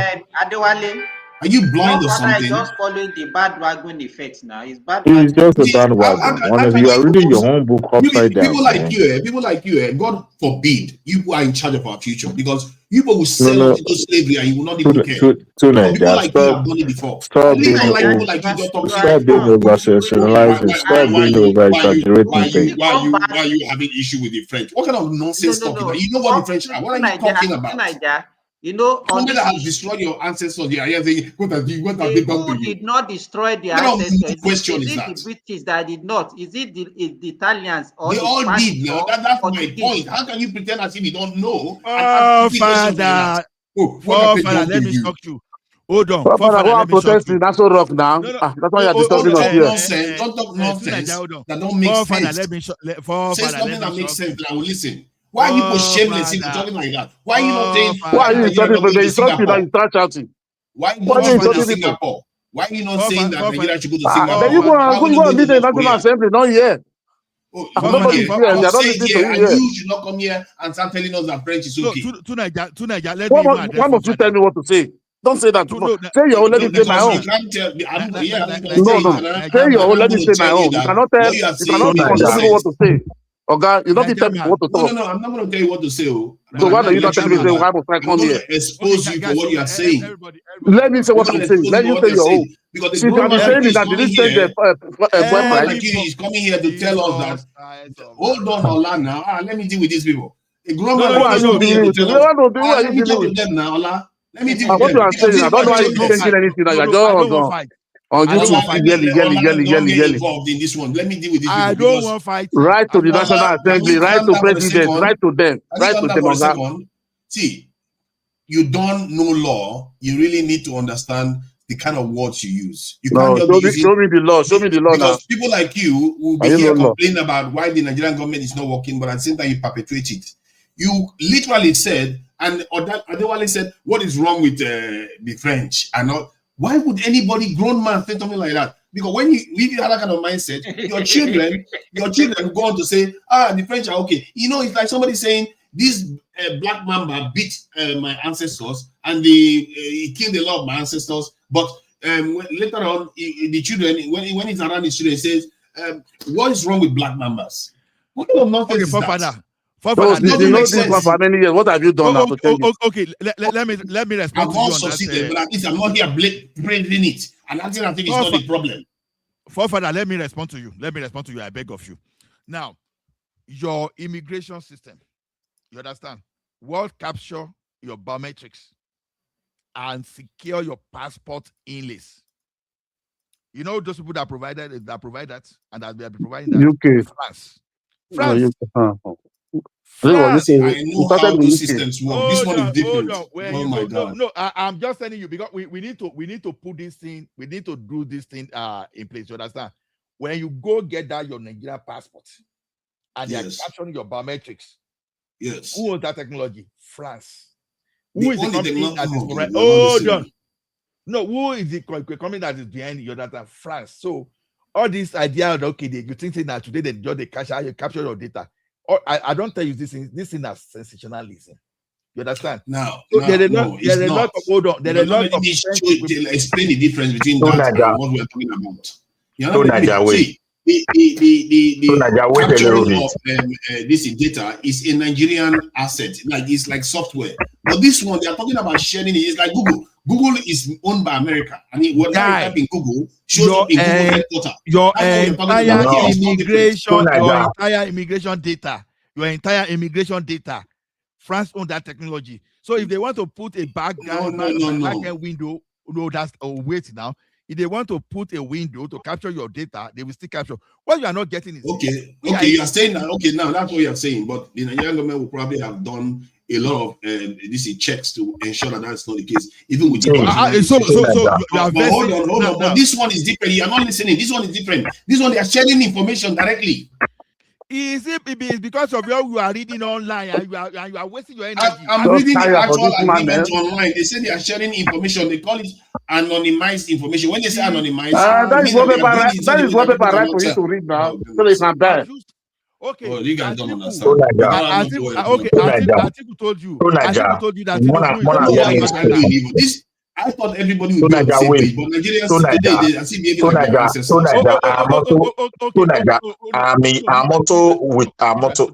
Midwest, hold on, Midwest. Now, okay, Atiku told you that Tinubu is replicating Alpha Beta at the federal level. Correct statement. We agree to that, right? Tinubu is taking Alpha Beta to the federal, right? If he was doing that, personally, I don't have any issue with that. If that's what he was doing, I don't have any issue with that. I never had any issue with the tax bill. My issue right now is the fact that he's handing our information to the French. That's my issue. Anan said France supply what you are using to do your passport security now. Good. You said that. And I told you that is like Microsoft Word or Microsoft this in my SQL database. That is on your system. But this one involves sharing information. They literally said anonymized information will be shared. So the passport is not an information-based document. Sorry. They have real-time access to your information. Why are you arguing so blindly like you sounded like an illiterate?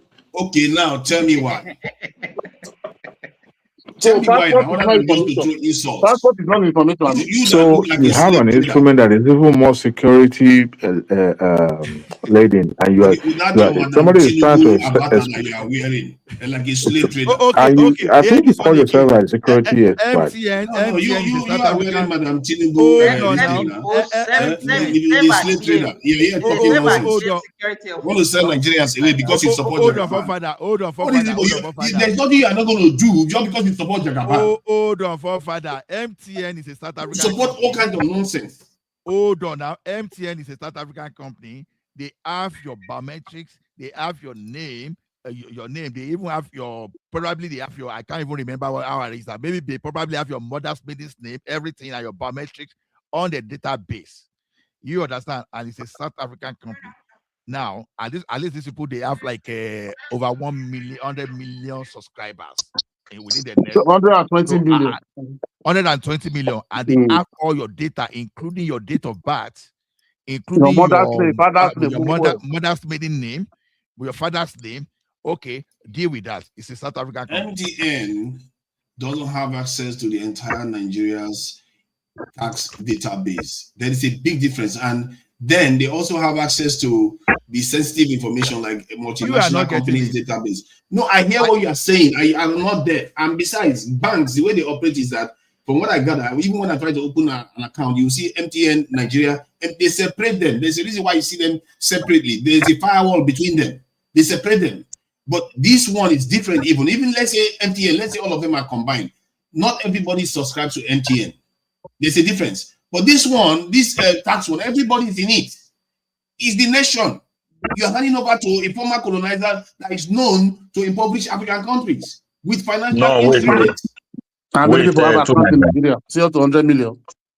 No, the thing we cannot put that. We can't say like that. Too. I don't agree. But the thing is that if you are worried, I supported you for that.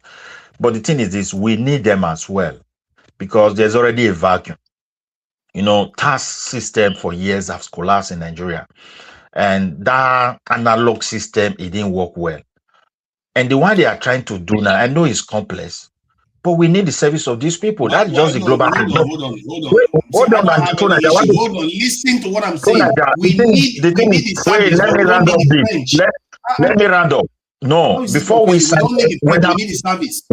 whether French or whether Japan, you say whether anything, before we should start signing the real contract with them, we should put pressure on the government to make sure that this thing is a little bit very transparent. Let Nigeria expatriates have access to what they are trying to sign. Because, take for example, if you are traveling in Europe, even where you are, all those software whereby they scan you in airport everywhere is owned by United States, not even European country as well. Everybody moving now, whether Brussels, whether Madrid, whether UK or everywhere is owned by United States. All those places where Midwest, pardon me. Father, let me shock you again. Who provided the technology for Nigerian identity management, NIMC? Who provided that data management? Should I shock you? France. Exactly. So again, No, you see how our leaders are selling out to the French. Maybe there's something going on in the last couple of years. They are selling out to the French. Do you know that West African countries willing to go into ECHO? Who sabotages the French? These people have prevented West Africa from progressing. They don't. Hold on, let me finish my point. How can we not? Okay, fine. Just argue for the French. Argue for your enslavers. Go ahead and argue for them. What's the point? People don't want to learn any lesson from history at all. Even recent history, you don't even want to learn anything from it. Only you want to talk. Don't want somebody else to talk now. I've kept quiet now. Be talking because you were getting things wrong. I'm kept quiet myself. If you don't want to learn, I'm keeping quiet. Go ahead. Let me shock you.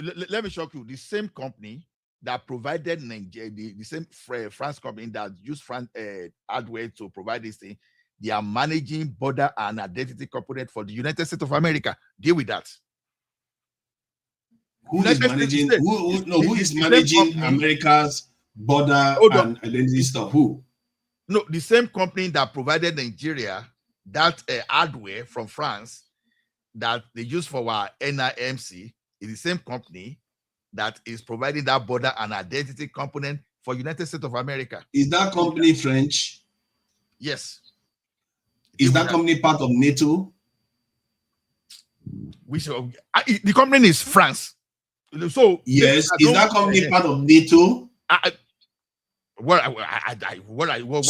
you think if nations can go to war and exchange military information, so it's bad information that they want to hide? The question okay, let me advise you. Let you tell the question is are you saying in the entire America? Hold on. Hold on. NCR is an American company. Diebold is an American company.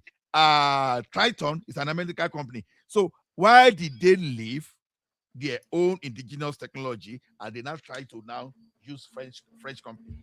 Because the French comparatively are not a threat to them.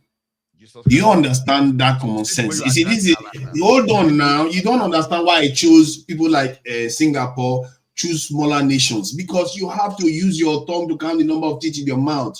You can't go to a people that are potentially more powerful than you, and you go and hand them even more power. What kind of movie is that? No, tonight the only you cannot decide for 230 people. That is your opinion. You wish I should, because it left for you. We are in trouble. You really wish I should. Naja, I want to recommend North Korea. So maybe that one can do it for us. Yeah, North Korea doesn't pose a threat to us. They are not going to attack us any day, anytime soon. They're too far away from us. They don't have any history of attacking us. Singapore, I don't have any issue with Singapore. Singapore is a Western nation, it's allied to the West. South Korea, I don't have any issue with that. There are many smaller nations you can go to. Why do you some of the vaccine where they give you now make us there alive today. You know, they talk about the positive, only negative. They supported us as well. Hold on. You think they gave you vaccine for free? You think they gave you vaccine for free? They are using you to test vaccine, and you think they are giving it to you for free. Some of the vaccine they gave to us when we were small. All these,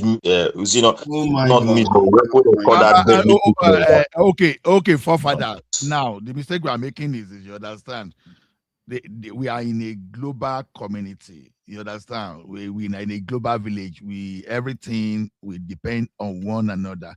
Now, can you just tell me 5 critical points that is making you scared? Because we are using these people technology. We are following their. We are learning from them. You understand that or sharing data you are talking about? You understand? I think. Let me use the word. I think I have idea of that data sharing. You understand? Means, you understand, but not the way you are looking at it. You understand? For example, now you move money from Nigerian system. Hold on. You move Nigeria from a Nigerian financial system. You need okay. Let me give you an example. If US Embassy now ask for your statement of account, do you know one thing that happens in Nigeria? If Embassy of United States of America call, at least while I was there, that's what I can say.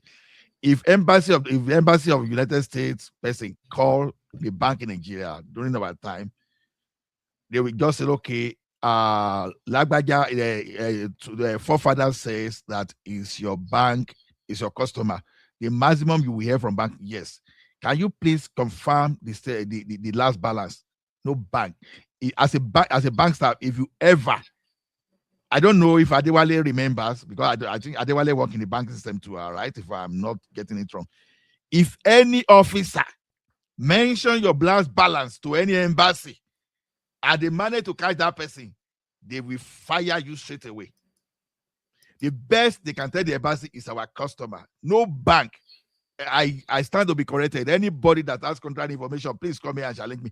No bank tell embassy your balance. You already signed your non-disclosure, so there's no way you can disclose that to not even your spouse if that person is not on your listing. No. You understand? No, if I before they can even give your bank data to even the law enforcement agency, you must pass through all the inspectorate, all the compliance. If you as a staff, because police come to you and come and shakara you and you give that settlement account, you are in Gaudadi. You understand? So you see, sometimes we conjure something because everybody has access to social media. Sometimes we conjure. So you are literally saying that the Ola, way bank officials will Ola, treat let me Nigerians. quickly ask this question. But if they want a confirmation from the bank statement I gave to them, how do they do that? Bank doesn't. Would they send you a confirmation? Would they? No, wait, one moment. For example, I said bank doesn't give confirmation to anybody. Forget you will be the one to go and submit yourself. Whatever you submit, the best bank can do is Midwest your customer. Yes, nothing after that. You understand? Not even if they send a I think copy the of only what I gave exception to is them they to go you. to the court and the court requests it, and it's still going to go through the legal department of the bank anyway. No individual. No individual. Not just telephone call. Okay. Do you know the shock? Do you know the shocking thing? If I work in a bank, if I go and check your account and I'm not working as a teller or in the branch, I did now see that I enter Midwest account and I have no business there. It's a big trouble. I think what you are describing, you are assuming that. Ola, Okay. Nigeria is Madam scared Tinubu, that let the Madam skeleton is Tinubu buried talk. before you travel to Europe. They will hurt it. That's why. Madam So that Tinubu, the slave trader, go ahead. all the mago that he has done before he travels, they will now hurt everything. Look, your apprehension It's is literally Madam unfounded. Tinubu and It's supporting not. Tinubu. See, it's not It's all right. today. It's not today that countries have been signing partnerships and all that. It's not today. But the way Nigerians sensationalize this as if we are going to handle all our data, all our informations, to them just like that. It does not. As a matter of fact, before the advent of internet banking, bank used to travel to India, just to get software. And guess what? Those engineers will still come to Nigeria to teach IT people in our banks to how to go about those programs. And sometimes when they do a update or what you guys call it, update on those software, they will come and put everybody through. So it's not today they've been signing partnerships and all that, but to now think that Nigeria is gonna let them be the one to be collecting revenue. Come on, man. Somebody even told you that your electoral machine that you are using, they were not produced in Nigeria. They were manufactured, produced abroad, and those people will still come to teach you. I mean, they'll allow you an IT, you handle technology in a way. In some ways, when people get those applications, they will get them to know that they will have access to every data. So once you hand it off, they take charge of the control of their information. Look, to Nigeria, some of these things that anyway, guys, go ahead, continue. But your fear is unfounded. Let me just put it that way. My fear, you see, when you say my fear is unfounded, it reminds me of those are our ancestors when they see a Igbo man bringing the guguru. It's like, why are you worried? Your fear is unfounded. It's Duroja, take it easy. Your fear is unfounded. Nothing is going to happen. Let's keep doing the same thing. So your argument is because we have already conceded a lot of grounds to them, why can't we just do more? It's like, what kind of thinking is this? No wonder we are where we are. That argument is crazy because these people are what do you want them to do anymore? Put a bullet to your head? They've sabotaged your nation and your interests continuously.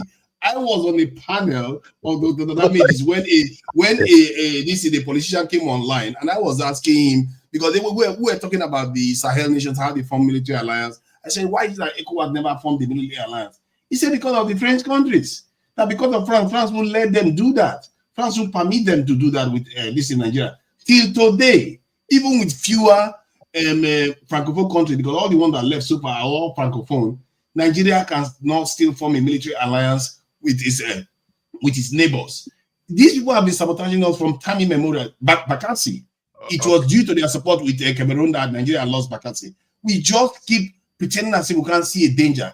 I'm not saying we should not work with foreigners. Make no mistake, that's not what I'm saying. I'm saying you have to pick your partners, not pick the one that has been sabotaging you for decades. Okay. Do you know what I found out when people started making that argument? Now you will be shocked. Now, do you know that someone told me that this is a global practice, though?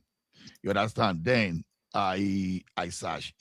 Germany, between Germany and France, they have such kind of agreement. It helps you sometimes to track some kind of a cross border compliance. Like now forefather now. Maybe you get one money now. You just go and pay. You just went to France to go and pay bandit now. Before, if you are not having such kind of agreement, no way France will just want to help you with such. You understand? Nigeria can just call, okay, there's one guy called forefather, or France will alert you, okay, there's one man called forefather. He just lodged like $3 million here, but we cannot see the evidence of tax payment, or we cannot really understand the narration of that. You understand? They can alert. So now what I found out is that Germany and France, they have such kind of agreement. United Kingdom and France, they have such kind of agreement. United States and France, they have such kind of agreement. Canada and France, they have such agreement. Japan and France, they have such kind of agreement. Italy and France, they have such kind of agreement. Spain, they have some kind of cooperation in their own tax. You understand? Australia, they have such kind of they call it a OECD framework, right? The companies that the cooperation under OECD framework, which I think is what Nigeria is doing as well. But the only thing about Nigeria is that Nigeria is going to learn about the system, especially because of that AI. It's critical because you see what human cannot detect. You understand? Because what AI will do sometimes is this: you claim that you are paying, okay, like was it Dino Melaye that was paying tax of like 100,000 a year, but you are displaying Rolls Royce, everything online. So the thing is this: if you are hiding in France under the situation thing, I want to believe that France is going to help you, but in the sense that you think that Nigeria will now say, okay, these are my data, okay, forefather paid 2 million last year. Okay, France, look at this. So I want to now submit to you that we have collected tax from forefather, so we are letting you know that forefather paid this. No, that's not what's going to happen. Corporation does not mean that you are going to share your raw data. That's what they say when they say agree. Sometimes you can blank out because you want to know. A lot, I see, a lot goes into technicality. You literally believe that Nigerians can isolate critical information from the French if they want access to it.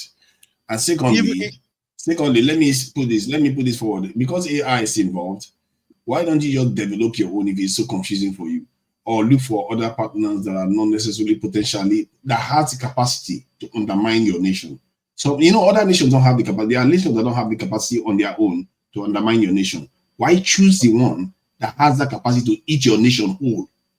Why choose that one? It's not smart behavior. If you want that, because that technology is not the entire Nigerian state. Yes, it's not the be and end all. So why not just pick on other people that you don't empower the French with? Let's say we are using other French facilities. Why go and use more French stuff?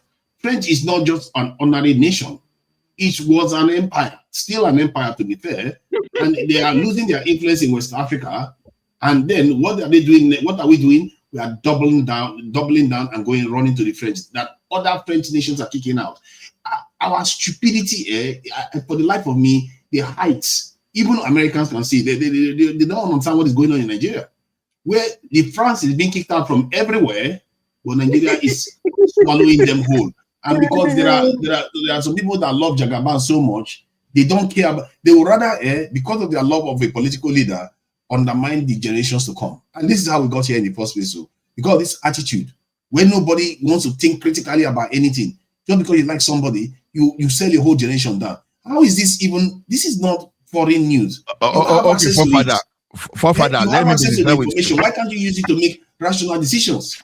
Forefather, let me be sincere with you. See, your agitation is not wrong. As a matter of fact, Nigerians should be standing up and question everything. I don't have a problem with that. But where the problem is sometimes we just have to apply brake a little bit and try to dig deep and see whether I need to raise my blood pressure or maybe I'm overreacting. Let us make sense out of it. Even the Western countries, they are trying to what they call it, censor a lot of Western people now. They are using data. Even the owners of these large institutions, they are already talking about it, that they are going to use people's information. People who cannot misbehave, they will use their information against them with AI support and all the rest. Even in the West, not to mention in Nigeria, we have no chance in hell to repel these people if we carry on the way we're carrying on right now, thinking that we are going to win. Our people already know about AI. Let me tell you something, bro. Let me tell you something, bro. Your information is everywhere. You have Google Mail, you're on Facebook, you're on TikTok, your information is everywhere. So Ola, let me have something to that. Let me finish. Hold on. Okay. Bros, hold on. So your information is everywhere. What we are concerned about. So let's give them more sensitive information instead. Because it's everywhere. Let's give them more sensitive ones. Okay, no. Okay, what sensitive information do you want to give them? Let me just. You are giving them not only individual tax structures. You're also giving them banks this information, including China or bank information. You're also giving them multinational this information. We're talking about like Chinese companies, foreign companies that shouldn't have anything to do with the French, but because of Nigeria opens them up to the French. Hold on, I asked him a question. Let him land now, so that I want to interrogate him. Okay, go ahead. Because what the document says is that they are going to have access to our tax information, including that of multinationals. So in other words, if you're a Chinese company, you are doing something and the West is against you, Nigeria provides all the information to them. Let me now ask a question now. Why would the Chinese want to do business in Nigeria? What are you going to do with the data? Because data is one thing, but what's the intention? What are you going to do with it? Because I see people talk of data. We are not talking of data. What are you going to do with the data? One, if they have your financial status paper, they can use that to make decisions based on how sensitive your situation is. See some of the danger. Money is power. Money is power. You should know that money is power. If somebody has access to your financial information, especially tax information, they can know maybe when your company is vulnerable and what issues that can arise. Let's say you are supposed to file your tax return at a certain time. What if they know and sabotage the company before then, and the company is not able to file, the company runs into trouble, or they use your tax distress situation to manipulate a company or another company? There are so many. I can't even start imagining all the ways. But the point, I'm unable to link it. My point is that they know the value of information. Forefather, okay, that's what we are providing them. No, Nigerian shared forefather information today. Nigerian share forefather information with France. You understand? Unsolicited. You are not under investigation. You are not under anything. You understand? They share your information with France. What are they going to do with your information? I just want to know. What they can do with my information is that, one, they can even influence, because you have your tax information and they also have access to it. They can plant information. They can blackmail you. They can do anything with you. Not everything, obviously, not everything, but they can be able to put that information together with your private, let's say, WhatsApp information, other information they have access to to manipulate you or to manipulate people around you against you. Just you can't even name the possibilities that are there. The point is that if people have information about you that your own countrymen don't have, do you know what the power they have over your nation? I'm still not getting. Okay. My point is that if I know more about your family, let me tell you now, if I know more about your family member than you do, I can influence your family over you. Hold on, because you are not convincing me. Let me give you an example. When the US wanted to get Bin Laden, right? All they needed was just to get his voice, right? And that his voice, they already did attach to as a geo satellite. Now, it simply means that anytime the voice goes online, the satellite quickly locate where the voice is, and they'll be able to trace him. That's a way to use information. That's not financial data.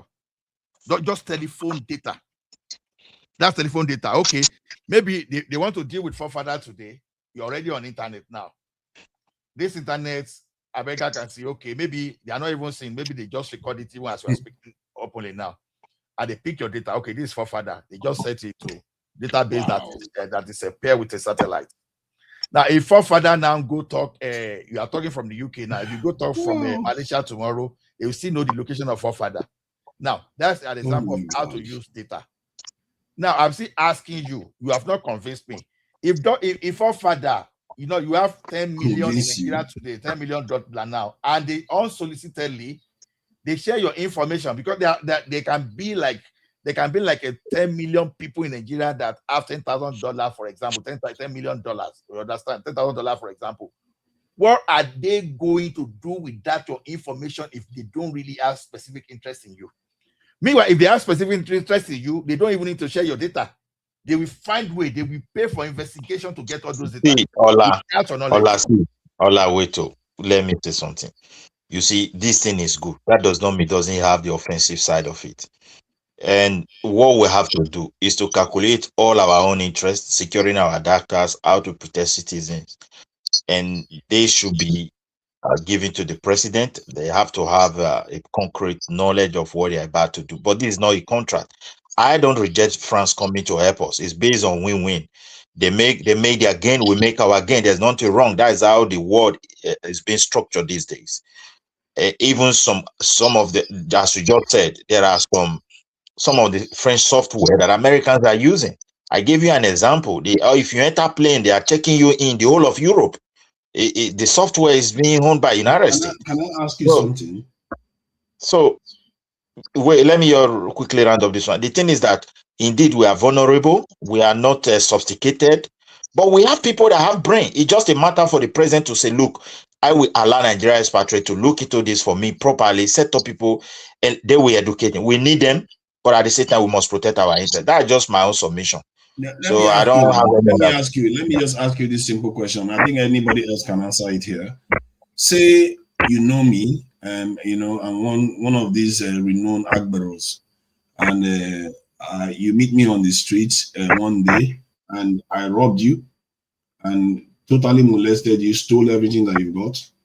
Then later on, you go back and you start building yourself back up again, and you're still poor. You're still poor from all the molestation that I've already done, stolen everything from you. Then later on again, I say, you know what? I have this service to render. Can you come and sign on with me so that I can give you this service? Would you, in good conscience, agree to work with me on that service? Yeah, I can do. Depends on the services that I want. Take for example, Midwest. Hold on, Midwest. I want to. This is classic. This is classic Nigeria. Everybody, gentlemen. Now you found out why we are where we are. This is exactly why we are. Father, please allow me. He has given you the answer there. I thought we were better than this, but clearly we are not. We are still very. No, you see, what I hate about this platform is that. Wait, what I hate is you let me explain myself. You see. Hold on. No, you explain yourself now. No, forefather, hold on. I want to give it to someone. You call yourself one Aladdin Kelly. Do you know something? Do you know something in life is that people like you are so arrogant, and you are so full of yourself, and you are intellectually deficient and you don't know anything. God, You came here, and you are telling people to go and learn programming before you can have a real intellectual. Are you okay? Are you okay at all? You don't even know the background of those people that are speaking here. Who are you talking to go and learn? And you say you are tired of old people. You understand? That is why some of you are misled. Yeah, but he's making a good point here about they could easily hide the funds that they are funneling to bandits. No. See, Look, like what whether it's he goat or she goat is talking about. Go and learn programming before you can have intellectual conversation about data. You understand? Why See, you some of you are just so arrogant. You understand? You don't even know who you are dealing with. Who told you know anything about data? You understand? Wow. Next time, learn how to, because I'm going to be doing daddy freeze style for you here. You understand? When you abuse anybody here, I will come to you and I will abuse you to the point that you are going to weep. Don't abuse any panelist here. Otherwise, I will do daddy freeze for you. That's last warning for you. Next time you try it, I'm going to kick you out. Don't try that rubbish. Go ahead. So I've just searched for the potential dangers, and I didn't just say potential dangers. I said potential realistic dangers of this system. What I not make I explain to Naija why I said I will do. Go ahead then. To Naija, let me just give you a brief. That Agbero you mentioned that robbed me, if tomorrow and he vowed to protest something for me, let's say I want to organize a show, and he said, Oga, this is your show, you want me peace day, and give me, I put my boys there. That's a different contract. Now I will patronize it, and we are rich, and I will assure you that kind of show, no allow they have. So don't just, let me tell you, don't look at something because of everybody describe that thing to be bad. You will just see everything about that person bad. Like me, I don't support Tinubu since I become during campaign. But when it comes to this tax issue, when I carefully examine what they are trying to do, may God let them do it with good faith. That is just the beginning of governance. I don't have any problem with the tax issue. So let me ask you now. That's your analogy. Just to no. Let me go with your analogy. That Agbero is not just that he robbed you once. He's still robbing your colleagues, your people that you know. Wait. That is rumor. How is Agbero robbing? Agbero don't rob all the time because they are allowed. No, Agbero. You think Agbero has to really living now? No. I'm just trying to shed light on the reality of what the analogy we are following. That Agbero has robbed you already. Then now he's still robbing your neighbors. You can see that he's still in the job of robbing people. So you are going to, in good faith, still sign him on to come and work for you. Mr. Ola. Oh, wait, I told you if I have an event, that is number one. Yeah, so you want to do that free. He deserves to be robbed if you get robbed. For two father, two forefather. If you get robbed, you deserve it, don't you? No. There's one guy that called himself Aladdin Kelly. He said he has connection with MIT. This guy. I told you, see, you are just too arrogant. You understand? Some people, MIT is a top computer science school. I can tell you, someone here attended Georgia Tech and University of Illinois at Urbana-Champaign, and both those schools are top. They were in top 7 when it comes to computer science in the United States of America. Go away with your arrogance. You understand? We have someone with background in electrical engineering here. We have economics here. We have someone with a full-fledged data. We have doctor here. You understand? You know, a consultant. You understand that has practiced for years. And we have some people. We see. Look at this screen and look at the caliber of people here. And you are just coming with your arrogance and you think you know better more than this. You understand? Next time you abuse any panelist here, I will just kick you out. If you are bold enough, come here and join.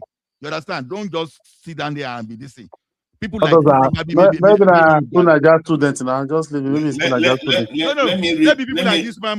Maybe they managed to get passed out of a national diploma. Leave him now. He's on the chat. So let me read the question I asked was for him. I want to do daddy freeze for him. I want to do mommy freeze for Naija. I want to mommy freeze for Naija. Freeze him out. See, I said please highlight. Can you let me read what I'm reading? I said please highlight potential dangers that are realistic. So he said from that Business Insider African page, the publicly described MOU is FRS and France DGFIP signed on 10 November on cybersecurity, while Nigeria will share aggregated, anonymized economic information, including insight into multinationals, transfer pricing, profit shifting.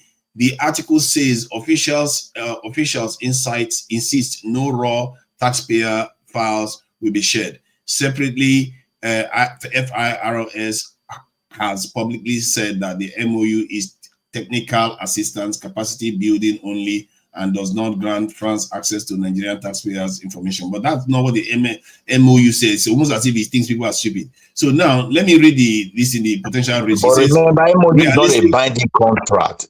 I don't understand you to Nigeria. It's not a binding contract. Oh, fine. It may not be.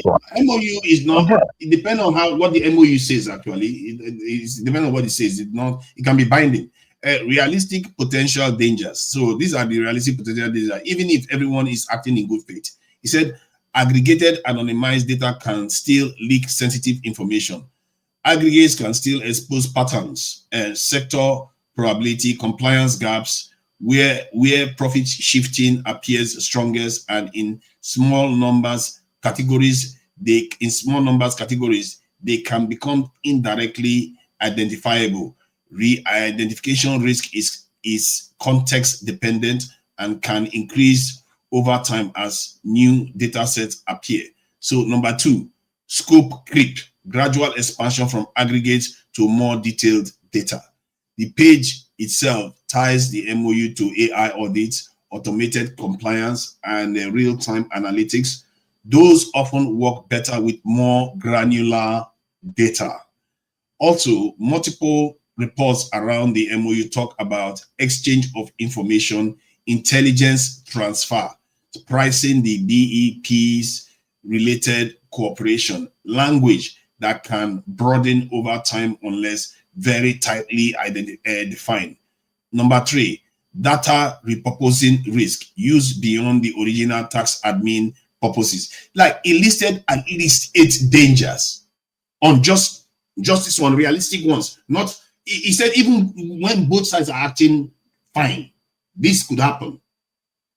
How is it that, I said it before, our threat assessment antenna is broken. Our people don't have any threat assessment antenna at all. It's completely broken. We don't have it. Ancestors, let me tell you something. For everything that are intended for good purpose, there must always be negative part, no matter how good it is. Thank you, my brother. That's what I wanted to tell you. Thank you. Even if I remember, a Christian should correct me. You understand? Even when God created human beings, it was still sad that He created human beings. Don't let me misquote him. You understand? See, when even God created human being, you understand? Human beings still have the negative side at the end of the day. So the thing is this: everything there must be real, because as you are working for a purpose, some people will be counter-purposing you. It is normal. Now, it is for you now to look at what you should understand is that when the counter-purpose happens, does it happen with a smaller nation, or does it happen with a python that can swallow you whole? This is what you don't seem to understand. So, Naja, look, even that Singapore you refer to, behind the closed door, you don't know some agreement these people have with France, America, and other superpower. So, my dear brother, I would rather go with them than go with France. For me, I would rather Singapore will not compromise themselves to France. To Nigeria, relax. Let me tell you. I can't be hearing your voice for hours. I can't be hearing your voice for hours in like. Relax. Yeah. Let's hear some other voices. Why can't people just agree with me and they will save ourselves all the trouble? Why? I agree with you on what?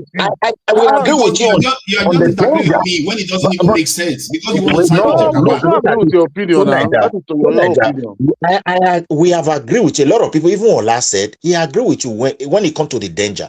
But telling us France is not good, this is where the problem lies. You understand? I'm not telling you that France is not good. France is good for its people. Are we good for our own people? Allah, can I chime in? This guy would not stop talking. Yes, sir. Look at that. Mr. Trump. Yes, Mr. Trump. Yes. Trump daddy. Go ahead. Let's sometimes I've said it before many times that we Nigerians we major in uselessness in the minority. So this France trying to get access to our data. What data are we talking about actually? I mean, how secured right now are our data in that country? We're pretending like we're so careful with our data and we protect our data and the government respect our data. None of those things exist. If anything, for that matter, perhaps the French government or the French people, the company, may be able to secure our data better than we can because we don't secure our own damn data. Okay. And number two, we talk about America. Even America, with all the security, this and that, there's so much vulnerability in the freaking system. Left and right, people are stealing data. Do you know how many millions and millions of data are in the hands of private companies that is steal from these so-called big corporations that spend billions of dollars every year on their freaking security? Do you know? So to Nigeria, don't overwork yourself on some damn data about Nigerian data. What data is that? Every day, Nigerians are the #1 volunteers of that data online. Freely we give away, left and right. Nobody's saying anything. We give our data away. So this have this apprehension and headache over Nigeria French companies stealing our data is a non-topic. Let's talk about something more serious. So, it's a non-topic. Another one again. Another one for because we are already compromised. Let's compromise ourselves further. That is his argument. Like many of us do. That's not my argument. And secondly, to show you how our Mumu argument, how he wear trouser, he says whether if American companies steal American people's data, you forget the keyword there, American. They are stealing American data, the Americans. You are giving your own away. Oh, our people, I feel sorry for them. Let me you like to form. Hold on. You like to form. So that we can just go home. Let's bring that the talk now. Yeah, see, forefather, he has been here since he hasn't talked. Let him speak. Okay. So everything that I said is no. What you're saying is not what I said. Actually, you just like to form argument to your own direction. I just said again. Nigerians, we volunteer our information personally online all the time, freely on social media, but you are pretending. That's your pretend. You are pretending like Nigerians are so data conscious. Where did that come from? Or when are we ever showed that skill or the ability for ourselves and the government to protect our data? Why are you pretending? So that if a French company, by the way, has a fiduciary duty to the consumers or the citizens to protect their data. Okay, that's my argument. It's not about we should give freedom. No. They have the obligation to protect our data. So that's one thing you don't know. You pretend like the Nigerian government has a highly secured encryption or data security system in place. I don't think so. So you like to blow things out of proportion. The French will secure your data for you, and you think that because Nigerians don't secure their data, we should now surrender the data. You truly measure in like but that's what you are saying. I'm not trying to gaslight you in any way. The issue right now, if you ask me, the overarching issue right now. You know what, Prince Daddy, you already Trump Daddy. Take your DNA results, hand it to France. Since we are already giving everything away, give everything to them. Okay. No. The overarching issue is this thing. Did you read it and see what's inside? Yes. So what did this say exactly? I just read it. Didn't you hear what I just read just now? The issue is not even about data security. It could not be. I mean, that's why we measure in uselessness. Is the issue at hand can never be about data security. It can't be. So the issue has to be. I think somebody said it earlier. Is it this French company? Is it a fair company that can do a good job in order to, in order to collect the revenue for Nigeria? Can it do a good job? Are they qualified? And is there in the background of this deal? Are there some shady things going on? These are the main concern. It can never be. See, but why keep talking? Can somebody respond? Let me ask you a question so you can carry on. Do you think the French have acquitted themselves in terms of as a people that we should trust given their history in West Africa? So, Tunaja, can I ask you a question quickly? I know you asked a question. I want to quickly. Do you know this energy company? Is it Eon Energy? Yes. Who owns it? I think it's a French. Do they have anything in the UK? People do they supply power to UK citizens? Yeah, they are part of the power this is supply company in the UK. Okay. Yes. What does that? Have they ever colonized the UK? Have they ever impoverished the UK? So France colonized Nigeria. Is that what you're saying? They are power distributors. They are colonizing West African nations and impoverishing them. Look at Niger. They took uranium out of Niger and look at how poor Niger Did they colonize Nigeria? They didn't colonize Nigeria. It was the British that colonized Nigeria. You know that. Okay. Patoski, what happened to your voice? Guys, let's Patoski. We should not be on the same page. Boy needs to rule now. No, forefather. He said not Igbo are not going to support because it supports Jagaban. No, forefather. The Patoski moves the way he likes, so he doesn't support apart from that, people have the right to their different opinion. Why do you think somebody have to? Why did somebody have to support something because you support that thing? Do you know why? Why do I have to support something that you support? Let me answer him now. Let me answer him because I actually believe that there are certain things we should all already agree. No, we are not zombies. Okay, we are human. We are not zombies. Forefather, Professor Noel. Forefather, Patoski may soon. Can I share something? No, Forefather is Professor Noel. So let me try. Even though this is my field, but let me just speak on two sides of it. I will speak on the DTA, that's the double taxation agreement, and then I will speak on the information side. You see, I was listening to you guys and say France is this. Why are we going to be doing this with France? France has DTA agreement with over 100 countries. And if you want to effectively collect taxes and do mutual and avoid double taxation for your citizen, you need to sign DTA agreement with as many countries as possible. So one of the things you can do is sign with the big countries. When you're already done that, the smaller countries will not have problems signing up with you. The implication of that is that some of us are in diaspora. When we pay taxes, if Nigeria say they're going to tax us on global tax, that means we are paying taxes here, and as Nigerian citizens, we also pay taxes in Nigeria. Now, the implication of that detail is that the two countries we reconcile their position, and if, for example, the UK, if you are UK, if your tax is 40% and Nigerian tax is 30%, since you already pay 40% in the UK, you are not going to pay anything. But if you are a UK citizen in Nigeria and Nigeria is taxing you 30% and UK tax is 40%, what you will just do is you will only pay the 10% to meet up. So that arrangement has to be in place. So if Nigeria can do it with France, you do it with other countries, then okay. But if they can't do it with a particular country, let's say Nigeria cannot have an agreement with UK now, it means that for those of us who have dual citizenship, you will pay your 30% in Nigeria and still pay 40% in UK.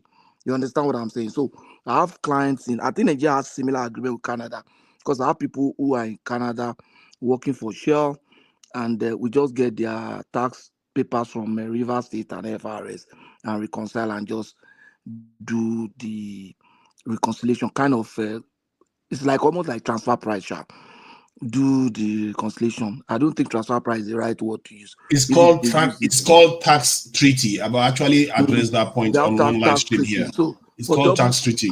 So it helps. We've not even done the treaty. Allow Patosi to talk. It allows for double taxation. It helps to manage double taxation, and for you to do it very well for the fairness of your people, you must go into such agreement. So I've checked up. France has over 100 countries that he has such agreement with. Then with respect to exchange information, that's taxpayer information. France has agreements with so many other countries, especially in the UK, Belgium, all the European countries, and so even Americas, they have with Brazil, with Mexico, with US, where they exchange data. If not, these people will be beating the system. I know people who are working in Saudi Arabia, because you know Saudi Arabia is not a tax this thing, but they are still residents in Canada, even though their families are here. So they still have to pay taxes, but they hide the money. So if they don't exchange this information or this data, how do you think they are going to be able to collect? So we must position ourselves No, to no, change no. that. That is something that is totally different from what this treaty is doing, though. No, we are looking at the data side of things first. That are you going to give your data to people? If they say no, it's a lie. They will. They will. No, you share relevant information, like in terms of the person that needs to be taxed. Let's say somebody, let's say one of you travel overseas now, you want to be taxed. That's the person they share information. They don't share the entire country's information with that country. If, for example, they know people have left the country. When you travel, didn't you use passport? They know people have left the country. They know people who are working in their own countries that are Nigerians, that have Nigerian origin. They will share those information. Yes, that is what they share. That is normal. But what we are talking about in this treaty is not that. So what is it? What is it? So what's the problem? Is sharing our tax information with the like the French and the ones like they just explained to you now. Are you listening? See, I listen. Don't you hear it? I already know about what he's talking about. This is I tax don't care what treaty. you have already known. Listen, I'm talking to so many people. So what I know even the name, and I you don't didn't care even know what the name, and you're saying I don't care what you know or what you don't know. believe. So let me address everybody. If they are going to be able to reconcile taxes and have a particular maybe Ben or Imohwede, they need your name and your date of birth to be able to, because there might be so many Ben Imohwede, but the ones that has the same date of birth with you might is not likely, and the one that has the same name and date of birth to you that is in Belgium is not as But likely. this has nothing to do with that, though. I don't know why we're talking about. Okay, forefather, hold on. Forefather. Patoski, hold on. Let me tell you something. You see, it's always good to listen to experts when they are talking to you. Patoski is not only an expert, you understand, his partner who is an expert in this field. Satisfied, government satisfied, not so. So when he's talking about tax treaty. Hold on, guys. Hold on. Yeah, this your hold on, man. Sometimes it's good for you to know your limits. It has worked for consulting firm. When I won't mention the name of that consulting firm. Hold on, global consulting firm you can mention. You understand that the like of a Taiwo that is doing this task that has worked for. So just when someone is talking to you, sometimes everything is not agree. Sometimes you have to cool down and listen. I can tell you that when I told him it was tax treaty, why did he disagree with it? I know about what he's talking about. Father, you are not in Dr. Damage now, please. You guys don't like to acknowledge when somebody does something. Is it because you don't like me? Is that it? You don't like me, so you don't want to disagree with me. Like 3 minutes monologue, then make it silent after I don't talk. Not Jagaban, is that it? Tunaja is not pivoting. Is it because I'm black or is it because I'm white? You're coming up with all those because you don't like me. No. You see what I don't like? You are talking to someone that has handled transaction of multi-million dollars. That has handled the transaction of millions. No. Nothing can annoy. You have an opportunity to learn. Ola, if you bring a medical doctor here and you are discussing surgery, Tunaja will still argue with that person. Tunaja, I believe he has monopoly of knowledge. He has monopoly of wisdom. He knows more than everybody. Okay, guys, let me chime in. Tunaja, hold on, please. Tunaja, hold on. No, that is Dr. Damage style now. You can't be hearing your voice. Tunaja, hold on. Tunaja, your voice. You need more than 20 years to get to Let me just tell Tunaja something. Tunaja, if there is a way they can track how many hours people have spoken by their voice, you will discover that you have spoken 90% of the time here. Because people refuse to agree with me. Agree with me. They Oh, must so I agree surrender. with. See, look at you. Who the hell are you that you have to Remember, agree with How you? you sounded? Surrender. it's Sunaja, people who who are can agree you? with Surrender you. and apologize. It will be over. Hold on. You Okay. are the king Hold of on. Agbo, I mean.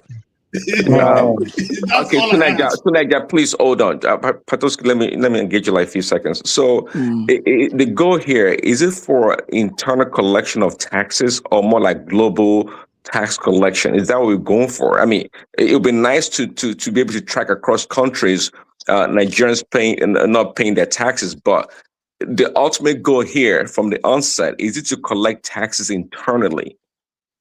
It's everything. From what I'm seeing now, it's everything. You see why they say Nigeria will become. What clause says that it affects everything? Oh, more than Hold on letting now. rattle that please, make sure that we'll be learn. I beg. Hold Continue. on now. It's everything. Because there's really no way you can isolate it and say you are collecting taxes just from the internal people. You understand? There's no way you can isolate it. But what this thing is going to help to do is it's going to help to one is going to help with an AI powered tax audit, because that's the major issue internally. Not even internally, even globally. People don't want to declare their income. People want to increase. They want more deductions than they actually deserve. So to be able to administer deductions, tax credits, and everything, you need a system that is very, very robust. And I don't think we currently have that capacity in Nigeria. So you can't really blame them if they look outward for it. You understand? But my challenge is that if we say, then I think I've answered part of that question. But the second side of it is that there's Mr. no Patosi, way please let me ask you a it will question not be before you global. continue, please. Just let him finish that part. So all of you should be getting ready. That's the Please, truth. I want to ask you a question. Let me add this, Joe. Please. Mm. Okay, wait, are you not saying that, for example, now, we that pay tax in Nigeria already now, we'll still be paying tax here for Nigeria? You that you have paid tax in Nigeria already, I think. You are That's in very... Nigeria now. No, I'm in UK now. But I go to Nigeria. If you are in UK, you so understand? why are you paying tax in Nigeria? There's what we call residency rule. You understand? This residency rule is that if by UK tax law now, for example, I did UK tax law. If you spent 180 days outside UK in a tax year, you understand, you are considered a non-resident of the UK. So you are going to pay tax in that country that you are. But it's not cut and dry No, like that. what I'm saying, no, I'm paying tax here now, but I'm still You are paying paying tax in tax. Nigeria. So You are paying tax with in Nigeria UK and you are still paying tax taxing in me here Nigeria. for Nigeria. Huh? So You are what paying tax tax are you in, paying in Nigeria? What tax are you paying in Nigeria? you see, if you are in UK, for example, I'm in UK. and you are in Nigeria and the UK, you might pay tax if, for example, UK tax is lower than Nigerian tax. If, for example, UK. No, Patoski, I think we need to understand what is it that he's doing in Nigeria that he's paying taxes What must for. I tell you what I'm doing? What do you want to know? That I'm paying tax Yeah, in we're Nigeria. supposed to. How they're supposed to answer your question now if they don't I'm know? paying tax in Nigeria. I'm talking about tax. Don't you know Yeah, to know but what I'm doing? if you still earn money in Nigeria, it doesn't matter where you live. That process of earning, you're still going to pay tax on it. Okay, I think I understand you now. So if you have a business in Nigeria, it doesn't matter whether you live in the UK. That business, you're still going to pay taxes from the dividends of that business. Do you know the funny thing? You are in UK and you have business in Nigeria. Yeah. You will pay tax in Nigeria and pay tax in UK, but it will be reconciled. Now, for that business that is in Nigeria. No, wait, no. I'm not understanding. In UK, yeah, I'm paying tax. I'm working and paying tax. You are paying tax as an employee in the as an UK. employee. Okay, Nigeria, I have a business. I pay tax. Your Do you mean business Nigeria will will pay be tax taxing now. me again? Yeah, I'll be taxing me in Nigeria. No, Nigeria will tax you. In Nigeria, be? In Nigeria, but Okay. but that's your as somebody who is the owner of Nigerian business. If you draw income from that Nigerian company, are you following me?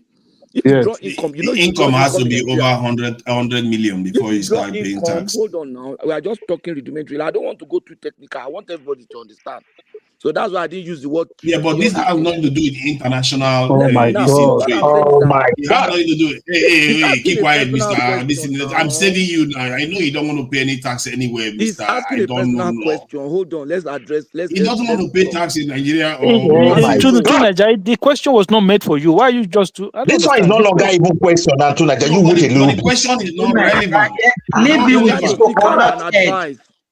You see, all these people, they You don't want can to do seek an anything. Can you advice. put yourself in the backstage for a while, please? Let me put him at backstage. No, Yeah, look let at him that. put Look at himself. that. Let him put So what will himself. happen? I'm telling you that this has nothing to do with international payment of tax. Let It me doesn't have let to me do let me with that. answer you. To Nigeria, can you Yeah. put yourself on the backstage for a while, please? Okay, Let's no grown up. problem. Let I'll grown up keep people quiet have now. conversation. Let me keep quiet. Okay, 5 minutes. I'll give all of you 5 minutes. To Let's see Nigeria, how we to get to Nigeria, it. don't take what he's saying like a debate. He's trying to pass a knowledge. And if we have questions, we'll go. Let him learn first, I beg. So if you pay, if you now draw income from that your company, you know that is your own income now as a British resident. So that income you are going to also pay tax in Nigeria, but you're going to pay the difference of that tax to UK. I know UK tax is higher than Nigeria. So if for the money you drew in Nigeria, for example, as a Canadian now, Patoski, let's put it this way. Let's say is any £10,000 in UK and he's paying 40% of that as tax. He earned an additional money in Nigeria. Yes. You understand? Nigeria will tax him on that additional money. And based on their own percentage of based tax. on their own tax rate of Nigeria. So if for example, so it will not be paying the differential because it's two different income. You will pay. Hold on. Let me finish Hold on, Patoski. Do you add it to your total income? The Nigerian income and the UK income, did they combine it and pay taxes on it? It's a global income. Nigeria is not happening like that in Nigeria because Nigeria tax system is yet to be robust. If Tinubu is saying he's going to make Nigeria a 1 trillion economy, he knows what he's talking about. You have millions of Nigeria outside. And some of those countries, their taxes are lower than Nigeria. So the differentials will have to come to Nigeria. For example, someone like you in your place now. I'm happy Canada is not low. No, in some countries, for example, somebody in the Middle East now that is not paying zero taxes and is a Nigerian, is going to pay full tax on that income in Nigeria. So Simba, your friends should be getting ready. Yeah, but Padoski, hold on. Padoski, hold on. No, 1 second. So if somebody is working in Saudi Arabia and they don't have any business in Nigeria, they don't have any income in Nigeria, all they live their life, they live in Saudi Arabia, they are Nigerians. So are you telling me now they're going to pay tax in Nigeria? No, of course no. If he's not a Nigerian resident. Okay. Now, but the condition that makes you a non-resident in that tax year, because the residencies are appraised every tax year. If you are not a Nigerian resident in that tax year, you will not pay tax in Nigeria. But what makes you a resident is not just the fact that, you didn't stay in the country, you are somewhere else. If your family is in Nigeria, if you have houses and property in Nigeria, an interest-bearing property, yeah.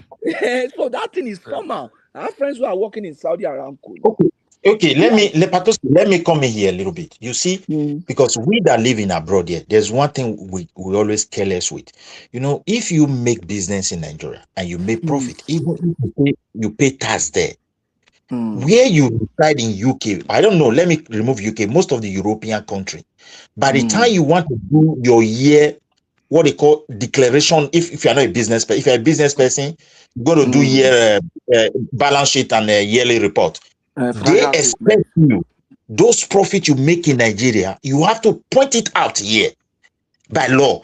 And failure not to do that, the consequences is very high, but people don't know. Yeah, but that is the integration that they are talking about. No, now. you don't necessarily have to do that. Because if we jump into international, then Nigeria can implicate most of our citizens. No, but it doesn't necessarily work directly like that.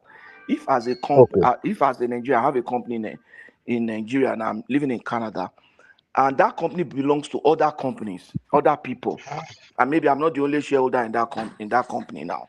So when they make income, I'm not going to declare it. that I make income because I didn't make the income, the company made the income.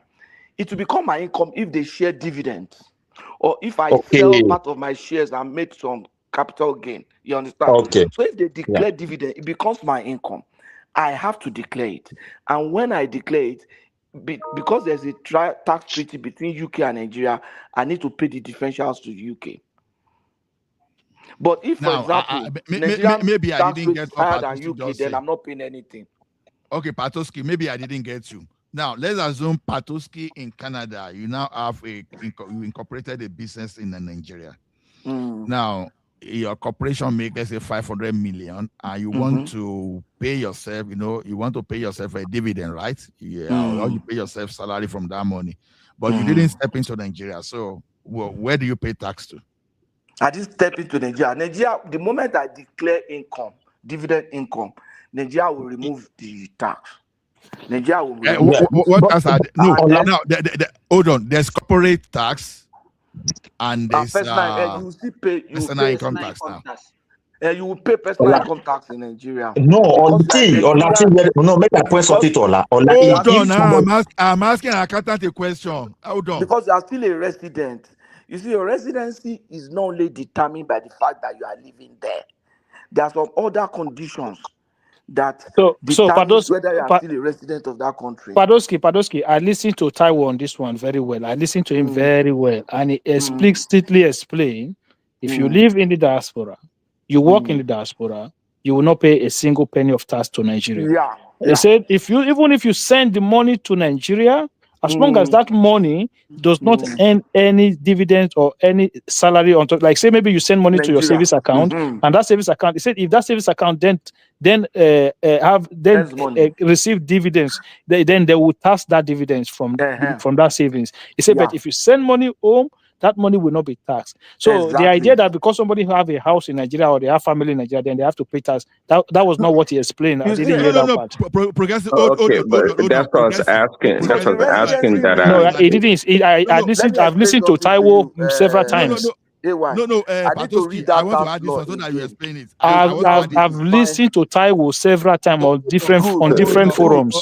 That's what I was asking if it's more internal tax collection than global tax collection. The system they're trying to implement.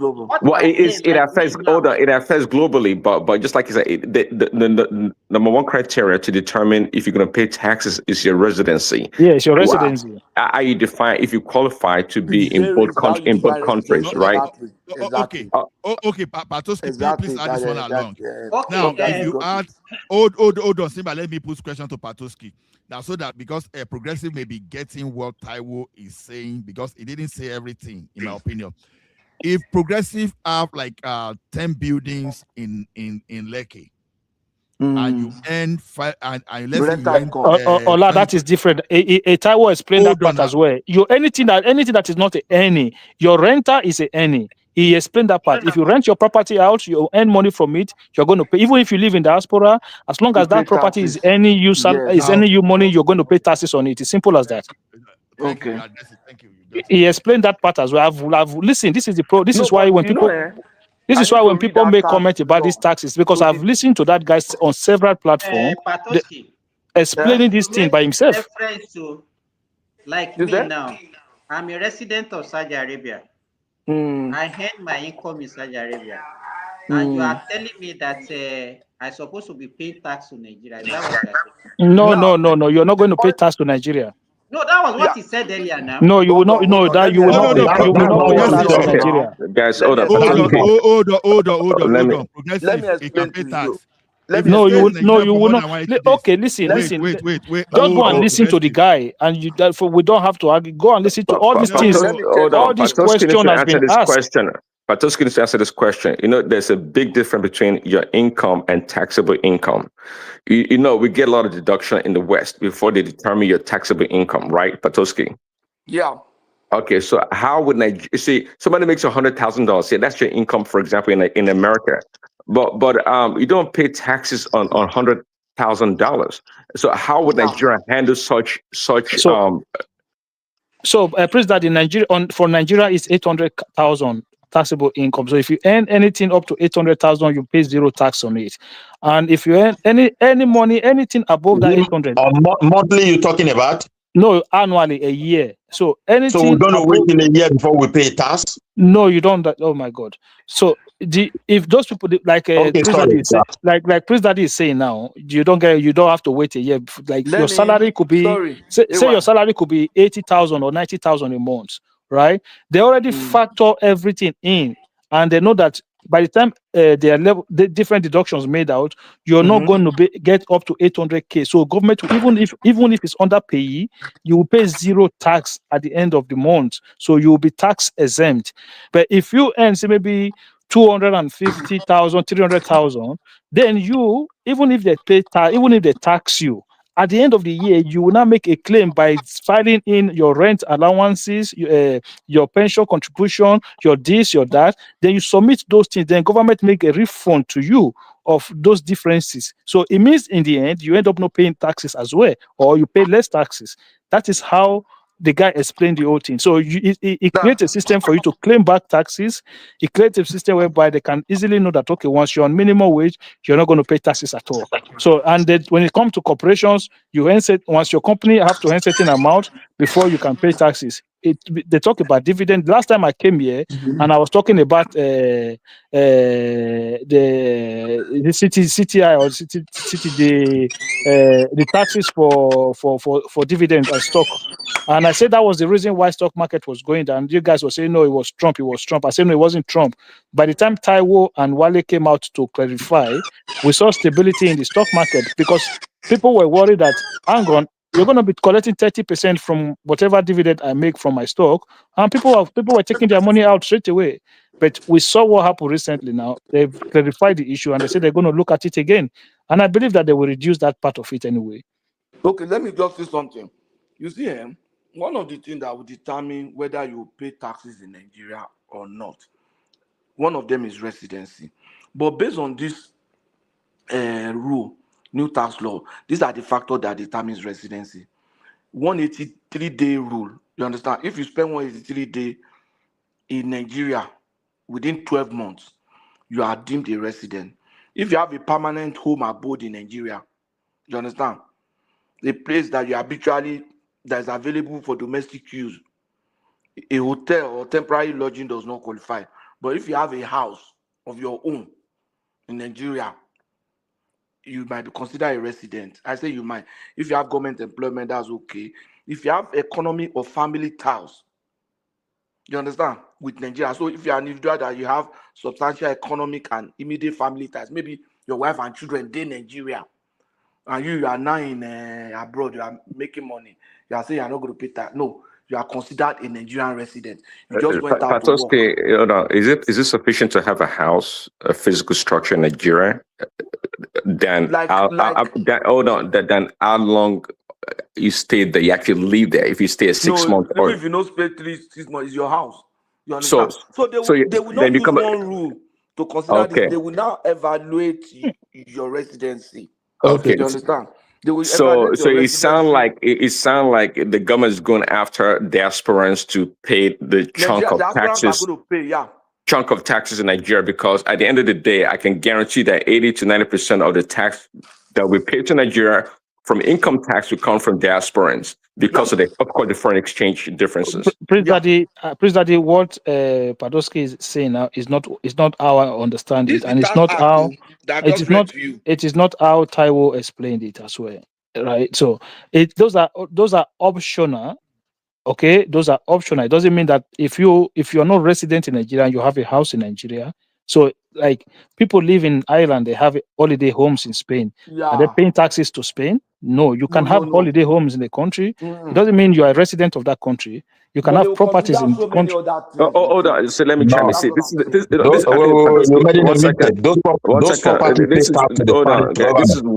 is when Patoski alluded to earlier. See, Nigeria's tax system is not robust. It's not mature to that level. They don't distinguish all those things. If it's I'm telling you, the guy distinguish everything. Go and listen to him yourself. All these questions were put to him. One question more, please. Okay, what's that? Okay, what about people that are by blood? We are Nigeria, But by documents, we are not Nigerian. And we have property at home. How are they going to tax us? If you have property at home and you are making income from it at home, you will But how pay would they know tax that it's me? But even the name here, but my passport here is not a Nigerian passport now. That's why they need those data exchange.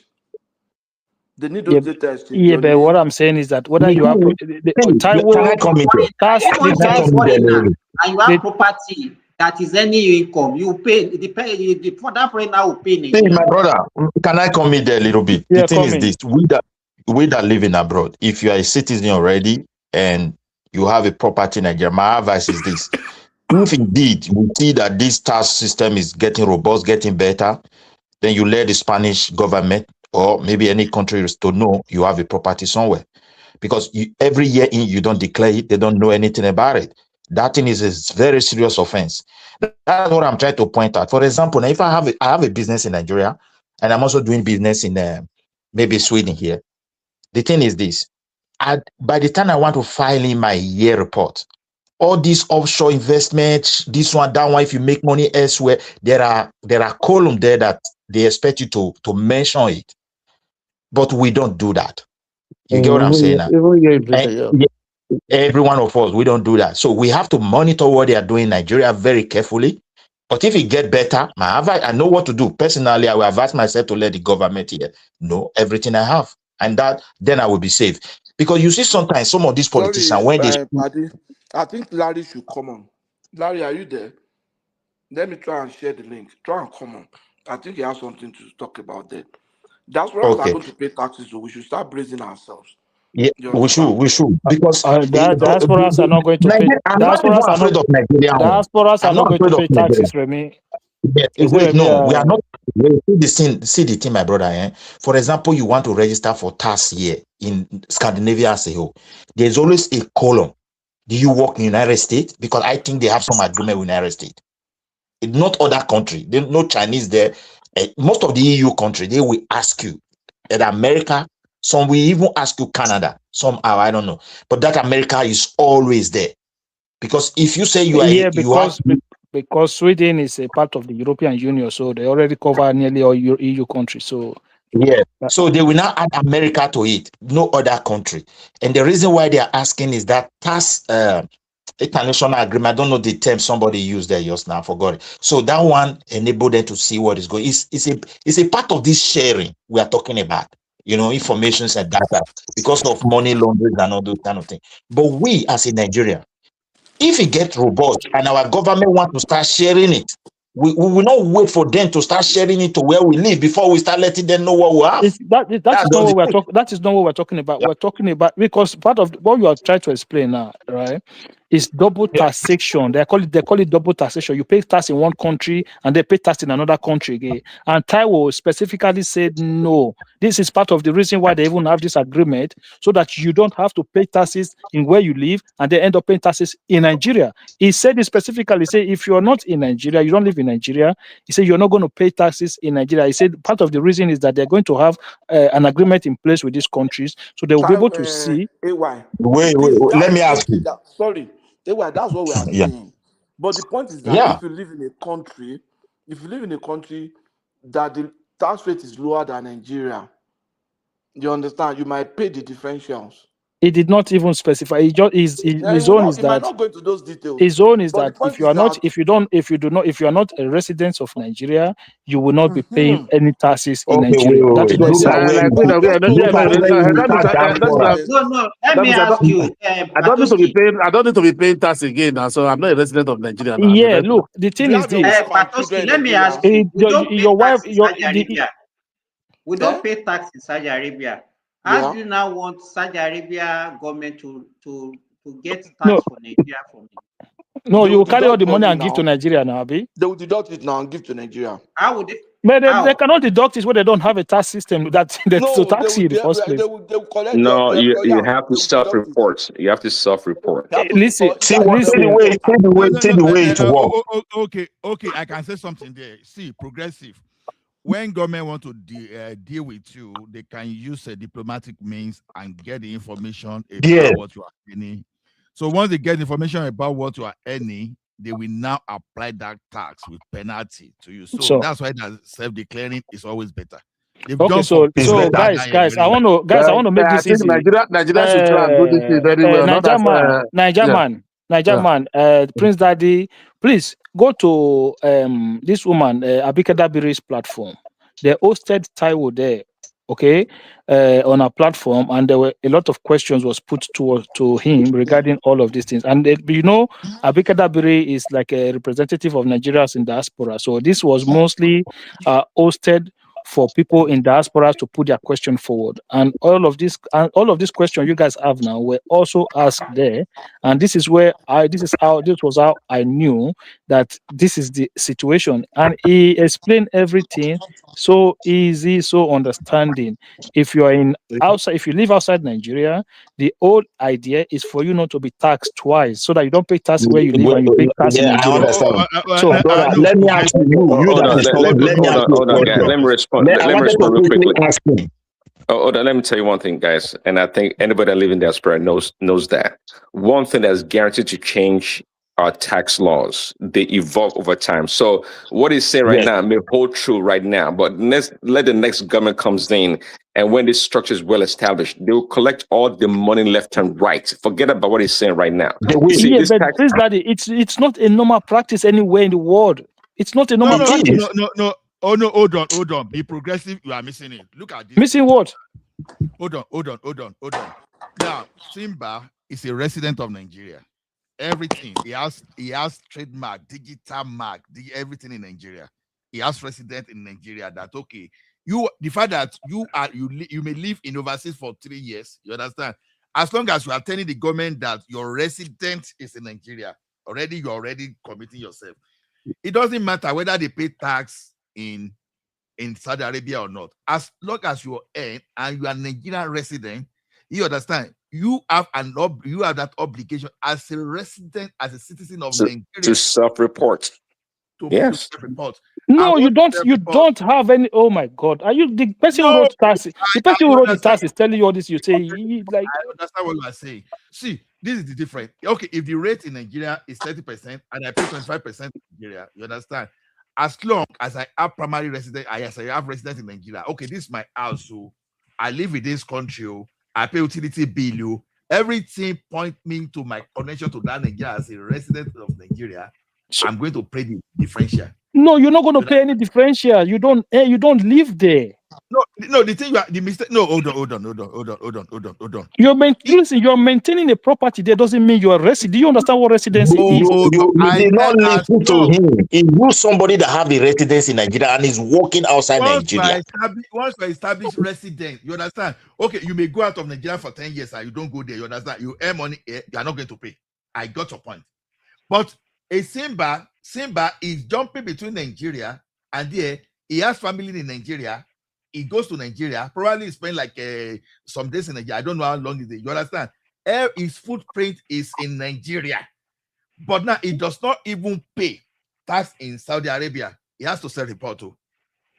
So I understand that you are trying to prove you are trying to push it to the edge. Maybe Simba could be spending 120 days out of the how many days in Nigeria, and then things like that.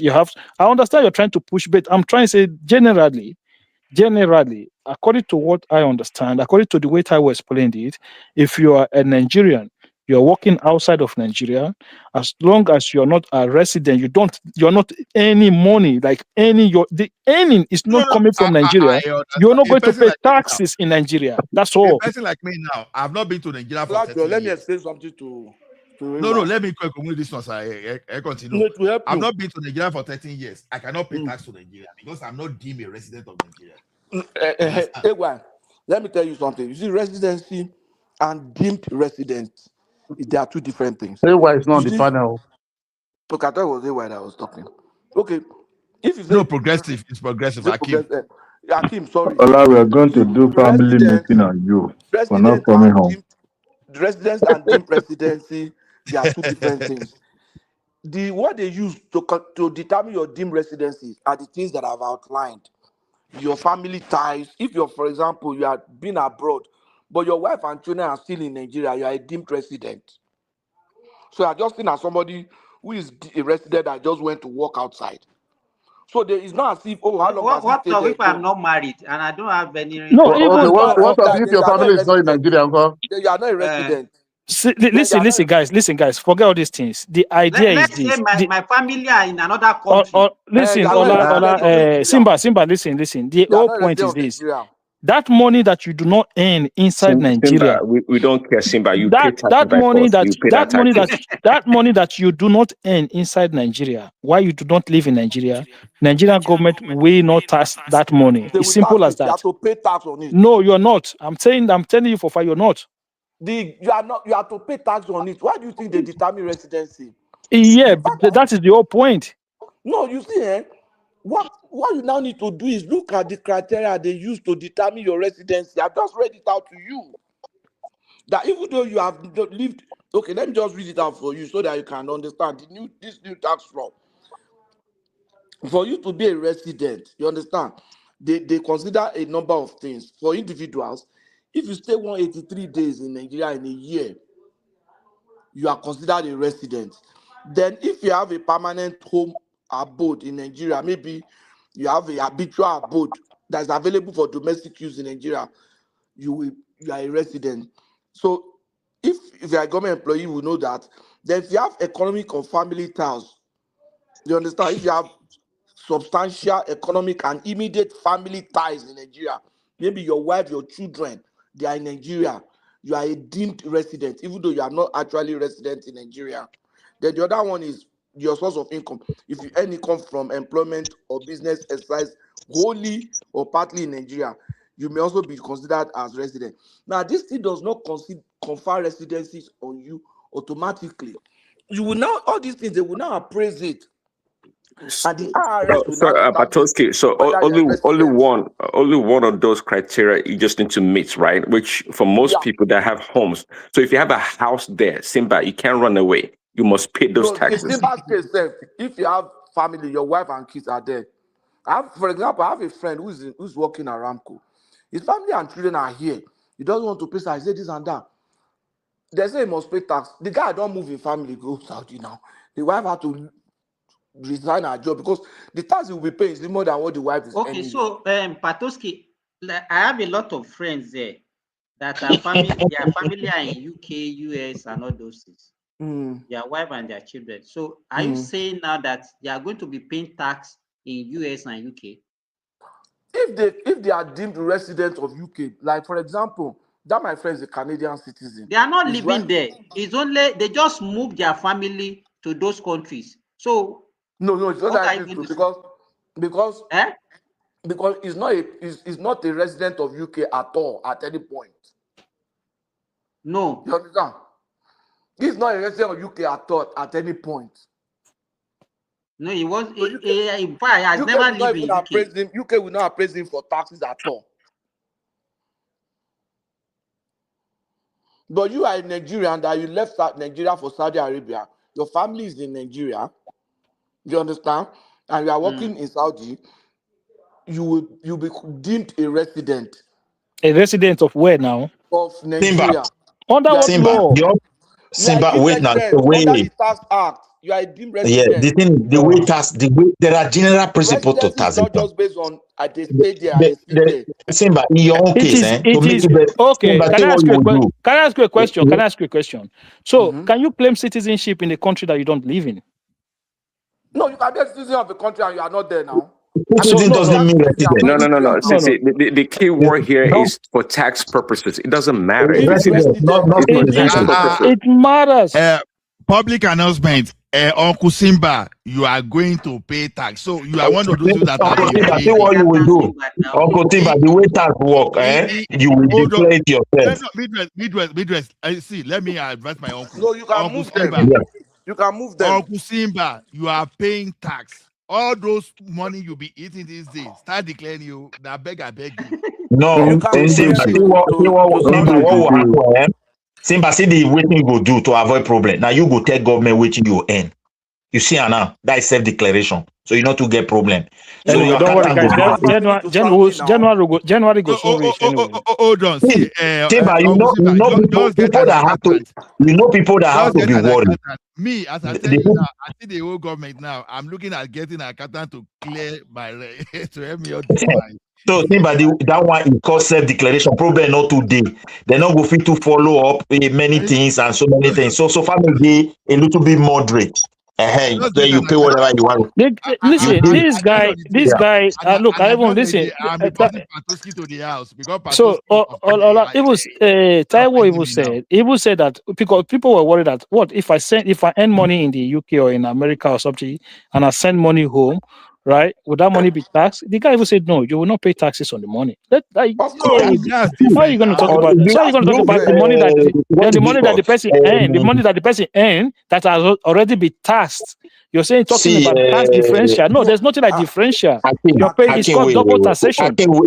I can wait a little bit. It's called double taxation, and it's ruled it out. Hold on a moment, because when they break down something, we know where it's going. That's why we are trying to tell you something here. Look, my brother, if I send money, I'm sending money for a purpose. That one is quite different. The purpose why I'm sending my money is different. I'm either for family they want to use. No government will tax me on that, except some countries anyway. But if you have an asset or you are residing somewhere, you are working there and your residency, your address, where you live as a human being is in another place. That place where it is, that's where you will pay your tax to. Exactly. Like you see it now. Like him now, his residence is in Nigeria and he's working far away. Because his residency is in Nigeria, he has no choice than to make a banking accounting firm and tell them I earn this, I earn that. They will do the resting for him and he give government their own share. You understand? His residency is not in Nigeria if he hasn't lived in Nigeria for a certain amount of time in a year. You cannot say his residency is in Nigeria. No. It's not straight. It's not something you define straight. Some people here, even I have a Swedish people who is working in Ghana for the past 15 years. Their tax still come here because all their life, their residency in here they put on because of their passion. Which company is he working for? Is it a Swedish company that is working for? No. Somehow the thing is a international company that link with European something. So they took them there as an expatriate. You understand me? And there's an agreement that Swedish citizen is working for a Ghanaian company. He will still be paying listen. You see, even the girl, she's even a Ghanaian, so if I want to call her, because the dad is from Ghana, the mother is from Sweden. But Simba Luko, the foreigners, let me ask you people, the foreigners that are working in Nigeria now, where are they paying their tax? The government is coming. It's a gradually process because that's why I tell you it's a beginning of governance. Wait, all those nyama tax that they put for paper. This one we hold them on their broadcast. I'm telling you, if the government is able to do it good, now we start something. Let me explain to you where they pay their tax. It depends on the country that they work with and the tax rate in that country. Nigeria will first of all deduct its own tax. If Nigeria's tax rate is higher than that country rate, they will pay the differentials. That's if they have tax treaty with that country. Unfortunately, if they don't have, they will pay double tax. That's the challenge. That's why Nigeria must agree with all this country. That we are saying, no, why do we have to agree? We must. If not, we have agreement with Canada now. Nigeria has agreement with Canada. I know what they talk. I don't they do tax differential this thing with for people working in Shell, but who are Canadians. Now every year, they ask me whether I have property that is less of 100,000. Now every year they ask me that. Also with me, my brother. That is why I say all diaspora should prepare. You see all those houses where we get once they start collecting tax there and the record is in the domain of Nigeria, you better just start telling. Use your mouth to tell them, yeah, I have this thing. If you have a house in Nigeria and it's not fetching money for you, they won't tax you now. No, that's a different thing. Hey guys, I'm of the opinion that as long as you're a Nigerian, you must pay tax. Yeah. Whether you live outside or within the country, you Exactly. must pay No, tax because No, don't mind progressive and Uncle Simba. They are even though it's not Simba. something that we all want, it's not something Simba, that anybody let desires. me advise you. See, Why are you American that go out to the Asia country to work as an Because you are a expatriate, millionaire, that's why I'm they attacking still you. get They taxed. still pay Whether tax in the US. as long as you claim to be a citizen of that country. However, I think the federal government is trying to, for those who have dual Adewale, you citizenship, cannot even renounce citizenship of Nigeria once you are born there. You cannot. So you are you, not you can, free. you can, you But can, so, you can. no, You can if you, renounce it. I know as a president, we have to be the one that can grant you that. So if No, they they do don't not, need to if grant you. You they don't can, you need can embassy renounce can any do it for country. you. maybe the thing You don't need can. that. You can't But renounce You but I can it. renounce think it. in as much as we are No, clamoring to have a diaspora vote, we should also prepare to do the needful and pay taxes as well. Yeah, You're right. because if Even if not, we don't you want to declare. vote, everything Adewale, will you're tell you right. you are not If in you want to Nigeria. vote, you pay taxes. Sorry? That is true.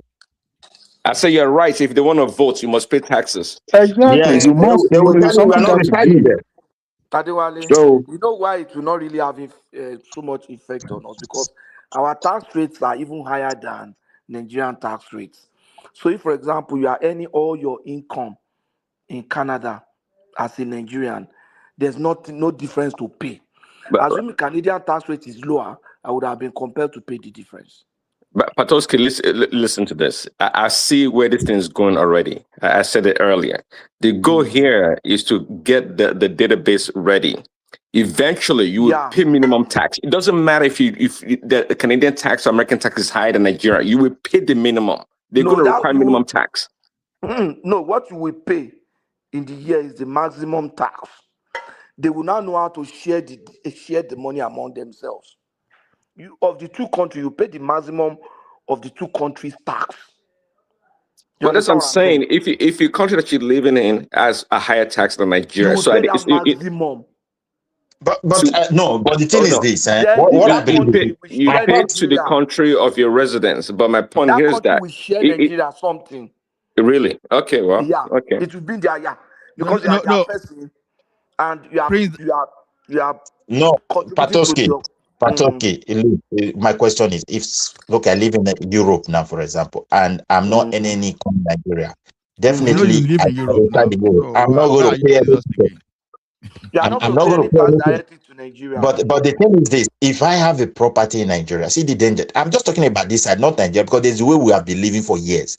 You know, if you are earning something in Nigeria and maybe rent or whatever, then Nigerian government is going to collect tax on that. That one is straightforward.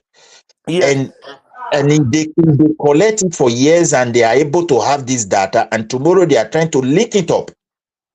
We don't know the agreement we're going to sign with Europeans. So but if they are the first to tell the government here that you gave something, there is a serious offense here. No, Midwest, look at it this way. If you have, let's say you have a house in a Lekki or VGC, you earn 100 million on your property every year. You declare to the government of where you are. Now, Patoski, this is where you are going to airports. Yeah. Now, as Midwest doesn't live in Nigeria. He has left Nigeria for the past 40 years. He has not stepped in, but he has house in Lekki and is earning 100 million every year. Now, who collect tax on that 100 million? No, Nigeria will collect tax on that 100 million. Nigeria will collect. But if they have a mutual agreement, No. The thing Nigeria, is, no. It's any income where is now. It's any income in Nigeria. You know, every income now combined together. So, assuming it's declared the 100 million here, where it's in Europe, it now sum it up. no, I don't understand. He lives in Europe.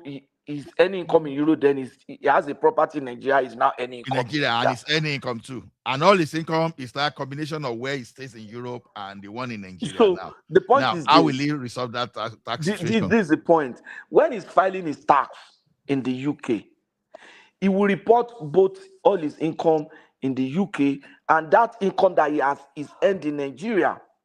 And then UK will evaluate him as if he's any rental income in UK. But so the tax that he has paid on that rental property in Nigeria, he will now submit it with IRS.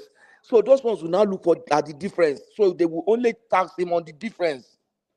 Yes, the net.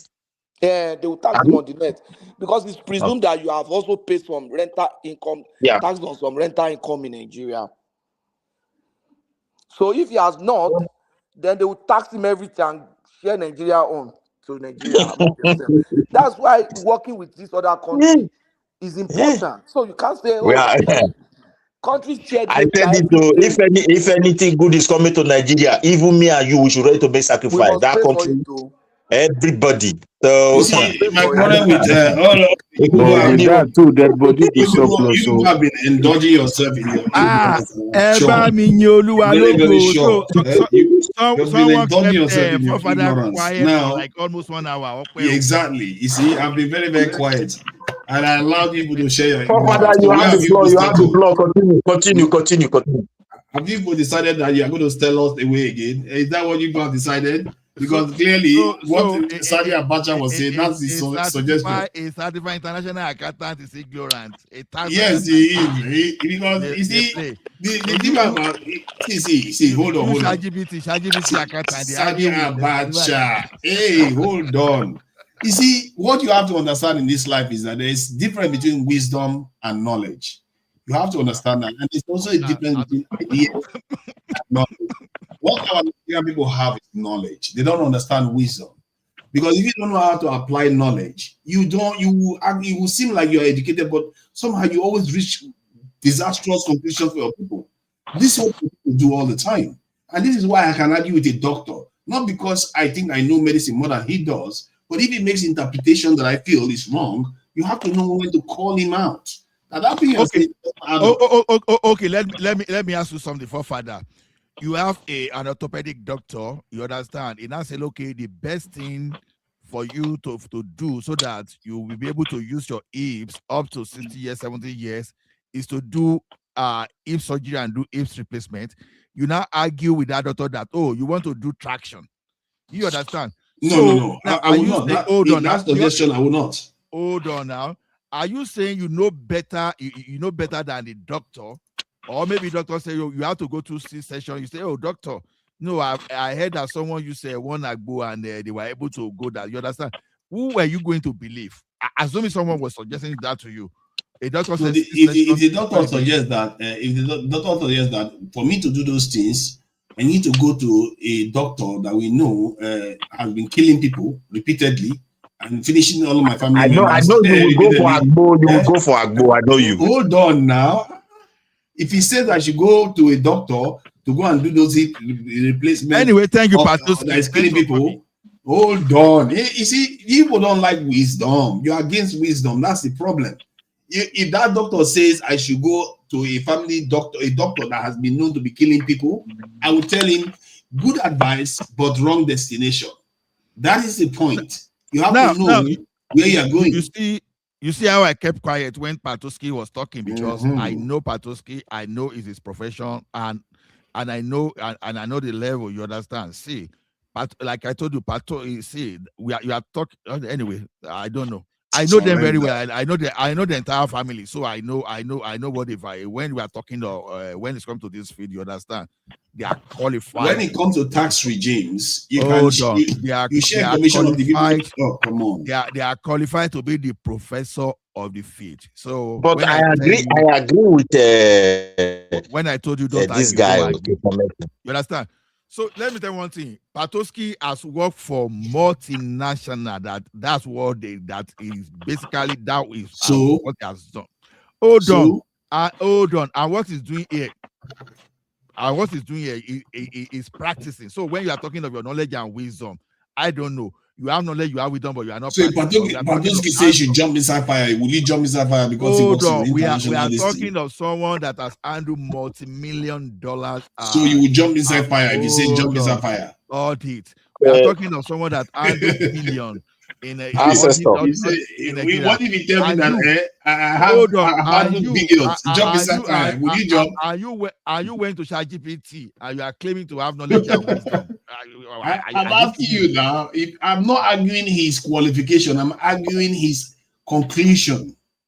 Because that conclusion, I know that very well. Now you Ancestor, are experts in ancestor, reading wrong conclusions. ancestor. I agree with you to some extent. At this moment, the government of Nigeria. Why will you agree with him? Why will you agree with him? No, look at what I want to say here. That's what the part I agree with him is what I want to tell you. Indeed, we need some wisdom here. The government should not expose the diaspora at the early stage of the whole thing because we are still on the trial stage. And that is the only Midwest. Let me tell you one thing. What do you mean by trial If stage? Nigerian government say, What do you mean by trial stage? by exposing us, like they are just starting. For example, So let me what tell if they start with you. people at home and leave the diaspora? No, you see, if the system fail, even along the line, complex or whatever way, if they start exposing diaspora, Nigeria will be so vulnerable. Let me tell you, most of those things where Nigerians get for home, country where they do. What are you hiding? What are you hiding that you are afraid of? No, because the way we talk sometimes. The guy they never owe you. Now when they go send you letter because of $100 now your eyes go declare. Midwest, hold on. This is a disclaimer. You are not a criminal, you are not a terrorist, you are not a fraudster. Now, as James Alisha will say, the guilty are always afraid. Only criminals will be afraid of this thing we are talking about. So cool down. Don't be afraid. If you don't have any skeleton in your cupboard, you understand? Do you know how many background check I don't do that they go ask for my even mother's maiden name? Have you ever done background check like that? My mother's maiden name. When they ask for your mother's maiden name, they don't open everything about you, your immigration profile. They don't profile you as international community. So why are you afraid of? No, see, wait now, make I tell you my fear a little bit. Not only me. See, we Nigerians, most of us, we get small things for us. It can be landed property, it can be little thing. Under normal circumstances, if you're a full resident of this place, you're supposed to let them know that you have such a thing. Whether you are generating income from it, you understand me? So normally, I can tell you 90% of our people, we're almost guilty of this already. And if we, because of the nature of things we find ourselves, because those things you can't even value them, that's why some of them we don't even report it here. Let me just put it, not that because we are bad, because of the system we have been practicing. Now, if they bring in this new system, it's going to start capturing things. And if they have a link with some of these Western countries, before you can explain it to them, it's going to take time. I don't know that you get what. That's just the only little worry I have. That's why I said, okay, let them do it. Let us see where they are going. We know what to do. That's not that I have skeleton. I don't have any skeleton. Midwest. You see, some of these agreements exist before. What makes this France own difference? Because but our system was not really exposing things. Hold on, Uncle, hold on. They are just trying to now build capacity because we have this thing, but we've not been implementing the you understand? So they want to build in such a way that when it's AI will be able to, AI work faster than human beings. So seriously, if you were around 300 years ago, you would be a proper slave trader. You'll be like, they will give you proper mansions for it. It's the kind of stuff you talk about just to make yourself feel good. Sell us into slavery. How can you say no? Look at where's Madam Tinubu? She's there now. Look at that. Look at that's a Bewale there. So my point is that how can you look at something that is endangering your people and you feel so comfortable? You should be paranoid at all times. Now, Uncle, where are the facts? Why are we not more paranoid? Where are the facts? The facts are that I just told you, France has been known to impoverish many African nations. And do you know? Hold on, let me finish what I'm saying. No, you've been talking. Do you know they told the Burkinabes that they are not allowed to buy any weapon that can kill anybody? But they are not allowed. Burkina Faso now. Hold on. Now let me finish. You tell a nation grown full of about at least 15 million people, tell them that they are not allowed to buy a gun that can kill people. You treat them like babies. It turns out that the only weapon that they had was the weapon that the Soviet Union gave them since the 70s or so. By the time they kicked them out of that country, that's how they infantize. Hold on, just stop interrupting me. That's how they infantize our nations. And you sit there, act as if these people are benign. My God, I don't know, man. You will sell slave. You will be the kind that will sell slave, and you will not care about the consequences. Even when the results, the answer is there in front of you, telling you that these people are dangerous. Stop giving your people to them. You will still Okay, do the same thing. I don't know. Hold on. Forefather, those days, they were those Hold on, people, Midwest. our ancestors. Okay. Midwest, hold on now. I've been trying to engage him and you just jump in. Now, forefather, look at it this way. We'll be dealing with these people. Right. Now, I want you to know all those francophone countries you are talking about, they were colonized by France. And during their independence, whatever agreement they signed, now them sabi, they never colonized us. So we're not coerced to getting any independence from them. We'll be dealing with these people. I've told you that what technology we are even using for our passport data and even our national identity card is from France. You understand? And that is not financial information. Jesus Christ of Nazareth. So what will I do? So because you have surrendered some information to them, you want to. It's bad enough you have surrendered some already. Hold on. Okay, let me ask you. Do the French have information with the Chinese? Why do you think they are backing up? You see, other people have common sense. The reason why they have issue with China right now, because China is developing, they don't want China to be able to swallow them. They understand that. But we are so muish. We are so muish. Can you tell Forefather what people were saying when they were building? Well, can you tell Forefather what people were saying when they were building Third Milan Bridge? The level of opposition. Can you advise the Forefather then? Wow. In fact, they were no. We are saying financial this thing now. If Simba can just tell you, you understand? What is the relevance of 10 million bridge to what I'm saying? Hold on, because no, the relevance is that we are always finding one kind of conspiracy theory against any government. This thing. Look at what. No.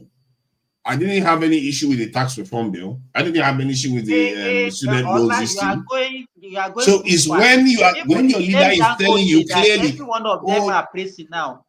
Only God when your country is clear, when your president is clearly selling you away to a foreign nation that he goes to for treatment all the time, and you can't tell the difference, then I back. Whether you change your mind or no. I want to pronounce this. Then you come back on this same platform and come and say to anything is working. Yes, let me tell you something. Breaking news. The federal government of Nigeria has sold forefathers to France. Look at that. You see, he has no issue with that. You see, he has no issue with that because he would rather sell our people away. These are the kind of people that are okay. This is not funny business, man. This is serious. This is why our country never develops. No, I agree. Forefather, look at it from this. Forefather, look at it from this angle. Look, yes, France, when it comes to his relationship with so many African countries, it has soured. We can fill the gap with proper negotiation because at this junction, they want to be nice. They want to appear good. And if you even all this country you are pointing to, one way or the other, France was also assisting them. But the problem is that maybe the policy was these people should not grow. I can't doubt that because to some extent, that is some levels of their own agreement. The world is changing. Nigeria, French. Yeah. Let me ask Nigeria to Nigeria. The country colonized by other countries like UK, even Portugal and all those things. Are they very better than the French colonized country? Oh no. That's the wrong question. That's the wrong question. Forefather, I'm going to ask my own question, please. Which country do you live in now? The UK. Yes. Okay, so if you are so worried about your data, your information not being shared, did you apply for a visa to go to the UK? I'm in the UK. They have my information. So you apply for a visa. You give them your date of birth, your name, everything. Why were you not worried about those information then? Because I'm an individual, not the entire nation is being sold. So you don't care about your own. You don't care about giving your own data to them, but you are worried that the government is sharing your data with them. Yes, because the data that you are sharing affects the entire Nigeria. Yeah, but what? But are you not part of that Nigeria? Why did you go and volunteer to give them your own data? Individuals can share their information. Like everybody knows the details of President Trump and all the rest. It's an individual. It's not the entire nation. Do you have access to American data? You don't. These are relatively common sense. No. Don't say that. Don't say that. Look, there are so many French companies, software that are operating in America. and they're doing fantastically. It depends on the history of that company we want to deal with. As I'm telling you, let me tell you, my brother, as it is today, France is already in a tight corner when it comes to Africa. And any country that want to give him a hand and you want to negotiate fairness, they are willing. And if they are able to wait now, let me round my point a little bit. What I believe is this my own opinion, it may not be right.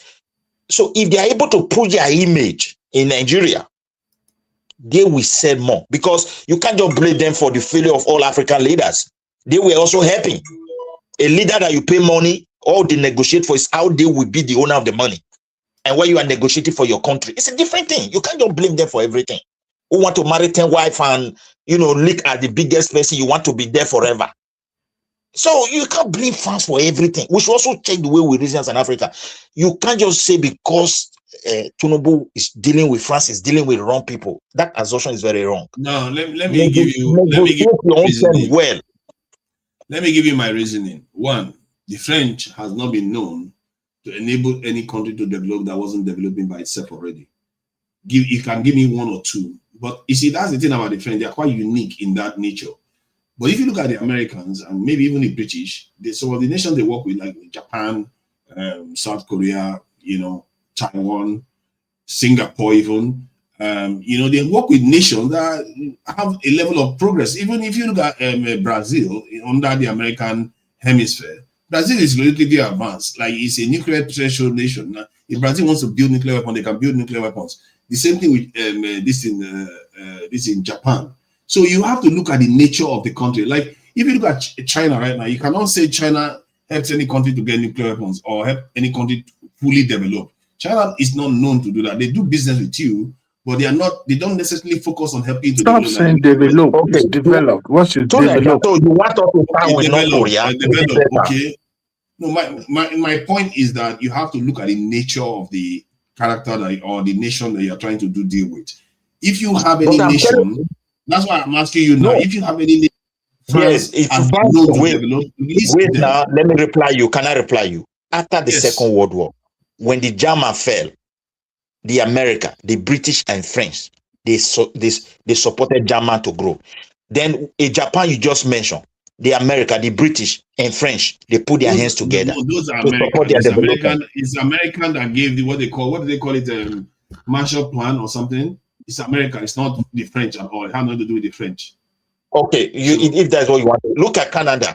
See, my dear brother, after the Second World War, most of these industrialized countries today, France played a huge role in their which country are you talking about? Which countries? Which country? German, Japanese, and mostly these two countries. They supported them. Germany was more advanced than France. Germany was more advanced than France during the Second World War. After the Second World War, they have nothing. They were destroyed now. Yeah, they were destroyed, just like France was destroyed too. Germany was more advanced than China, than France during that time. How would France help them develop? Not the way United Kingdom was also destroyed. But the thing is this: they almost catch up France. But after the war, they were able to also play a role to support the development of this country. Why they were strongly on there? Every country was strong, even the Americans themselves. So, but yet they still play a role. If you say France has never developed any country, don't bring it to Africa continent, because no country there is moving forward. So I don't know whether it's British colony, whether it's Africa. That's what I'm saying. But outside Africa continent, in terms of scientific advancement, they have played a role. So I don't know what you're talking about. They may have been involved in scientific work and even work with the European Union to develop the Concord and all the. Yeah, they work with Europeans. I'm talking about nations that came out of what they call it, the control of the West. That is why I told you. Let me finish what I'm saying now. Let me finish what I'm saying. Like nations that emerged from colonization, nations that emerged from war, like China and all those things. None of these nations, France is the one that stepped out to assist anybody. They mute yourself. Don't mute yourself. They don't help anybody else. It's sad to say I've not seen any results that the French have actually helped develop properly. There's zero. in this world that I can see. Give me one country that Britain developed. Yeah, I can't even give you one country that Britain developed. And am I telling you the one advocate for Britain? I'm saying in the US, as we know it, if you are useful to them, you can see them working with countries. It's in the Middle East, in Asia, you can see it. You have example. Why don't you have example with these other groups? You don't, because they are colonists. They don't understand that their whole approach is they want to oppress you. To Nigeria, don't be worried. Let me tell you, the best choice for me is France. At this moment, France has no choice. One, the economy is not doing well back home. Their influence in Africa is dwindling. And if Nigeria should give them a hand, I think they will treat it with caution. That is just my belief. They lost They three will. nations. They lost three nations Because that are less we than are the no population longer of Nigeria put together. And now Nigeria, Tinubu wants to hand us back to them. We are not in a media age, and they know the consequences. It's not like before. If it is win-win game, I'm happy. How can you, after everything you've heard, you are still even entertaining them? My God. What have you heard? I don't You know are still what you even have. entertaining the French. You know they are history with us, and you are still entertaining them when you have 259 countries to go, almost 200 countries out there. Forget about the past. Wow. America that dropped whatever in Japan is still Man, helping if you them. can think like that, no, you see, that's the thing about America. You have examples. If you're useful to America, they will assist you. But the French, they don't seem to understand that subject matter at all. All they care about is exploitation, which is silly, really, because if we're helping other African countries today, do you think we'll be having this conversation? Because they were so selfish, they didn't help any African country at all. Clear time. What are they going to exploit here? You tell me the reason now. What exactly will Nigeria lose? I've asked you today. Okay, let me tell you what Nigeria will lose. If they just lost about 3 francophone nations that are in total, their population may amount to 60 million. Now Tinubu is handing over 230 million to them. Do you understand what that means? In other words, they could use that information that they are collecting from us to leverage it against our state, and in other words, keep us where we are, at the same time use it to influence events on the continent. If for the life of me, how can you surrender potentially sensitive information like financial information to a foreign government? This is and this kind of stuff you don't. No. To Nigeria, we don't. Me and you now, we don't even have tax number. So why are you so worried? Don't let this guy escape. Hold on. Tell me this thing in clear time without using big grammar. We are the air security. They can use it in what time? So because for Nigeria, okay, let me release them. Let me read them again. Since you last time I read them, you didn't hear the danger this imposes. Okay, now let me break it down for you. Hold on. You are talking to a primary one person. Assume I'm a primary one person. Now explain to me to understand. Don't talk to an adult. Talk to me like a primary one person. What are we going to lose by doing this? Our data privacy, data sovereignty, and you could lose. What that's a big grammar. Data sovereignty means data sovereignty means you don't control your data. It means other people have control over your data. They could decide that you don't have access to it anymore, and you will cease having access to it. Your own data, they can seize it because it belongs to them. Okay, that is what it means. Let me give you an example. I want to start selling tomato paste now. Now I go to an area and I see these people, they go instead. Okay, I'm within a kilometer to them, and I notice that these people, they go to like a 30 kilometers place to buy average of 2,000 tomato paste every week, and I'm within a kilometer to them. Already I see a need now that these people really need tomato paste too. And the data I have now, because of that volume of tomato paste now, and I say, okay, I'm going to take this pain of traveling like 30 kilometers to buy it, and I cite a company within the environment so that instead of going 30 kilometers, they can now be buying that tomato paste from me. That's a data use story. Now, it's clear that why I needed that data is to make sure that, okay, the consumer, I can now put my factory and provide for them. That's a clear case of data use. Now, what is the clear case of data use that we're afraid that France, so if they have access to our data, will they come to our farm to carry our produce or what? I want to know what exactly. Ola, can I help you here, please, Ola? To Nigeria, wait. Yes, sir. Data. What's data? Who doesn't have your data? Which country? Was Nigeria just bettered yesterday? You key into TikTok, 33 million Nigerians every day.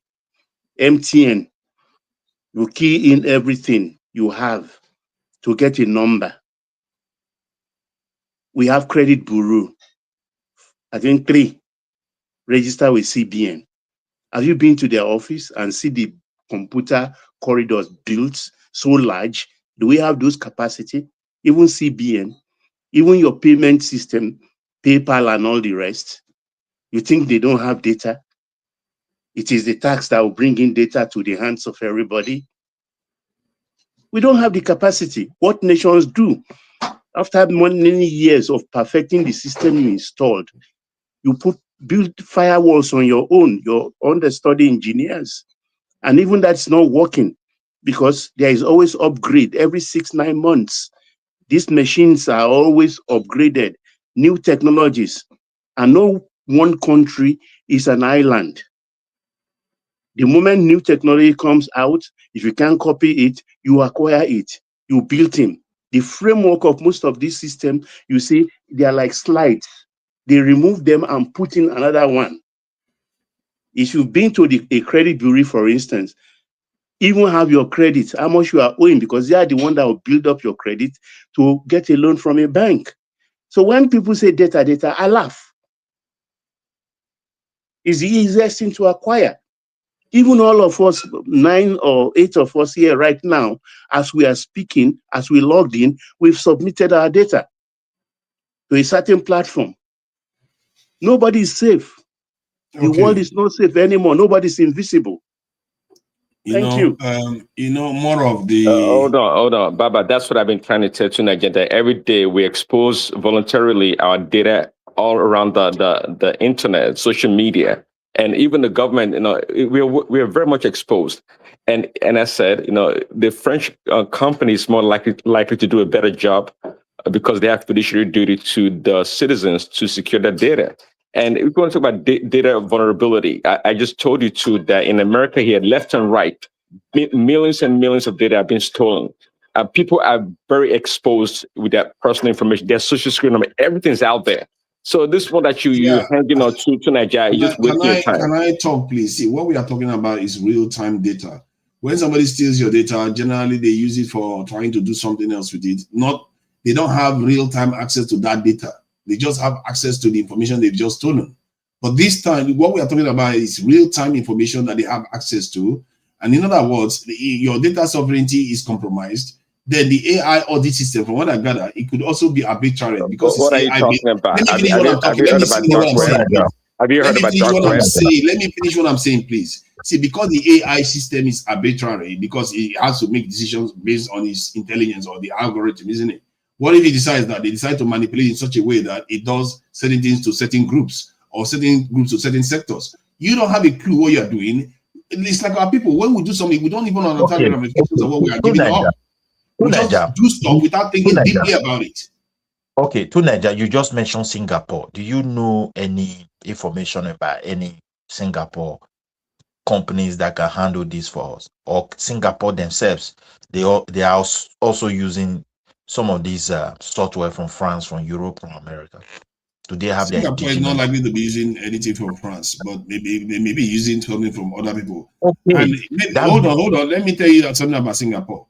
If they are going to be using anything, whatever they are going to be using, the methods that they are using is something you want to learn from, because they will do everything in such a way that protects their sovereignty. And that's what Nigeria wants to do as well. But Nigeria is not doing that. Nigeria is going to the wolf, not going to the people that know how to deal with the wolf. To Nigeria, look at where I'm standing. When you are negotiating a deal, they will call leverage sometimes. With the current situation, France happens to find himself in Africa. How is this even hard? Let me land my point. Let me wait a little bit. If Tinubu want to negotiate anything for the interest of Nigeria, I think he has some leverage here. I'm telling you the truth. That's why I said I don't see anything wrong. I don't see anything wrong with choosing France. But the thing is, we should negotiate our own interest properly. Protection of the data and how they can support us what we can benefit, and then how their own company can also take an advantage of that market as well, make profit, we tax them and all those things. In most cases, we can even ask for know-how transfer in some area, because tax job is very complex. You know, when it comes to this declaration of the year, rente, or whatever they call it in English, tax refund in English, we call it rente. Yeah, that is the most complex. Midwest. You know what I say? You know what I say? Hold on. Okay, I'll just. Me, I don't tire to talk with you for this topic. I don't tire to talk with you. 10 seconds. You see, well, let me tell you this to you all. The love of Jagaban is the root of all sins. Because you love Jagaban so much, you are willing to ignore dangers to your own people. Because you love one man. I share your concern, and I share your concern. So, but not the way you are going. I was engaging him. Now, forefather, hold on, please. Now, the question is this. I gave you a use case the other time, and you are still here to give me a use case. Let me give you another use case now. Now, if a Yahoo boy got your credit card data, got your name, got your data, got your PIN, and got your CVV, they could use that one to withdraw money. They could use that one to do cash transfer, right? Yes. So that's a usable data. But now, if a Yahoo boy now managed to get your name online and get your phone number, it's not a usable data.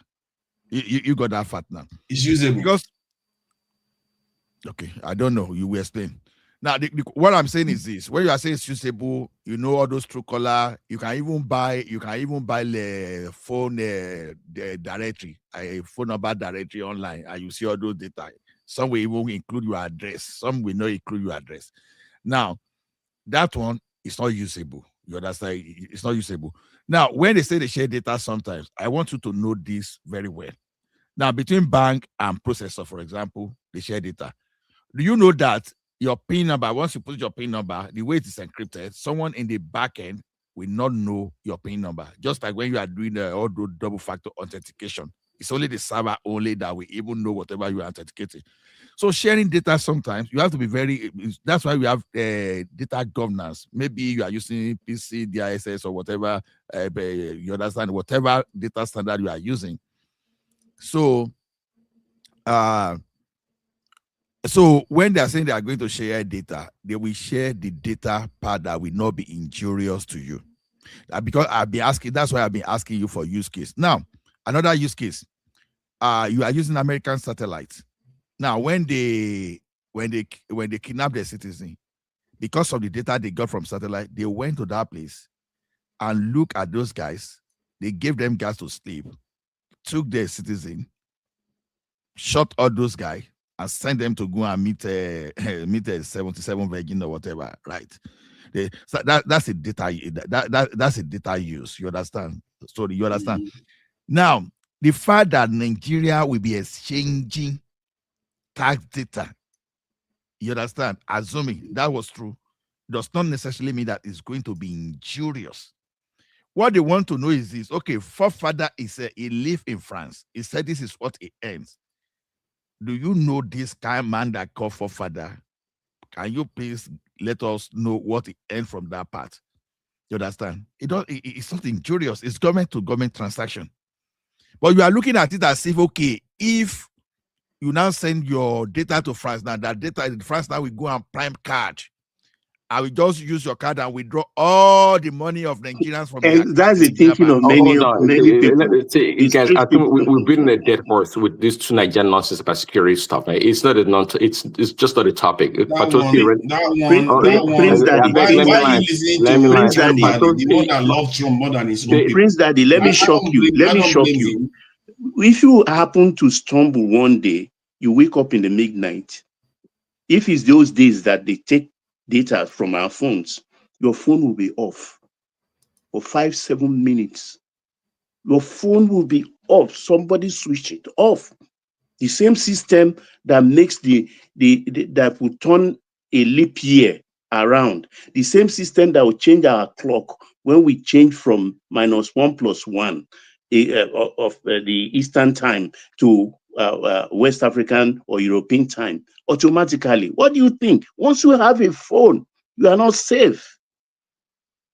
Baba, They're you not know, safe. see, Have you people heard of America. what they call deep search Hold on. See, America is the most vulnerable country in this. I would in say, in the you guys can world? correct me if I'm wrong when it comes to data breach or data Americans are security. Europeans, my brother, and the West, the Yes. European country. Okay, exactly. So tonight, I just like to talk in circles, man. I don't know what this point is, but the point here is, look, the issue is us paying taxes, the diasporans, not about some silly data security. That's not even the problem. You know, we talk. I mean, you're talking about the dark web. Do you know what goes on here? I mean, this lady, and her name is what? Kim Iverson. She lives in California. She has a show that she does on YouTube and other platforms. Somebody stole her data, and in Texas bought a brand new car. This kind of things happen all the time. How can you not know the difference between that and surrendering your whole nation's details? And it's not just details. You're talking You about keep saying about surrendering, and that's the part that doesn't make any sense. That's the part that doesn't make any sense. Do you know people go to jail due to tax? Hold on. Do you have the Do you know people capacity go to to build your jail system? due to tax issues? Do you know people go to jail due to tax? That's information that you are presenting to foreigners. That's the kind of information you're presenting to foreigners. These are when you say foreign, we are talking about government, not an individual or an organization. If you want to talk about compromise, regulated. The Chinese have more data on Nigerians and Africans than any other damn country in this world for free. At least we are not handing it over to them. So if you hand it over, if you hand it over, and if you steal it, doesn't. Yes, actually, there's a big difference. Don't you get that? You see, this is why I say our people lack wisdom. But hold on, see, but this is hold on. Okay, hold on. Let me chime in. Hold on. This is why you're a joke tonight, Jack. Because so if I give you my if I give you my data, that means you have obligation of fiduciary duty to me to protect the data. If something goes wrong, I can come after you and sue you, right? Wait. Let me give an analogy. It's like a child that steals meat from the pot. Wait, a child that steals meat from the pot. And one day, just cook the pot filled with meat and say, Joe, the pot is there. Put it on the table and walk away. You will come back. You will find that pot still filled with the meat. Do you understand what I'm trying? The analogy. A child that steals your meat every time. Okay. And you carry the whole pot and give to that child one day and say, look, the pot is there on the table. That day, that child will not touch it because he will be overwhelmed. Oh my God. Is that what you're thinking? Because you don't have the capacity to build ordinary laptop. Oh my God! Wait, people. Do you have the capacity to build a laptop? This is bad, though. This is bad. This is bad. This is reality. You have capacity to build ordinary laptop. This is bad, though. You don't have the capacity. Somebody has to build the system for you. I don't know whether we have to move away to Nigeria. Look, or we will start using like the accountant of those days. He's just already give the killer or the thief something to steal. Wait a little bit. For you to know how how vulnerable we are. I saw something, they call it deep search. So I've not been to that kind of something before. So I put my name there. Do you know what happened? The limited company I registered in Nigeria some years ago came out. My name, full name here in abroad. The business I'm running currently. I was 3 days ago here. I just tested it. See, that's what I'm saying. If you go to the dark web, so Nigeria is just talking, he's just running his mouth. It's not serious. That is public information already. That's not you don't understand what I'm saying. I'm talking about and with that public information, you can do more damage. You wait a little bit. The funniest thing, the business I'm running now, the number or some certain number appears there, the address where it is.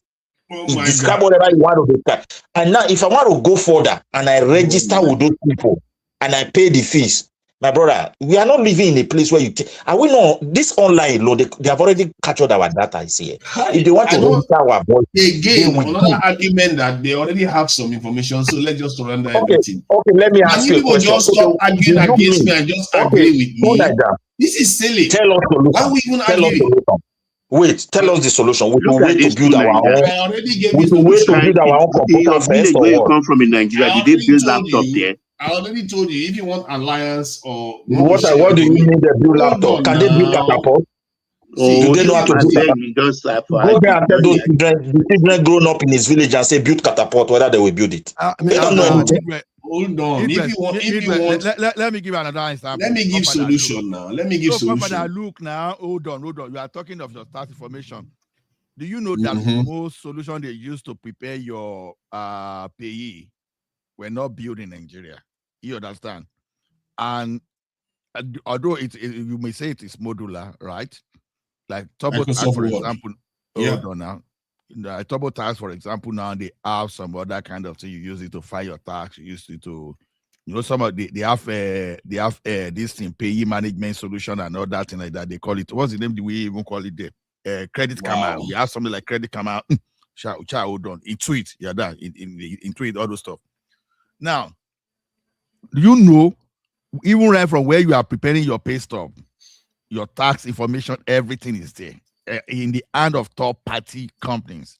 And if these third-party companies, they are controlled by all these foreign companies, they want to conspire against you, they will have conspired against you a lot of time. So it's just a matter of getting data and getting data. They will go. Wow, Get genius. Can I ask you a question? No. Forefather. Can I ask you a question? No. It's a very, very simple question. You will ask. Let me tell you something. And this guy that is so pompous in this, you understand? I was actually trained in transaction data security. Okay. Yeah, you're a trader. That's No. worse. When we end this thing, you understand? You may ask for it. I can show you my certificate. In 2009, I'm not disagreeing with you. That makes it even worse. No, yeah, because I'm telling you now, I'm just telling you that all this, 2009 was when all this cyber security was not that this popular, right? I'm just telling you that this data you are talking about, you are just exaggerating. You are just being dramatic. Okay, I'm exaggerating now. Let me say this. Do you know, Ola, if you said something, something against Jagaban, that your microphone is not going to get out there and start beating you up. You know that, don't you? I'm just confirming that you are aware of that. The only thing I agree with Tunaja, hold on. The only thing I agree with Tunaja is that I don't care for the French. I'm not a fan of the French people, so you can both agree on that. I don't have anything against the French people. I have something against our people. I have something against our people acting like mumus, keep giving people things that can swallow us whole. These people are capable of destroying continents. Yeah, right. And you want to hand sensitive information of your people over to them, and not only of your people. Hold on. Let me finish what I'm saying. Let me finish what I'm saying. I've not landed. Let me land. You already said enough. We know where you're going to. We already heard you. You don't know where I'm going. I'm saying that you are not only handing our own information, you're also handing information of other nations, other people that have come to Nigeria, to them. And when they will use that as leverage against those nations, in other words, to even make us even beholden further to them. Can you imagine, like a French, a Chinese company in Nigeria? For example, listen, an American or a British data, personal information is probably 100 times to 1,000 times more important than an average Nigerian data. So I don't know what the heck you're talking about. Because we will never grow now. That's your future. When we grow rich there, then we can talk. Information is not important. So why protect yourself? Okay, your virginity is not important. What do you suggest in this case? What do you suggest the tax people should do? Tell us what we should do. Thank you very much for that question. Calm down. Let's hear him. What I said was the only advantage they have right now is the AI platform that it has. And if you are going to use it, you can do it within your own country. The only reason why Nigerian government is not allowed to do that is because they told the Nigerian government that you have to link it to us. Otherwise, we are not giving you the software to use on your own listing. Otherwise, why are they not giving it to Nigeria so that it can be self-contained in Nigeria? Ask yourself that. Why are they not doing that? They want us to be linked to them so they can have leverage over us. So they should give you the hard work like Microsoft done. Word. Wait. We allow. Why can't they just give us the software? I'm interrogating what you are saying. Good. A nation that invested tens of billions of dollars to develop a system because they like your black face and white teeth, then they should hand it over to you wholesale, right? Is that what You you're see, saying? this one has a problem with blackface and white. You see, all these other people, I said they should not be allowed I'm to be coming making to the platform. description. Okay, Don't you good. read? Oh, all right, all right. Don't you have imagination? Yeah, but Don't you you are the love one that figure block of speech? blackface Are and you white not a teeth. student of literature, or Okay, you just fine. read all this funny stuff Fine. about gun and bullet and iron? Fine. Your question is about why they should give it to us for free. If they are not going to give us to us for free, they will buy it. If you cannot buy it, then keep it. Use some other tax. Listen, after all, they were collecting tax in the 80s efficiently in the West. What software were they using? Use that software. After all, they were able to do it in Lagos. Alphabet was able to do it. They didn't need the French then to do it. We can figure it out ourselves. You have to ask yourself Let me bust your bubble. Let me bust your bubble. Okay, the bust same it. Lagos state government is using a system from France through alphabet. Are you doing the Lagos in Osun, in I think about 5 states. Okay, are you saying that they are using the same system and forwarding their tax information to France already? No. I'm not saying that is tied. The same company they just signed an MOU with. No, a different company entirely. So I will leave it just the at software that. they are using. The software they are using is actually self-contained. That's why it wasn't controversial. If they were taking Nigerian information overseas, that would have been a problem. Like there's even a law in Nigeria that prevents this from happening. In other words, Tinubu is going to happily change that law. Wait. This is where you have a problem. This is where you have a problem. You said the system they are using is self-contained. You think they hand it over to you and you call them to this system, they upgrade them every 6-9 months. Even ordinary, wait. I want you to understand one thing. We are in a technological race. Even ordinary It doesn't mean you become a mumu because you're in a technological race. Look, the thing you do, you stoop to conquer. I just told you that. Look, no, you're not stupid to conquer. You are stupid to become a slave. Can you let me marshal my point? Can you allow my point? You have nothing. You are just proud and poor as a people. Proud and poor, or poor and proud. You understand? You don't have a system. What the most African countries do, how do I put it? There's something about the credit bureau, for instance, when they created them. Most of the companies that install the capacity for IT for them are South African companies. They install this whole thing for all bank customers. They have their details. That is credible. So when you apply for a loan or anything, you get your credit rating from the credit bureau. They access your account and they give a record to the bank that through this bank details, from this bank to this bank, this is a transaction, this guy, they do it analytically and advise the bank accordingly. They get paid. Both the customer, the person applying, and the bank that they give the copy to, they get paid. What I'm trying to tell you is that we don't have capacity for this thing. But the thing is, they have understudy. Let me ask you a question. Let me finish now. We are learning. They have understudy.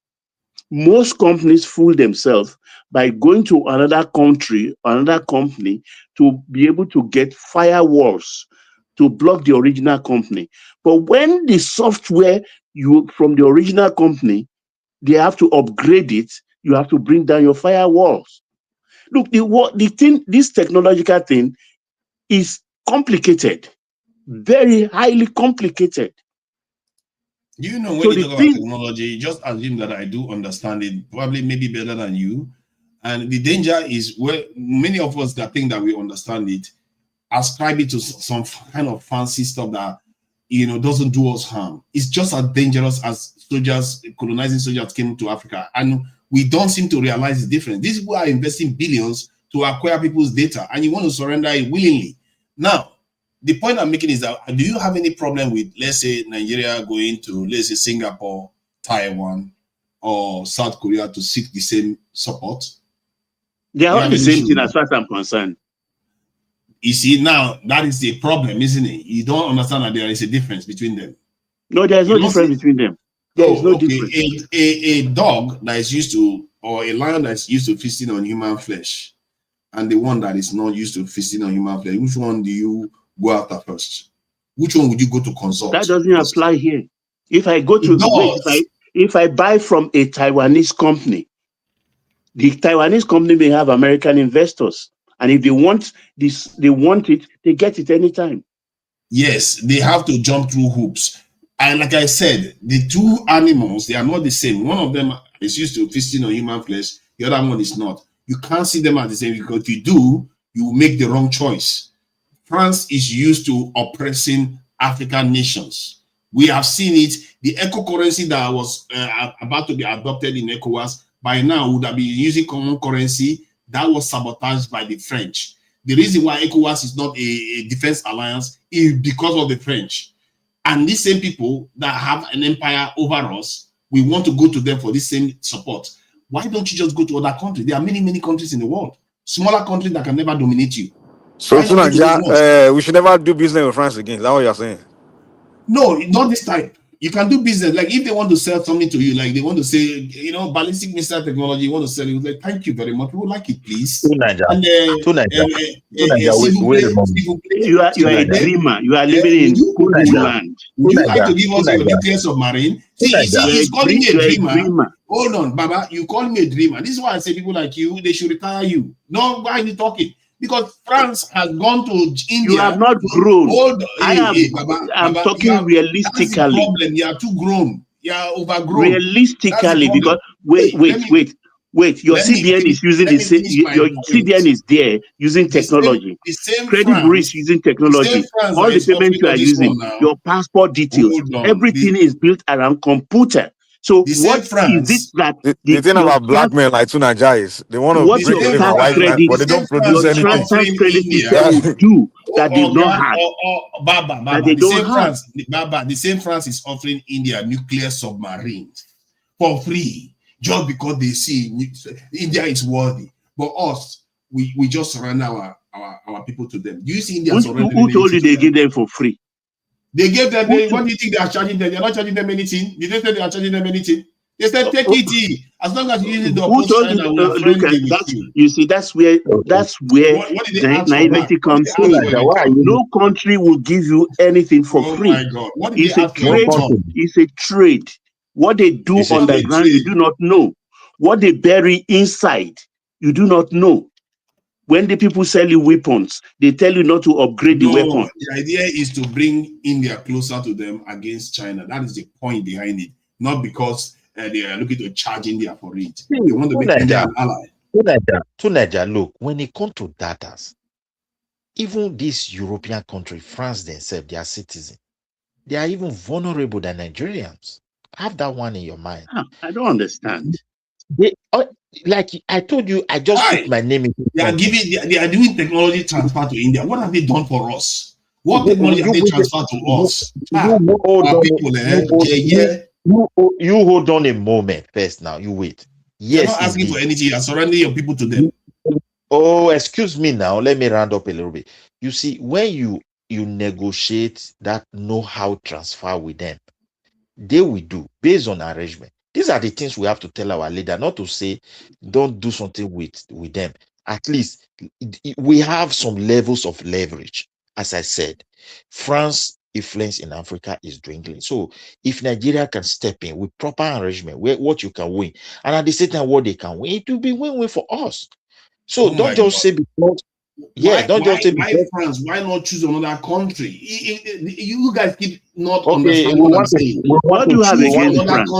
What do you have against France that I don't have against Taiwan? I don't have against Singapore. Okay. See, do you understand strategic reasoning? You have to think strategically. They are dangerous strategically. Tunaja, see the way these things work. You see, most of this software, along the line, you will discover that some products are even from United States. Or exactly. Something is from what is it called? Japan. Okay, some from Sweden. This is how these Scandinavians are making their money. Combination. So because they have something, we should just give everything to them. Oh my God. That's the argument. You keep making this argument repeatedly. Because they have Okay, some, why not give everything to them? I don't tire. That's the You are solution. giving me a You keep saying the same thing repeatedly. You say it in different ways. All you keep saying is, oh, because they have access to this, let's give them more. No, we didn't give argument them. is that? The president, wait, he didn't give them anything. We want we didn't give them what they don't have already. We didn't give them anything they don't have They already. don't have access to our tax records. What do you need your tax record for when they have your bank balance? What will France do your tax record? Are they going to use it to explain to us? Mike, do you know that people can go to jail if they don't? Hold on now, one at a time. So like, Mike, hold on. wait, now let him answer my question quick. I just want to understand where he's coming from. Yeah, do you know people can go to jail because of tax Mike, issues? hold on. Mike, your microphone is so static. Oh my goodness. If you see the way they pinch here, what happened? Your microphone is bad. Can you hear me now? Your microphone is bad. Oh, I see why. It's my car, it's my truck. Okay, let me turn this thing. Okay, can you hear me better now? Am I better now? Not that better. Very terrible. It's like those old school record that has cracked a little bit. It's sounding like it's in Sambisa forest. Old school record, Baba is going to relate to this. He knows exactly what I'm talking about. He knows those records. Nah. You know the records, how they sound. Nah, Walkman. No, tell us now. From what I get, $1, pay $1 tax. Tell us, what will France do with it? Yeah, the tax. You see, when people have access to your tax records and your tax, liabilities, it means that they understand where they can manipulate you. Remember, if you don't pay your tax or you pay your tax, they tell us how they will manipulate us. That's what I'm saying. Now, you can literally send you to jail, and they can because it's AI. So France will send us to jail. No, France, don't tell us. You are not telling us France. Tell us what France will do. I'm telling you now, like if they have access to your tax record, what it could mean is that they will pick and choose who they go after. In other words, and because they control. So who they be going after? People that don't serve their interest. They will ensure that the people that only emerge in power are the people that serve their interest. So hold on. Is France the one enforcing the? Hold on now. So are they the one enforcing the Nigerian? I mean, the whatever we have with them is within Nigerian. This thing. So maybe someone does tax evasion and somehow France detect it. Is it France that will carry out the what they call it judiciary process, or is it Nigeria? They can have ways of releasing it. They can release it to your enemies. They can release it themselves. Just like how American universities. Hold on, now let me answer the question. Okay, answer how American universities are saying that, or CIA, or I think FBI is saying they are not going to release information about Tinubu. When people have information about you, they have power over you. You have to understand that. So do you know that every American person? Wait, let me tell you this. Do you know that every American person's tax record is in public, right? No, not every. You don't know? Even your own. No. Everybody's tax is public record. Everybody's tax information is public record. Not your tax liability. Not how it's. Not everything is exposed. The way the money moves. That's not how it's not. Tell me which part of your tax information is private or something. That no one can go look up your tax history, your record. It's not only tax that it has access to. Mike, which is more important, your tax record or your bank balance? See, it's monitoring. It's monitoring financial. They have your bank balance at the tip of their hands, of their finger, and you are talking of credit. Exactly. He's talking as if tax is some kind of private. I'm not listening. He's just showing who pay tax. All they will have is. You're not talking to. You see, they also have information about how finances flow. We are talking about if I list the thing that they are monitoring here. We are already on gray list. Gray list copy all these things. International transaction. I also mentioned their AI. Do you know what the AI does? The AI picks and chooses. It makes choices based on what it thinks is the right. Do you know that everybody's cell phone, everybody that have phone, America, the company they are producing phone, they can trace everyone's this in Nigeria. I know that, right? You know what? What is the point of me telling you? But you are talking as if we are this kind of people that are already not exposed. Now, Africa, we are not advanced technology. We are isolated or we live on another planet. Exactly. Tunaja is sitting here telling us about how someone wants to invade us. I don't know what he doesn't want to get. They're already ahead of you, man. They already know everything about you. They want to snipe So you give from. them more, give them more. You see, let me say this. One of the studies I did last week was to study the relationship between the Somalis and the Kenyans and how they relate. And I see the pattern everywhere. There's something wrong with our people. The way people are talking right now, Oyibo people will not talk like that at all. The moment they hear it the first time, they'll be thinking, let's say it was China. They'll be thinking, are you crazy? China has not colonized any of them. Oh. Are you crazy? Are you thinking of giving our information to China? Are you mad? But our people, they do the opposite. Like when I study the relationship between the Bantus in Kenya and the Somalis, the Bantus are giving the Somalis power, and they are getting more and more powerful. In the next 30 years, they will even get more powerful because of they have a higher birth rate and they empower them politically. But while the Bantus in Kenya, in Somalia, are treated totally differently. And the Kenyans that are in Kenya, they don't support the Bantus in Somalia. But while the Somalis in Somalia support the Somalis in Kenya, it tells me something about the way our people behave. We have very, very negative and destructive relationship with the world. We always opt to have them have an advantage over us without questioning it at all. Something is seriously wrong with us, the way we think. Something that other people will not tolerate, you will tolerate it as if it's nothing. Give them information since they have access to some. I don't see why we should keep doing that. You have to learn to say, you know what? I've seen you guys. You have not done so well with our neighbors. Maybe we should go and try other people. Is it so hard to do that? Is it because it's Jagabana is doing it that you just have to double down on France? Look at you. Look at you. That is you are being petty now. Talking about I'm Jagaban. not being petty. Listen. When it comes to harvesting information, there are different layers. I've just told you now the system your CBN is using, the credit bureau, the system they are using, all these PayPal, PenPal, this thing, the system they are using, and a host of others. All the systems they are using, they got those systems from different technological countries, and they are using them. So what are you trying to hide? A naked man? What are you trying to hide? A naked man should be more cautious and get proper clothing than expose himself to the reason why he got naked.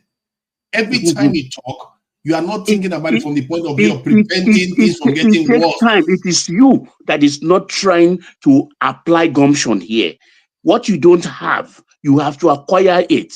The world, Nigeria is not in isolation. We don't live on another planet. We're on planet Earth. We are part of the system. So, Baba, I agree. You have to acquire it. Remember, I agree. We have to acquire it. The question is, where do you acquire it from? You don't go and acquire it for something that can destroy you. Don't empower the people that can destroy you. France is a destroyer, right? In your own considered opinion.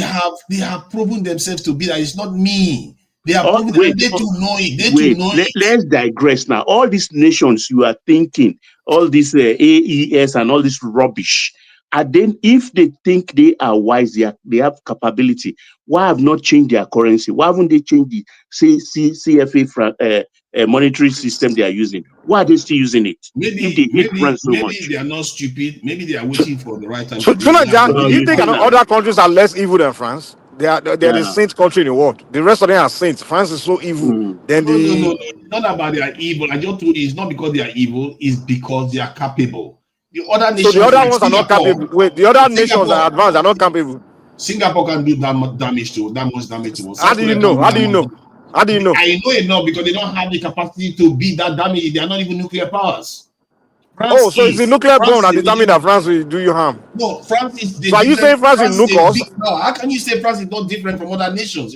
How can you not know that? France is so they are all the same. The only thing is that France had the opportunity to do something in the past and they did it. If Singapore or anybody else had the same opportunity to rob you in the past, they would have robbed you.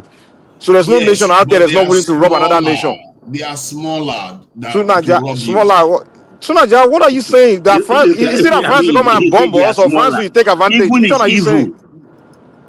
Evil is evil, but you don't surrender yourself to a bigger evil. We are talking about no one is surrendering to anyone. We're doing business. What you are doing, though? We are doing business. Simple. That's it. It's not business. You see, you call it business. What do you mean it's not business? Is it not due? Is it not due? They Do don't you have know that agreement. if French people hear you talking what you are saying right now, they will be embarrassed. If who? They'll be like, Which even embarrassed? if Which French embarrassed? people, if a French man that is actually France do honest hear to you saying me? what you're doing, Tunanja, they'll America be like, does oh my business. God, Oh no, this people. America does business with their obvious enemy, like China, Russia. They do even America and Yes, Russia. They're because doing like America space is deals. a power. It's America deal. It is doesn't not mean they like stupid. each other. It's Hold deals, on. You man. see, If you don't have your go ahead. You see, what you still don't understand is you just said it It yourself. is you America that is don't able to. understand. Tunanja, there's a difference Oh, let between You me have say a thing one against thing France. now. Let me say I it now. cannot Don't keep inherit interrupting. other. You see, I'm not interrupting you all the time. You're interrupting me now. See, America is a superpower negotiating with another power, not even a superpower, negotiating with another power. So they don't feel threatened by China. That's why they are doing it. As a matter of fact, now America is even feeling threatened by China. To the point whereby they don't want to use well, Huawei's Tunanja, is it about telecommunication being devices bombed anymore. or is it Tunanja, you are shifting your argument. Are you saying France will bomb us? Are you saying France will take advantage of crooked things with the system? Which one are you saying? Yes, they will take advantage of the information they have. They will call. Okay, They will so we are combine it. telling They the will other people can do the aggregate it with the same other thing, information. but you are telling us that. But So your they can argument do is the that the same reason other people thing. not doing it is because calm down now, calm down, because you keep shifting your argument. The point, okay, we're trying to. Are you saying the other people that don't have nuclear bomb will not try to do the same thing because they don't have nuclear bomb? Is it nuclear bomb that determine whether it be crooked or not? No, it means that whenever they do something, one, you can't challenge them back. Secondly, they have the means to also back up Why not? whatever Is it threat not they put contract? forward. You terminate the contract now, Tunanja. Oh Tunanja, if my they God, I you can't believe terminate you the are worrying about contract. contracts these days. I really don't think. Why are you worrying about What do contracts? you, There is no. When it comes to Tunanja? power, there's no We're contract. having mutual deal with France. Tunanja, are you When saying it if comes Nigeria to decide to pull out of power, the there's no agreement, we contract. can't do it, France? Huh? You don't You understand. say? When it comes to power, there's no contract. It's all about What do power. you mean It's there's not no about. contract? Mike, They these are don't the care people who that are contract. Oh glamorizing God, this guy, man. coup d'etat. Haven't you They seen the UN? glamorize Haven't you people seen the like UN violate Traore the UN with all the resolutions trash all they the put time? on the internet. A You've country seen that the half US. of the You've seen the country is US violate already the UN positions already occupied rules all the time. by Tuaregs. That's the country. These are the people. That's why he's always saying France, France, France, France. Must I acquire other people's enemies as my enemy? Can't I do my business as The I thing is, please? Tunaja is insulting Nigeria. You putting us in the same See, Baba, category, the same class as you see, this is why I said all these no Africans. They don't know how to overseas thing. reason. No That they sit overseas thing there, should be they don't allowed know to how to rule negotiate Nigeria. deals. At least there's hope for Mike. Tunaja, do There's you hope think for Mike. Tinubu is There's not hope going to for bring other some people, Baba. people that know how to strike deals to sit down with France? Or do you think we are comparing all these Africans that don't have people that can sit down and strike deals, where France will just be telling them what to do and things like that? You don't think Tinubu is bringing some real Nigerians that have brains? We're sitting down analyzing what we are trying to putting documents together. You don't think we are doing that? You keep See. comparing us with Niger and all these people. Hold on, Mike. You go and sit down on all these platforms with all these low IQ Calm people. down, calm down, calm I mean, down. putting See, Nigeria in the Mike, same. let me talk. Let me talk. You're See, talking all day anyway. if Tinubu came back from France and says this is the deal that we got from France, some big deal. Let's say France wants to start manufacturing its fighter jets in Nigeria, or wants to start exchanging its technology with Nigeria.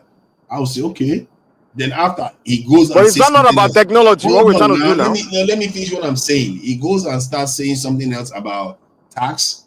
I can understand because now France has proven that they are willing to share something really strategic with Nigeria. That if they share it with Nigeria, it gives Nigeria power over them to an extent. They've not done any of that. You are surrendering your people to them. How they surrendering our people to them? Okay, leave it now. I'm not going to tell you again since you don't want to see it. You are the one. You are not even ready to learn from people, even despite giving you all those facts. All the people that are trying to teach me are the people that kept Nigeria the way it is now. Hold on. MOU is not treaty. We've told you that. They are just it's a form of treaty. If you can sign it, it's a form of treaty. What France is trying to do for us is to mentor us into what we've not done before. Oh my God! Technology company that we handle things is totally different from the memorandum. Then why are you giving them your information? Then why is the information not remaining in Nigeria? Hold on. Why does the information have to go overseas? Hold on. You have an Anglican church you have a Catholic church in France, and you want to have Catholic church in Nigeria. you want to understudy the doctrinal principle in France, so that you Yes. go and look. Hold on. Good. I look at what they are doing in France, Mhm. and you come and replicate it in Nigeria. How father break the bread, how they pray, Exactly. how they do this thing. Mhm. That is what we are getting now from You see the they are difference? just mentioning, hold on. They are mentoring us. You see, Do you know the difference of what you just said? hold Okay, on. Ola, can you let me read to him the trade balance, Nigeria and France? He says we don't do any business together. US Not 4.7. business. I didn't say we don't do business together. I said we don't do Oh, that's strategic you just said exchange. that. Am I I said we wrong, don't do strategic panelist? exchange. You just said that I because said right we don't do here, strategic exchange with them. right here, we the Show me total anything business. strategic. Look at you. You are changing. You are shifting posts. No, I didn't change. No, what I said was the kind of, if we're exchanging anything strategic with them that gives us real power, that even they will struggle to take from us. Yeah, we Yes, buy now aircraft from them. I know that they Didn't you really see mean business. Keyamo went there? What's the name of this Do they buy aircraft aircraft from builder? us or we buy from them? Oh, you want to manufacture aircraft now, Abi? You want to manufacture aircraft? No one are not going to say we export wealth and import poverty. This is our people. They No, refuse to stop. I don't know. Answer the I think you question. live you live in a different world You entirely. just want to keep importing Sunaja, you poverty are and talking as We are if to Nigeria we don't know how sell to think for aircraft to ourselves. France. Sunaja, We you want to don't. manufacture We don't. aircraft? Clearly, Answer the question. Sunaja doesn't Mike, manufacture knows what anything, he no, did. but he wants to Mike, talk as if he doesn't need Mike, you are not anything Mike. from anybody. I admit that you are mentally retarded. You Sunaja, definitely, you definitely know what he's you don't saying have to doesn't make make sense. anything, but you want to teach us how to not to buy anything from anybody. Like, Yes, okay, the now. Nigerian government should come to You Sunaja don't now. want to make something. Help us get Living the in data dreamland. technology. It's one thing not to know how to make something. It's another thing to put yourself into more trouble. And all people keep saying If is you let's don't get know, yourself so into more we should trouble. sit there now. Okay, abandon all technology then. Say because it's all coming from Oyinbo man. You and all these Pan African, I go they talk to I know like Oyinbo, but everything from your head to Who your toe, now says Oyinbo make them. everything you see? This is Everything God from your again. toothpick to your from your heart to your feet to your everything now Oyinbo. Again, another They go gaslighting. say I never said I didn't like the French. The French are doing what they are supposed to do for their people. My question is, you people are the problem, not the French. The French are taking advantage of us as much as they can. Our people surrender into them. That's the problem. Nigeria bought 12 Alpha jet from them, and those are part of our major aircraft today. So why, when Nigeria is flying those aircraft, why didn't France just change to the control of that aircraft? Why the pilots were inside the? Because we are doing it, we are using it exactly the way they wanted us to use it. So I don't trust Oyinbo man, but you do Oyinbo man country. You sit down there, they chop. I didn't say I don't trust them. See, cake and everything for there for London. Hold on, they don't trust each other. How can you trust them when they don't even trust each other? You sound like all these black Americans. They always say the white man, but they know if you come up for Oyinbo man country. I'm not you tell them to move to black country. Why do you keep trying to twist what I'm saying? I'm telling you right now. You're not sounding different now. Hold on. If I was the French, I would be proud of them. As a matter of fact, I like the French if I was on their side because they are behaving the way a true nation should behave. I prefer to be on their side, but unfortunately, I'm not. We even have trade surplus with them. They import from us 4.7 in 2024, and we export to them 1.12 billion. We have 3 million trade surplus with them, and they $3 million trade surplus with them. $3 million trade surplus. Okay, that's 3 nice. billion. $3 billion trade surplus with them. Okay, yeah. Mike. Okay, that's like Sunaja, you have this mentality that all these like Pan African, all these black Americans, where they believe every black man, white man relationship has to be. Hold on, what are they buying from us? Is it not crude oil? What are they buying from us? Because they own some of the oil. They buy agricultural and agricultural products too. Okay, let me check Nigeria French trade. Total Energy, it belongs to them anyway. And they've built Total Energy has been with us even before independence. Baba, you know one thing about Nigeria is expert in medicine and surgery. He's a finance expert. He's a military expert. I heard him when he said he can argue with the doctor. He can argue with the civil engineer. He can tell me the stress level in a 20-story building. And that is something our people lack dearly. Common sense. All thanks to ChatGPT. See, let me tell you one thing. When they say jack of all trades, master of none, That is exactly what is happening here. I You am can't be master using. of common. If you want to call me master of You common can't be sense, using. Hold on. I'm not a master of many of the subject Hold on. matters. There is But a when you talk limit. about things that don't make common sense, I will Hold call it out. on. There's a limit. You can't be using ChatGPT to be challenging every professional. That's the thing. No, not ChatGPT. I use facts on the ground, like what is happening in West African countries. It was just like a when Pastor was arguing with a lawyer that has handled the electoral case, and that is not even. For Bia is almost 100 years running for office, and his plans are backing him. You don't act as if you can't see it. You were here. Can Nigeria accept that? No. So we are different. You are different, all right. That's why you have so much poverty in your country. So can a man rule us for 40 years? It's not possible. Yes, that is true. It's not be possible in Nigeria, but it doesn't mean we don't succumb in other ways. Very soon now, you'll be telling pilots how not to operate Boeing 787.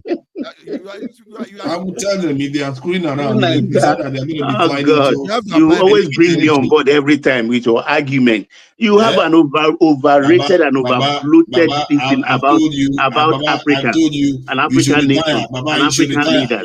Retire gracefully, Baba. Yes, man. It shows that tonight you're not self-conscious. You see, in life, hold on. Listen, I said it before, hold on tonight. I talk too much. Even in heaven, they have hierarchy. You have to put yourself where you belong. See, well, see, you can't compete against these people unless you have the technology and the expertise and the know-how. You have to be subservient to them. You want to talk to them like you're equals. You're not equals. We're just not. We're not there yet. I accept that perfectly. I don't think you do. I don't think you do. You see, my problem is that when you say something I agree with, I accept it. But you don't listen to the one I'm telling you. That's the problem because of your love for the Jagaban. Yeah, that is the problem. That's where anchors argument. Jagaban. What has Jagaban got to do with it? It's making people, because if you agree with me, you have to condemn this policy. He is the president of Nigeria. He is because using if you agree his with me, distinction. you have to condemn that he policy. Is the That's president why you don't today. want to condemn it. He can be Obi tomorrow. So Obi can take it to Haiti for all I care. Yeah. See, like I said, the only reason why you don't want to agree with me because it might force you to condemn the policy, and Jagaban is the one doing it. No, it's because you have a hatred for Jagaban, and that has clouded everything you see, you smell, or you read about him. And I'm telling you that as far as he's the president, let him lead us right. If tomorrow your Obi comes in, he can go sign a hell of agreement with Haiti. I don't give a damn. Okay, it's up to you now. I've said my piece. If you want to Tunaja, you know what it seems like when I hear you talk? Tunaja, it's almost like you think like our Tinubu is not aware of France, who France is, what France has done before, and things like that, and he can't think for himself. It's not conscious of looking at the deal, making sure he strike a good deal. It's like that's the way you sound. You sound as if they just dumb, they just go in front of France, and France is just in control, and that's the way you're sounding. Like, come on now. Actually, that's exactly what they do. Don't you know that? That's exactly how they are. That tells me you are projecting your own low IQ onto Okay, keep thinking that these people are very smart. I'm speaking to colonels, I'm speaking to all kinds of people. The way they reason like they were still subjects of the British. Really? They reason like people that are still subjects of the crown. No, I'm telling you, they behave like people that are still subjects of the crown. This is how you people started with the coastal road, and today alone on the first phase of the distance for almost 15 kilometers is now being used for dirty December. Something you don't believe in. You want environmental impact report. You want these things that would delay our progress. That's all you people are after, so that you can have something to glee about. Baba, Sherry, that coastal road you even mentioned. Baba, you can tell them about how many people oppose the Tomiland Bridge. And today, assuming there's no Tomiland Bridge. This is what they do. They don't have vision. Tomiland Bridge that time, as if the hell will break loose, as people were talking economic viability, wasteful, white elephant project, and today. Take Third Mainland Bridge out of Lagos today, and you will see what we face. Stand still. Even it will affect the economy, the GDP of Lagos. The coastal road that we open entirely new community. Do you know how many New buildings have come to that businesses. place? How many schools? How many hospitals? So Nigeria was against that you coastal road, you by know the how way. many employees? You So understand? Nigeria course. Electricity Of projects. course. We are talking of we just have Even at its $1 ongoing billion now, do you know how many people were employed directly and indirectly in that axis? See, nobody said, No, did I hold on, disagree with the Naija. Jagaban, Just the Lagos imagine road? I didn't along. disagree with that. Just imagine 2 million buildings along that Lagos coastal road only. Just look at those people that will do the corrugation. Don't look at the carpenter. Don't look at the art workers. Look at those people that will do the So window, now you care the about job island. creation, and when they tell you to create job in military, you have an issue with that. You see how people No, behave. I'm just telling you. No, sometimes when you criticize, you have to look. I At didn't the expansion criticize of that. I airport. don't know why you're talking about. Did I on. criticize that? I didn't No, criticize you it. did in the initial stages. You did. What did I say? What did I say? Okay, they are doing expansion of Look at airport you. now. They are doing expansion of airport. People don't even know why we are remodeling Murtala Mohammed. No, see, let me tell you one thing. Murtala Mohammed will become a regional hub. And people don't know. Now, we are making about 300 billion from that place. By the time they finish that Murtala airport, who knows? Probably Nigeria will be making like about 2 trillion. And people will not know that. Everything that they are spending among you.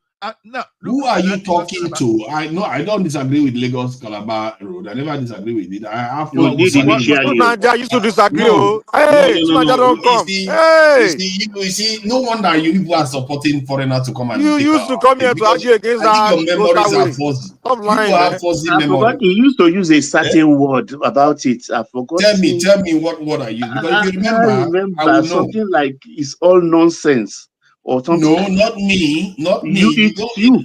You know why? You. You know why I know it's Naija. not me. You know Nigeria why I used know to it's go to not. swear that you were not against that coastal way before. And now, let me tell you this. Do you know why I know it's not me? Because I fought with a lot of Southeasterners because of it. Do you know one thing? I've had serious argument with so many Southeasterners because of this. And do you know how Lagos Calabar is being financed? That's one of the best PPP you can do, because you are transferring the risk. Because if the contractor don't do good job, you understand, then they are not going to get the As the Calabar style construction started. Hold on, they are using PPP. They started, formats. and even started compensating. Hold on, Mr. Hold on. They've started compensating even those houses that are demolished. So they started construction on the Calabar side. Okay. Yeah, exactly. See, I never had any issue with that. I always thought that that's what they should have done, because West Africa had the same kind of road networks, and I didn't know why Nigeria never had it. Because of politics. They ran the road through this in Onitsha instead of running it through the south. No, you change your mouth a lot. I didn't change my mouth. Your problem is that your memory is fuzzy. You change your mouth. Remember you here arguing. I am one of the few consistent people. I was the one that came on this platform and said Tinubu has been given a gift that he could be the greatest president Nigeria has ever had. Well, did I not say that? Nigeria. You see, you would not have memory. You know the video is there. The video is there. The evidence is there. I'll ask one man to do research and go back to what you said on it. I can't believe you all don't remember this. I said that about the project. I said about the student loans. I said about the tax. If something is positive, why would I be against it? I don't have any issue with that. They have 800,000 on record. The problem with you all is that when you see something that is wrong, just because of your love of Jagaban, you are willing to fall flat. Look at how he calls it Jagaban with you love Jagaban so much. That's why you like that. I say, kill us, so it doesn't matter. As long as it's you, we are fine. That's very dangerous behavior you are posing. Because just because of it's him, the friends suddenly are beautiful. How can you in all honesty, it's not because of him, but they are his projects. And it is a project that made me fall in love. Particularly, nobody can convince me otherwise. That student loan, oh my God, I'm so passionate about it. Good, you're very passionate about that. How about our GDP? When our GDP went from $477 billion to $185 billion, that's because of the devaluation, the indirect devaluation. Yeah, but he did that. He did it. But, as of today, it's almost inching towards 400 back. as of No, today. it's inching toward 250 No, billion no, no, no, dollars. no, no, no, no, no, no, no, no. You don't have I'm the telling you don't you, have the I'm telling latest you. figure. You don't have the latest figure. What? Let See, me let me okay, reel out show the me the latest latest figure figure. to you. And You don't have it. Nigeria GDP. It's right here. It's not long. It's not Exactly. running Do anywhere. it yourself. So far Fine. this year. Let's see. Nigeria GDP 2024. It says it's heading towards $285 billion As for of 2025. today, as of today. Estimated. They said estimated for the year because it's almost the end of the year. At most, it's going to be $285 billion. No, no, no, no, no, no, no, no, no. I don't know where Okay, you are you using. are fighting them now. Keep fighting them. You are No, free no, to no, fight no, them. no, no. Let me give you the latest. What you are reading, I don't know what you are where you are reading that from. Let me give Okay, you. give me the link of where you are getting it from now. Let me see. If you can share the link, I'll be happy to see it. Okay, let's do a simple one from Google, for instance. Yeah, I can Nigeria's, and assure you it's ask nowhere simple near question. 300,000, 300 Nigeria's billion. GDP up Current. to date or current. I get the GPT current. Okay, fine. GBT. Of course, it's GBT that they do now. It's all right. You are forgiven for calling it GBT. No. I'm not. I'm on Google. Okay. So let's see. What does it give you? Am I wrong or am I right? And that is estimated. It's not even the actual figure. So it's nowhere near $400 billion. That is after going to 3 years of this government. We are now racing towards where he started from. Yeah, We'll be lucky. It's close to 300, 285. Yeah, okay, that's the figure I gave you. So we Yeah, are, 285. that's estimate. That's estimate. We don't even know that yet. So by the third year of him being in office and fourth year, we'll be lucky our GDP comes back to where it was in 2023 when he came into office. And what you should be worried more about is that after all that, he's still spending money defending the currency. Why? Tell me, don't know. When I say people love this Jagaban, No. Listen. In a free market economy, only an irresponsible government will not mitigate against anything that will affect and let the currency just run away. So as of necessity, when it is necessary, they apply some comma and full stop somewhere. But before, it was a constant. Before 1.5 it's still a billion. constant. They are still Let me spending it finish. now. It was a constant then. Every month, 1.5 billion. Constant. Yeah.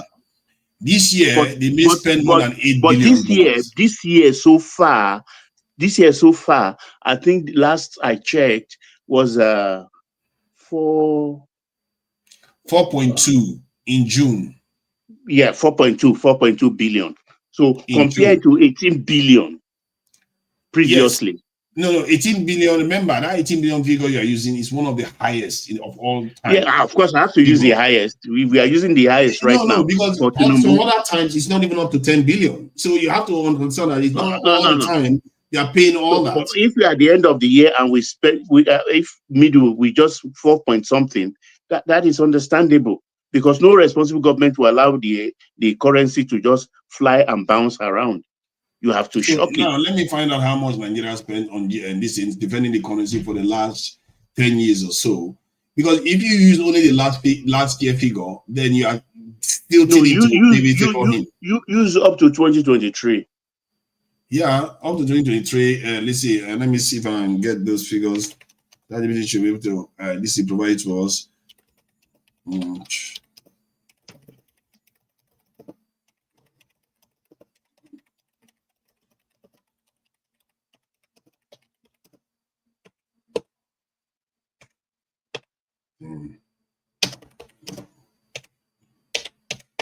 Yeah, 2015 to 2023. Let me put it in dollars so that this thing doesn't go and do shakara with me. No be drama. So because the idea behind this is that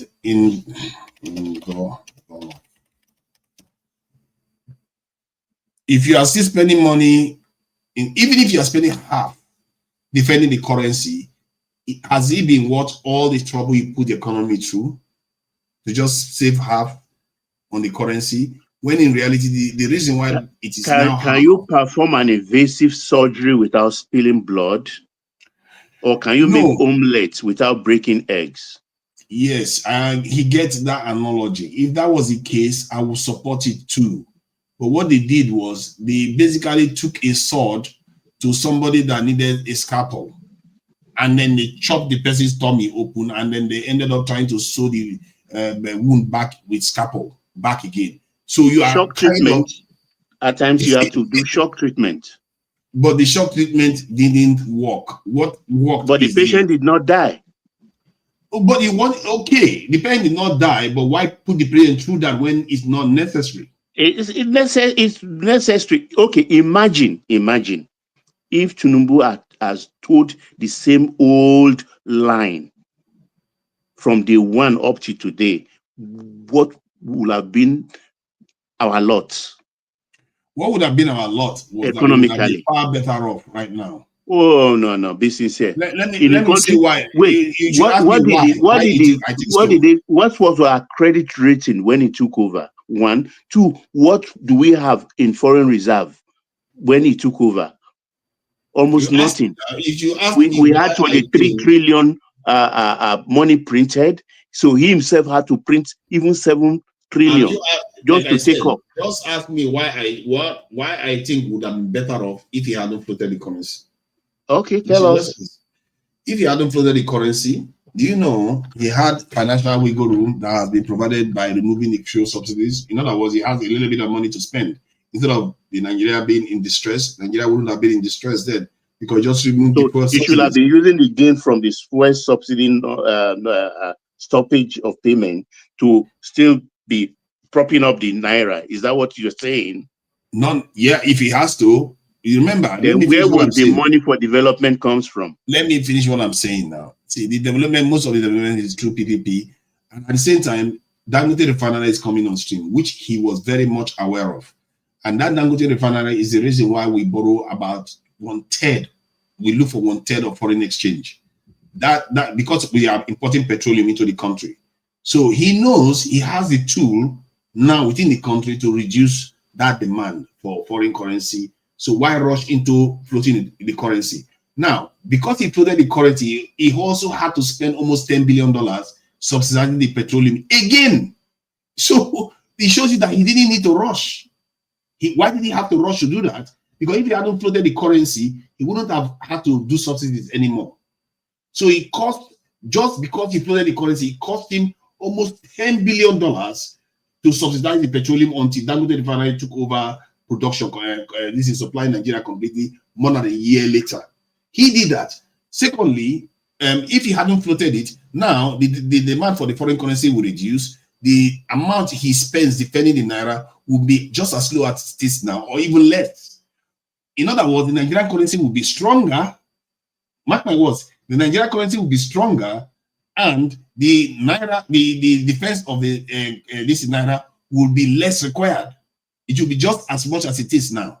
It wouldn't be that different. And he would still have been able to pass the same law that he used to tie the hands of the Bureau de Change people from making excessive profit.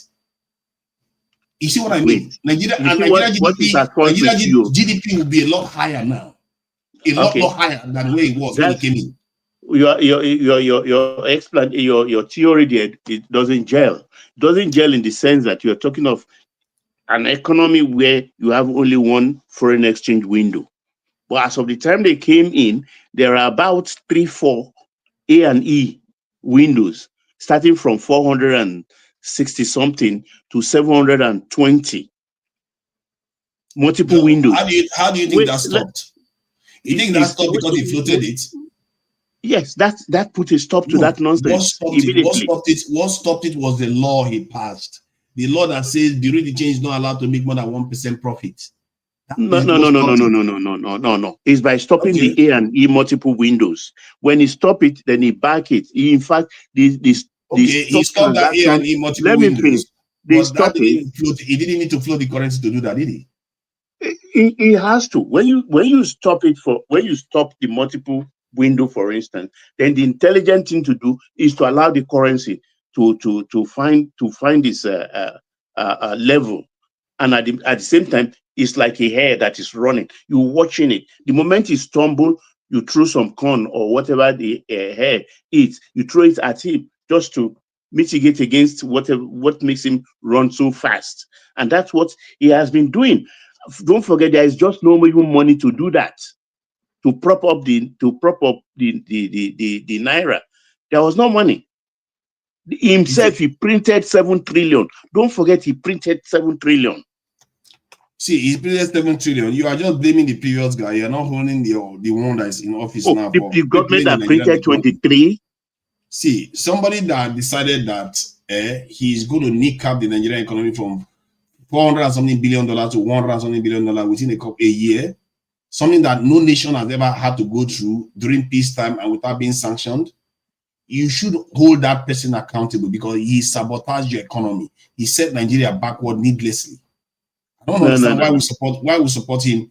Because I gave you the facts already. You have access to the you didn't give me any facts. You were only postulating a theory that what will have happened. And I'm telling you what he did that stopped the bleeding, because the economy was bleeding. Yeah, but what he did had nothing to float in the currency. Had nothing to do with floating the. Sorry. Everything you said, that had nothing to do with floating the currency.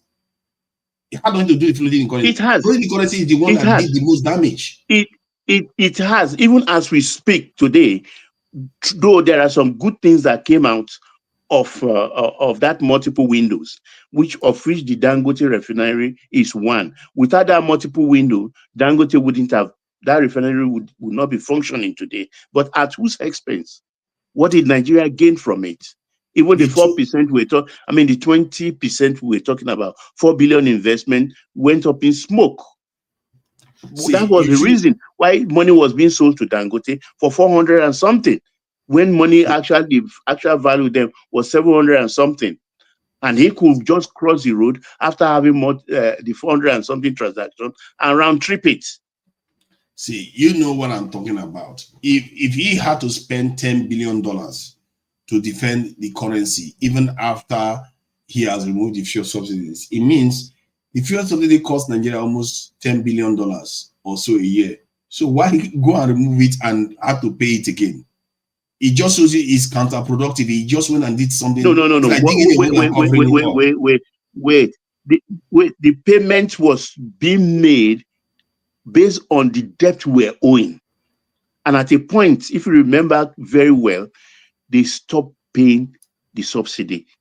That is the old one, the old subsidy, because there's even an outstanding, I think about 6 billion today that is still disputed. He cleared the airline backlog. He cleared it. And that backlog was about how many billion? That has nothing to do with removing fuel subsidies. I don't know why I keep associating with fuel subsidies. I'm telling you what he did with the money. Tell me how that has nothing to do with the first months they came in. It wasn't easy. There was no money in the treasury. Fuel subsidies? How has that got to do with? There was no money in the treasury. Baba, I've tried to explain this thing to Nigeria, even if it's something that is closer, just to, although not purely fully in the coming time, but something that is closer. But he will not just understand. See, before, Nigeria peg and was using the reserve to defend a fixed rate. The real value of Naira then, you understand, the real value then was supposed to be 1,000 to $1. But you were selling for 420. Nigeria was losing 580. Wow. You understand? Hold on. Holiday. But the situation here now is this. Nigeria government just intervene when the liquidity is below the normal level. So we call that one adjusted cost. Because I was not using this terminology that time so that you won't be confused. That was why I was now using the saying that, okay, what Nigeria is paying then, just look at it from the opportunity cost, but it's not the right time to use. Look at it from the opportunity cost, that Nigeria is just releasing money to the market so that the money that was supposed to be used for something else, so that it can make sure that nobody trick the market. Because already when you were not having enough liquidity in the market that time, you understand, some people will start mopping up that dollar so that to drive the price up. But once Nigeria government release money, it helps the market, it helps that the value, the exchange rate to stabilize at the right equilibrium so that the crooks will not shift the thing away from the real market value. For example, now the when the liquidity is drying up now, maybe we are exchanging for 1,000 to $1, for example, now. And because the thing is becoming scarce and the thing is going to 1,200. What will government do? Government will sell dollars out at 1,000 just to make sure that the value stay the same. So to some people will come and claim to you because those down to they say, okay, the price was actually 1,200. And why is government putting? No, government is just making sure that nobody manipulates. The thing has stabilized already at 1,000. You understand? But you now know, okay, maybe your weekly demand used to be, let's say, $2 million. And you now realize in the market that this thing has fallen short by $1 million. Government say, okay, no, I won't let this crew combo. And government quickly release $1 million so that the thing can still remain at that equilibrium point, at that 1,000. That is what government is doing now. But before government is losing arbitrage, you sell to someone at the rate of 420, the person will rush to the market and sell and sell for 1,000 and make overnight money. So the intervention itself, you think is totally different from how you were using reserve. You understand? To defend and to enrich some people. I try to explain this thing to you. You understand? Maybe when you start hearing the word adjusted cost, all those things, maybe you understand better because, like I keep telling you that explain this thing to me like a primary one or primary two people. That is exactly what I'm trying to do to you. What we were having before was total fraud. And we were defending. We were using our reserve to defend what was not okay, just to make some people to become richer or to become rich. But what we are doing today is this: government is saying, okay, I'm going to maintain the level of liquidity. So that is what government is doing now. So government is not going to sell for you for 520 again, for 420 again. You understand? Instead for some people to mop up the land for the thing to jump to 1,200, government is going to sell for that 1,000. That is what they are doing. I don't know. What do you people? Anyway, whether you what you are saying, you are trying to waffle around. You know full well this policy was destructive to the nation. I just saw Baba trying to convince you.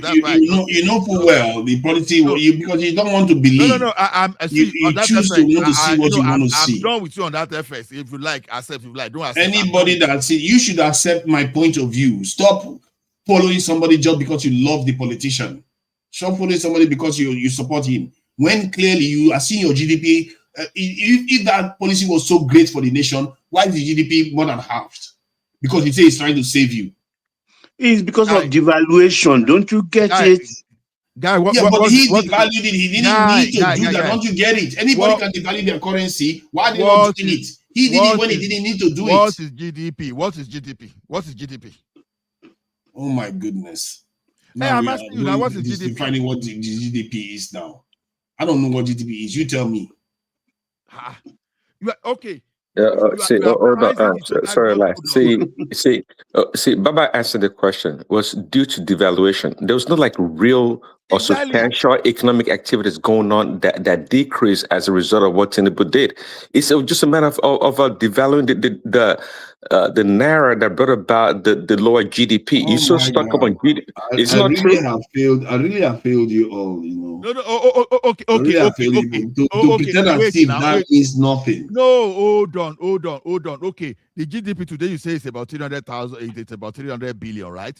Now let's assume the exchange rate today is $1 to 100. Okay, calculate the GDP. What will GDP be? $1 to 100. To how much? What would the GDP be now? If the exchange was what? $1 to what? 100 naira to $1. What would the GDP? 100 naira to $1. So that would be what would the GDP be? 1.something trillion at least. Now then something stays constant there, right? The gross 2.something trillion even. Hold on. The gross domestic product itself without pricing, you understand? Let's say Yeah. now. Let me give you an example. No, just keep talking. Don't change topic. Just carry on. I want to Hold on, follow I'm you. explaining it to you. You understand? That is exactly when Baba say it's Because he's devaluation. walking into a trap he doesn't know. Carry on. No, hold on. You have 10 Android phone. You have 10 Android phone today. You understand? In Nigeria today, you understand? You see, have 10 products is what you have. Now, how you price it is what is giving you the value of that GDP. How you price it is what is giving you that value of GDP. Good. What are you talking about? So now, oh my God, let me tell you what you've just done. You've just revealed the true problem, and in a way that you can understand because you brought the example up. If the Nigerian GDP was worth 2.something trillion, that means the Nigerian currency itself is worth a lot more, and the Nigerian economy is worth 2.something trillion pounds. In other words, or dollars, they can be able to purchase more things, have more access to whatever they want, high technology, whatever they, and not to mention loans. If they want access to loans, they can have access to loans. So you see, no. It is the foreign reserve. Let me finish it now. No. You have to stop this. So I don't forget. It is the foreign reserve that helps your credit rating, that makes you get a loan at a very good percentage. Interest rate. Now we have our foreign reserve at 40 something. Your foreign reserve. That's what it means. Now it means your currency can be converted to the foreign exchange currency, and it gives you a lot of power. That's what it means. Your currency is strong enough, and if you have an economy that is 2.something trillion value in the Nigeria, it will go further in dollars. If you have an economy that is 180 billion dollars within Nigeria, it goes far less. Don't forget we are big plus today. This international this arena. So 2.something trillion versus 100-something billion, you can see the big difference. We don't have a lot of weight. We can't get loans, the kind of loans that we need. We don't have access to the kind of market that we want to. The kind of equipment we want to buy, we can't even buy. When you want to buy equipment for soldiers, it's more costly because of it. He made it 3 times more expensive to do that. No. That's wrong. The foreign reserve. Wait, the foreign reserve you need as a nation is what can carry your import and export for 3 months, 90 days, according to for LC. And in Nigeria's GDP, and that will be about just less than $20 billion. But today we have, I think, 46 or so. That's how this government has grown that foreign reserve. How much did they meet? According to Morgan, it was 4 billion. It was 4 billion that they met as a foreign reserve. The foreign exchange, and they built it within 30 months. They built it up to something. Sorry. If the Nigerian currency is that powerful and we can do 2.something trillion dollar economic activity within Nigeria, do you know what that means? You can be able to generate more dollars with that kind of economic activity. No, forefather, we don't need at the stage we are now. We don't need strong naira. Let me tell you, when we add strong naira, what was happening? If you are depending on import, you need strong naira. That's simply the principle. Hold on, yeah. Because of our currency was strong, people were demanding for forex, so we were importing a lot of things. You know, importation, for example, is when government can control demand. Hold on, Oga, hold on. It's when your people started leaving the shore of Nigeria. You started paying like $40,000 pounds to pay for foreign education. You understand? Maybe in a year. There was a time in a year that Nigeria was paying close to, was it above $20,000, $1 billion or there? I can't remember, for foreign education. That's a form of importation. You are not, because you are not bringing the good indirectly, but you are not looking at that because your exchange, you understand? You are, as a citizen, you understand? Although you stay in foreign country, you understand? But you are actually doing importation, where if you apply it by principle, I'm just trying to explain in a clear time you are going to, you understand? Because that demand on that thing, you understand? You could easily put that those $20 billion. And most of them are fraudulent. Exactly, into the local economy. You understand what we're saying now? So we're creating some kind of arbitrary transaction, forex transactions, Some people will create that thing just to keep the money. So you have to look a lot. So when you have weaker naira, you understand, you will now look for import substitute. Now you start looking for substitute for the product you want. Maybe before you were so thirsty to go and study overseas for 50,000 pounds, right? Then that education you don't want to get in Nigeria for like say 300,000. You'll be forced. You'll be forced to go and patronize, and that's how you grow your economy. You understand? So for further, ChatGPT cannot tell you all these things. Sometimes and we're exporting more right now because our currency is cheap. Why is China's ascendancy economically? Because their products are cheap. The cost of toilet roll in China imports is far, far low than imports of toilet roll from America. Exactly. So everybody's rushing to China. China has become the manufacturer to the world. But when you see forefather keeps quiet now, he's checking with ChatGPT. Are we ready now to answer too? In a regime, in an administration he met when they were paying 90% of our income using it to service debt. 90%. People are not going to get tired of this kind of rhetoric. But they are facts. Yeah, they are facts, but remember, he's already removed fuel subsidies for that reason. He didn't have to float the currency. You are not giving him credit for that genius. You are not giving him credit. Is not factoring in. See, Nigeria economy is unique in a lot of ways. Remove the subsidies anyway. Nigeria economy is unique in a lot of ways. He didn't remove subsidy. Oh God! Some other person removed it for him. You are insufferable. You are insufferable.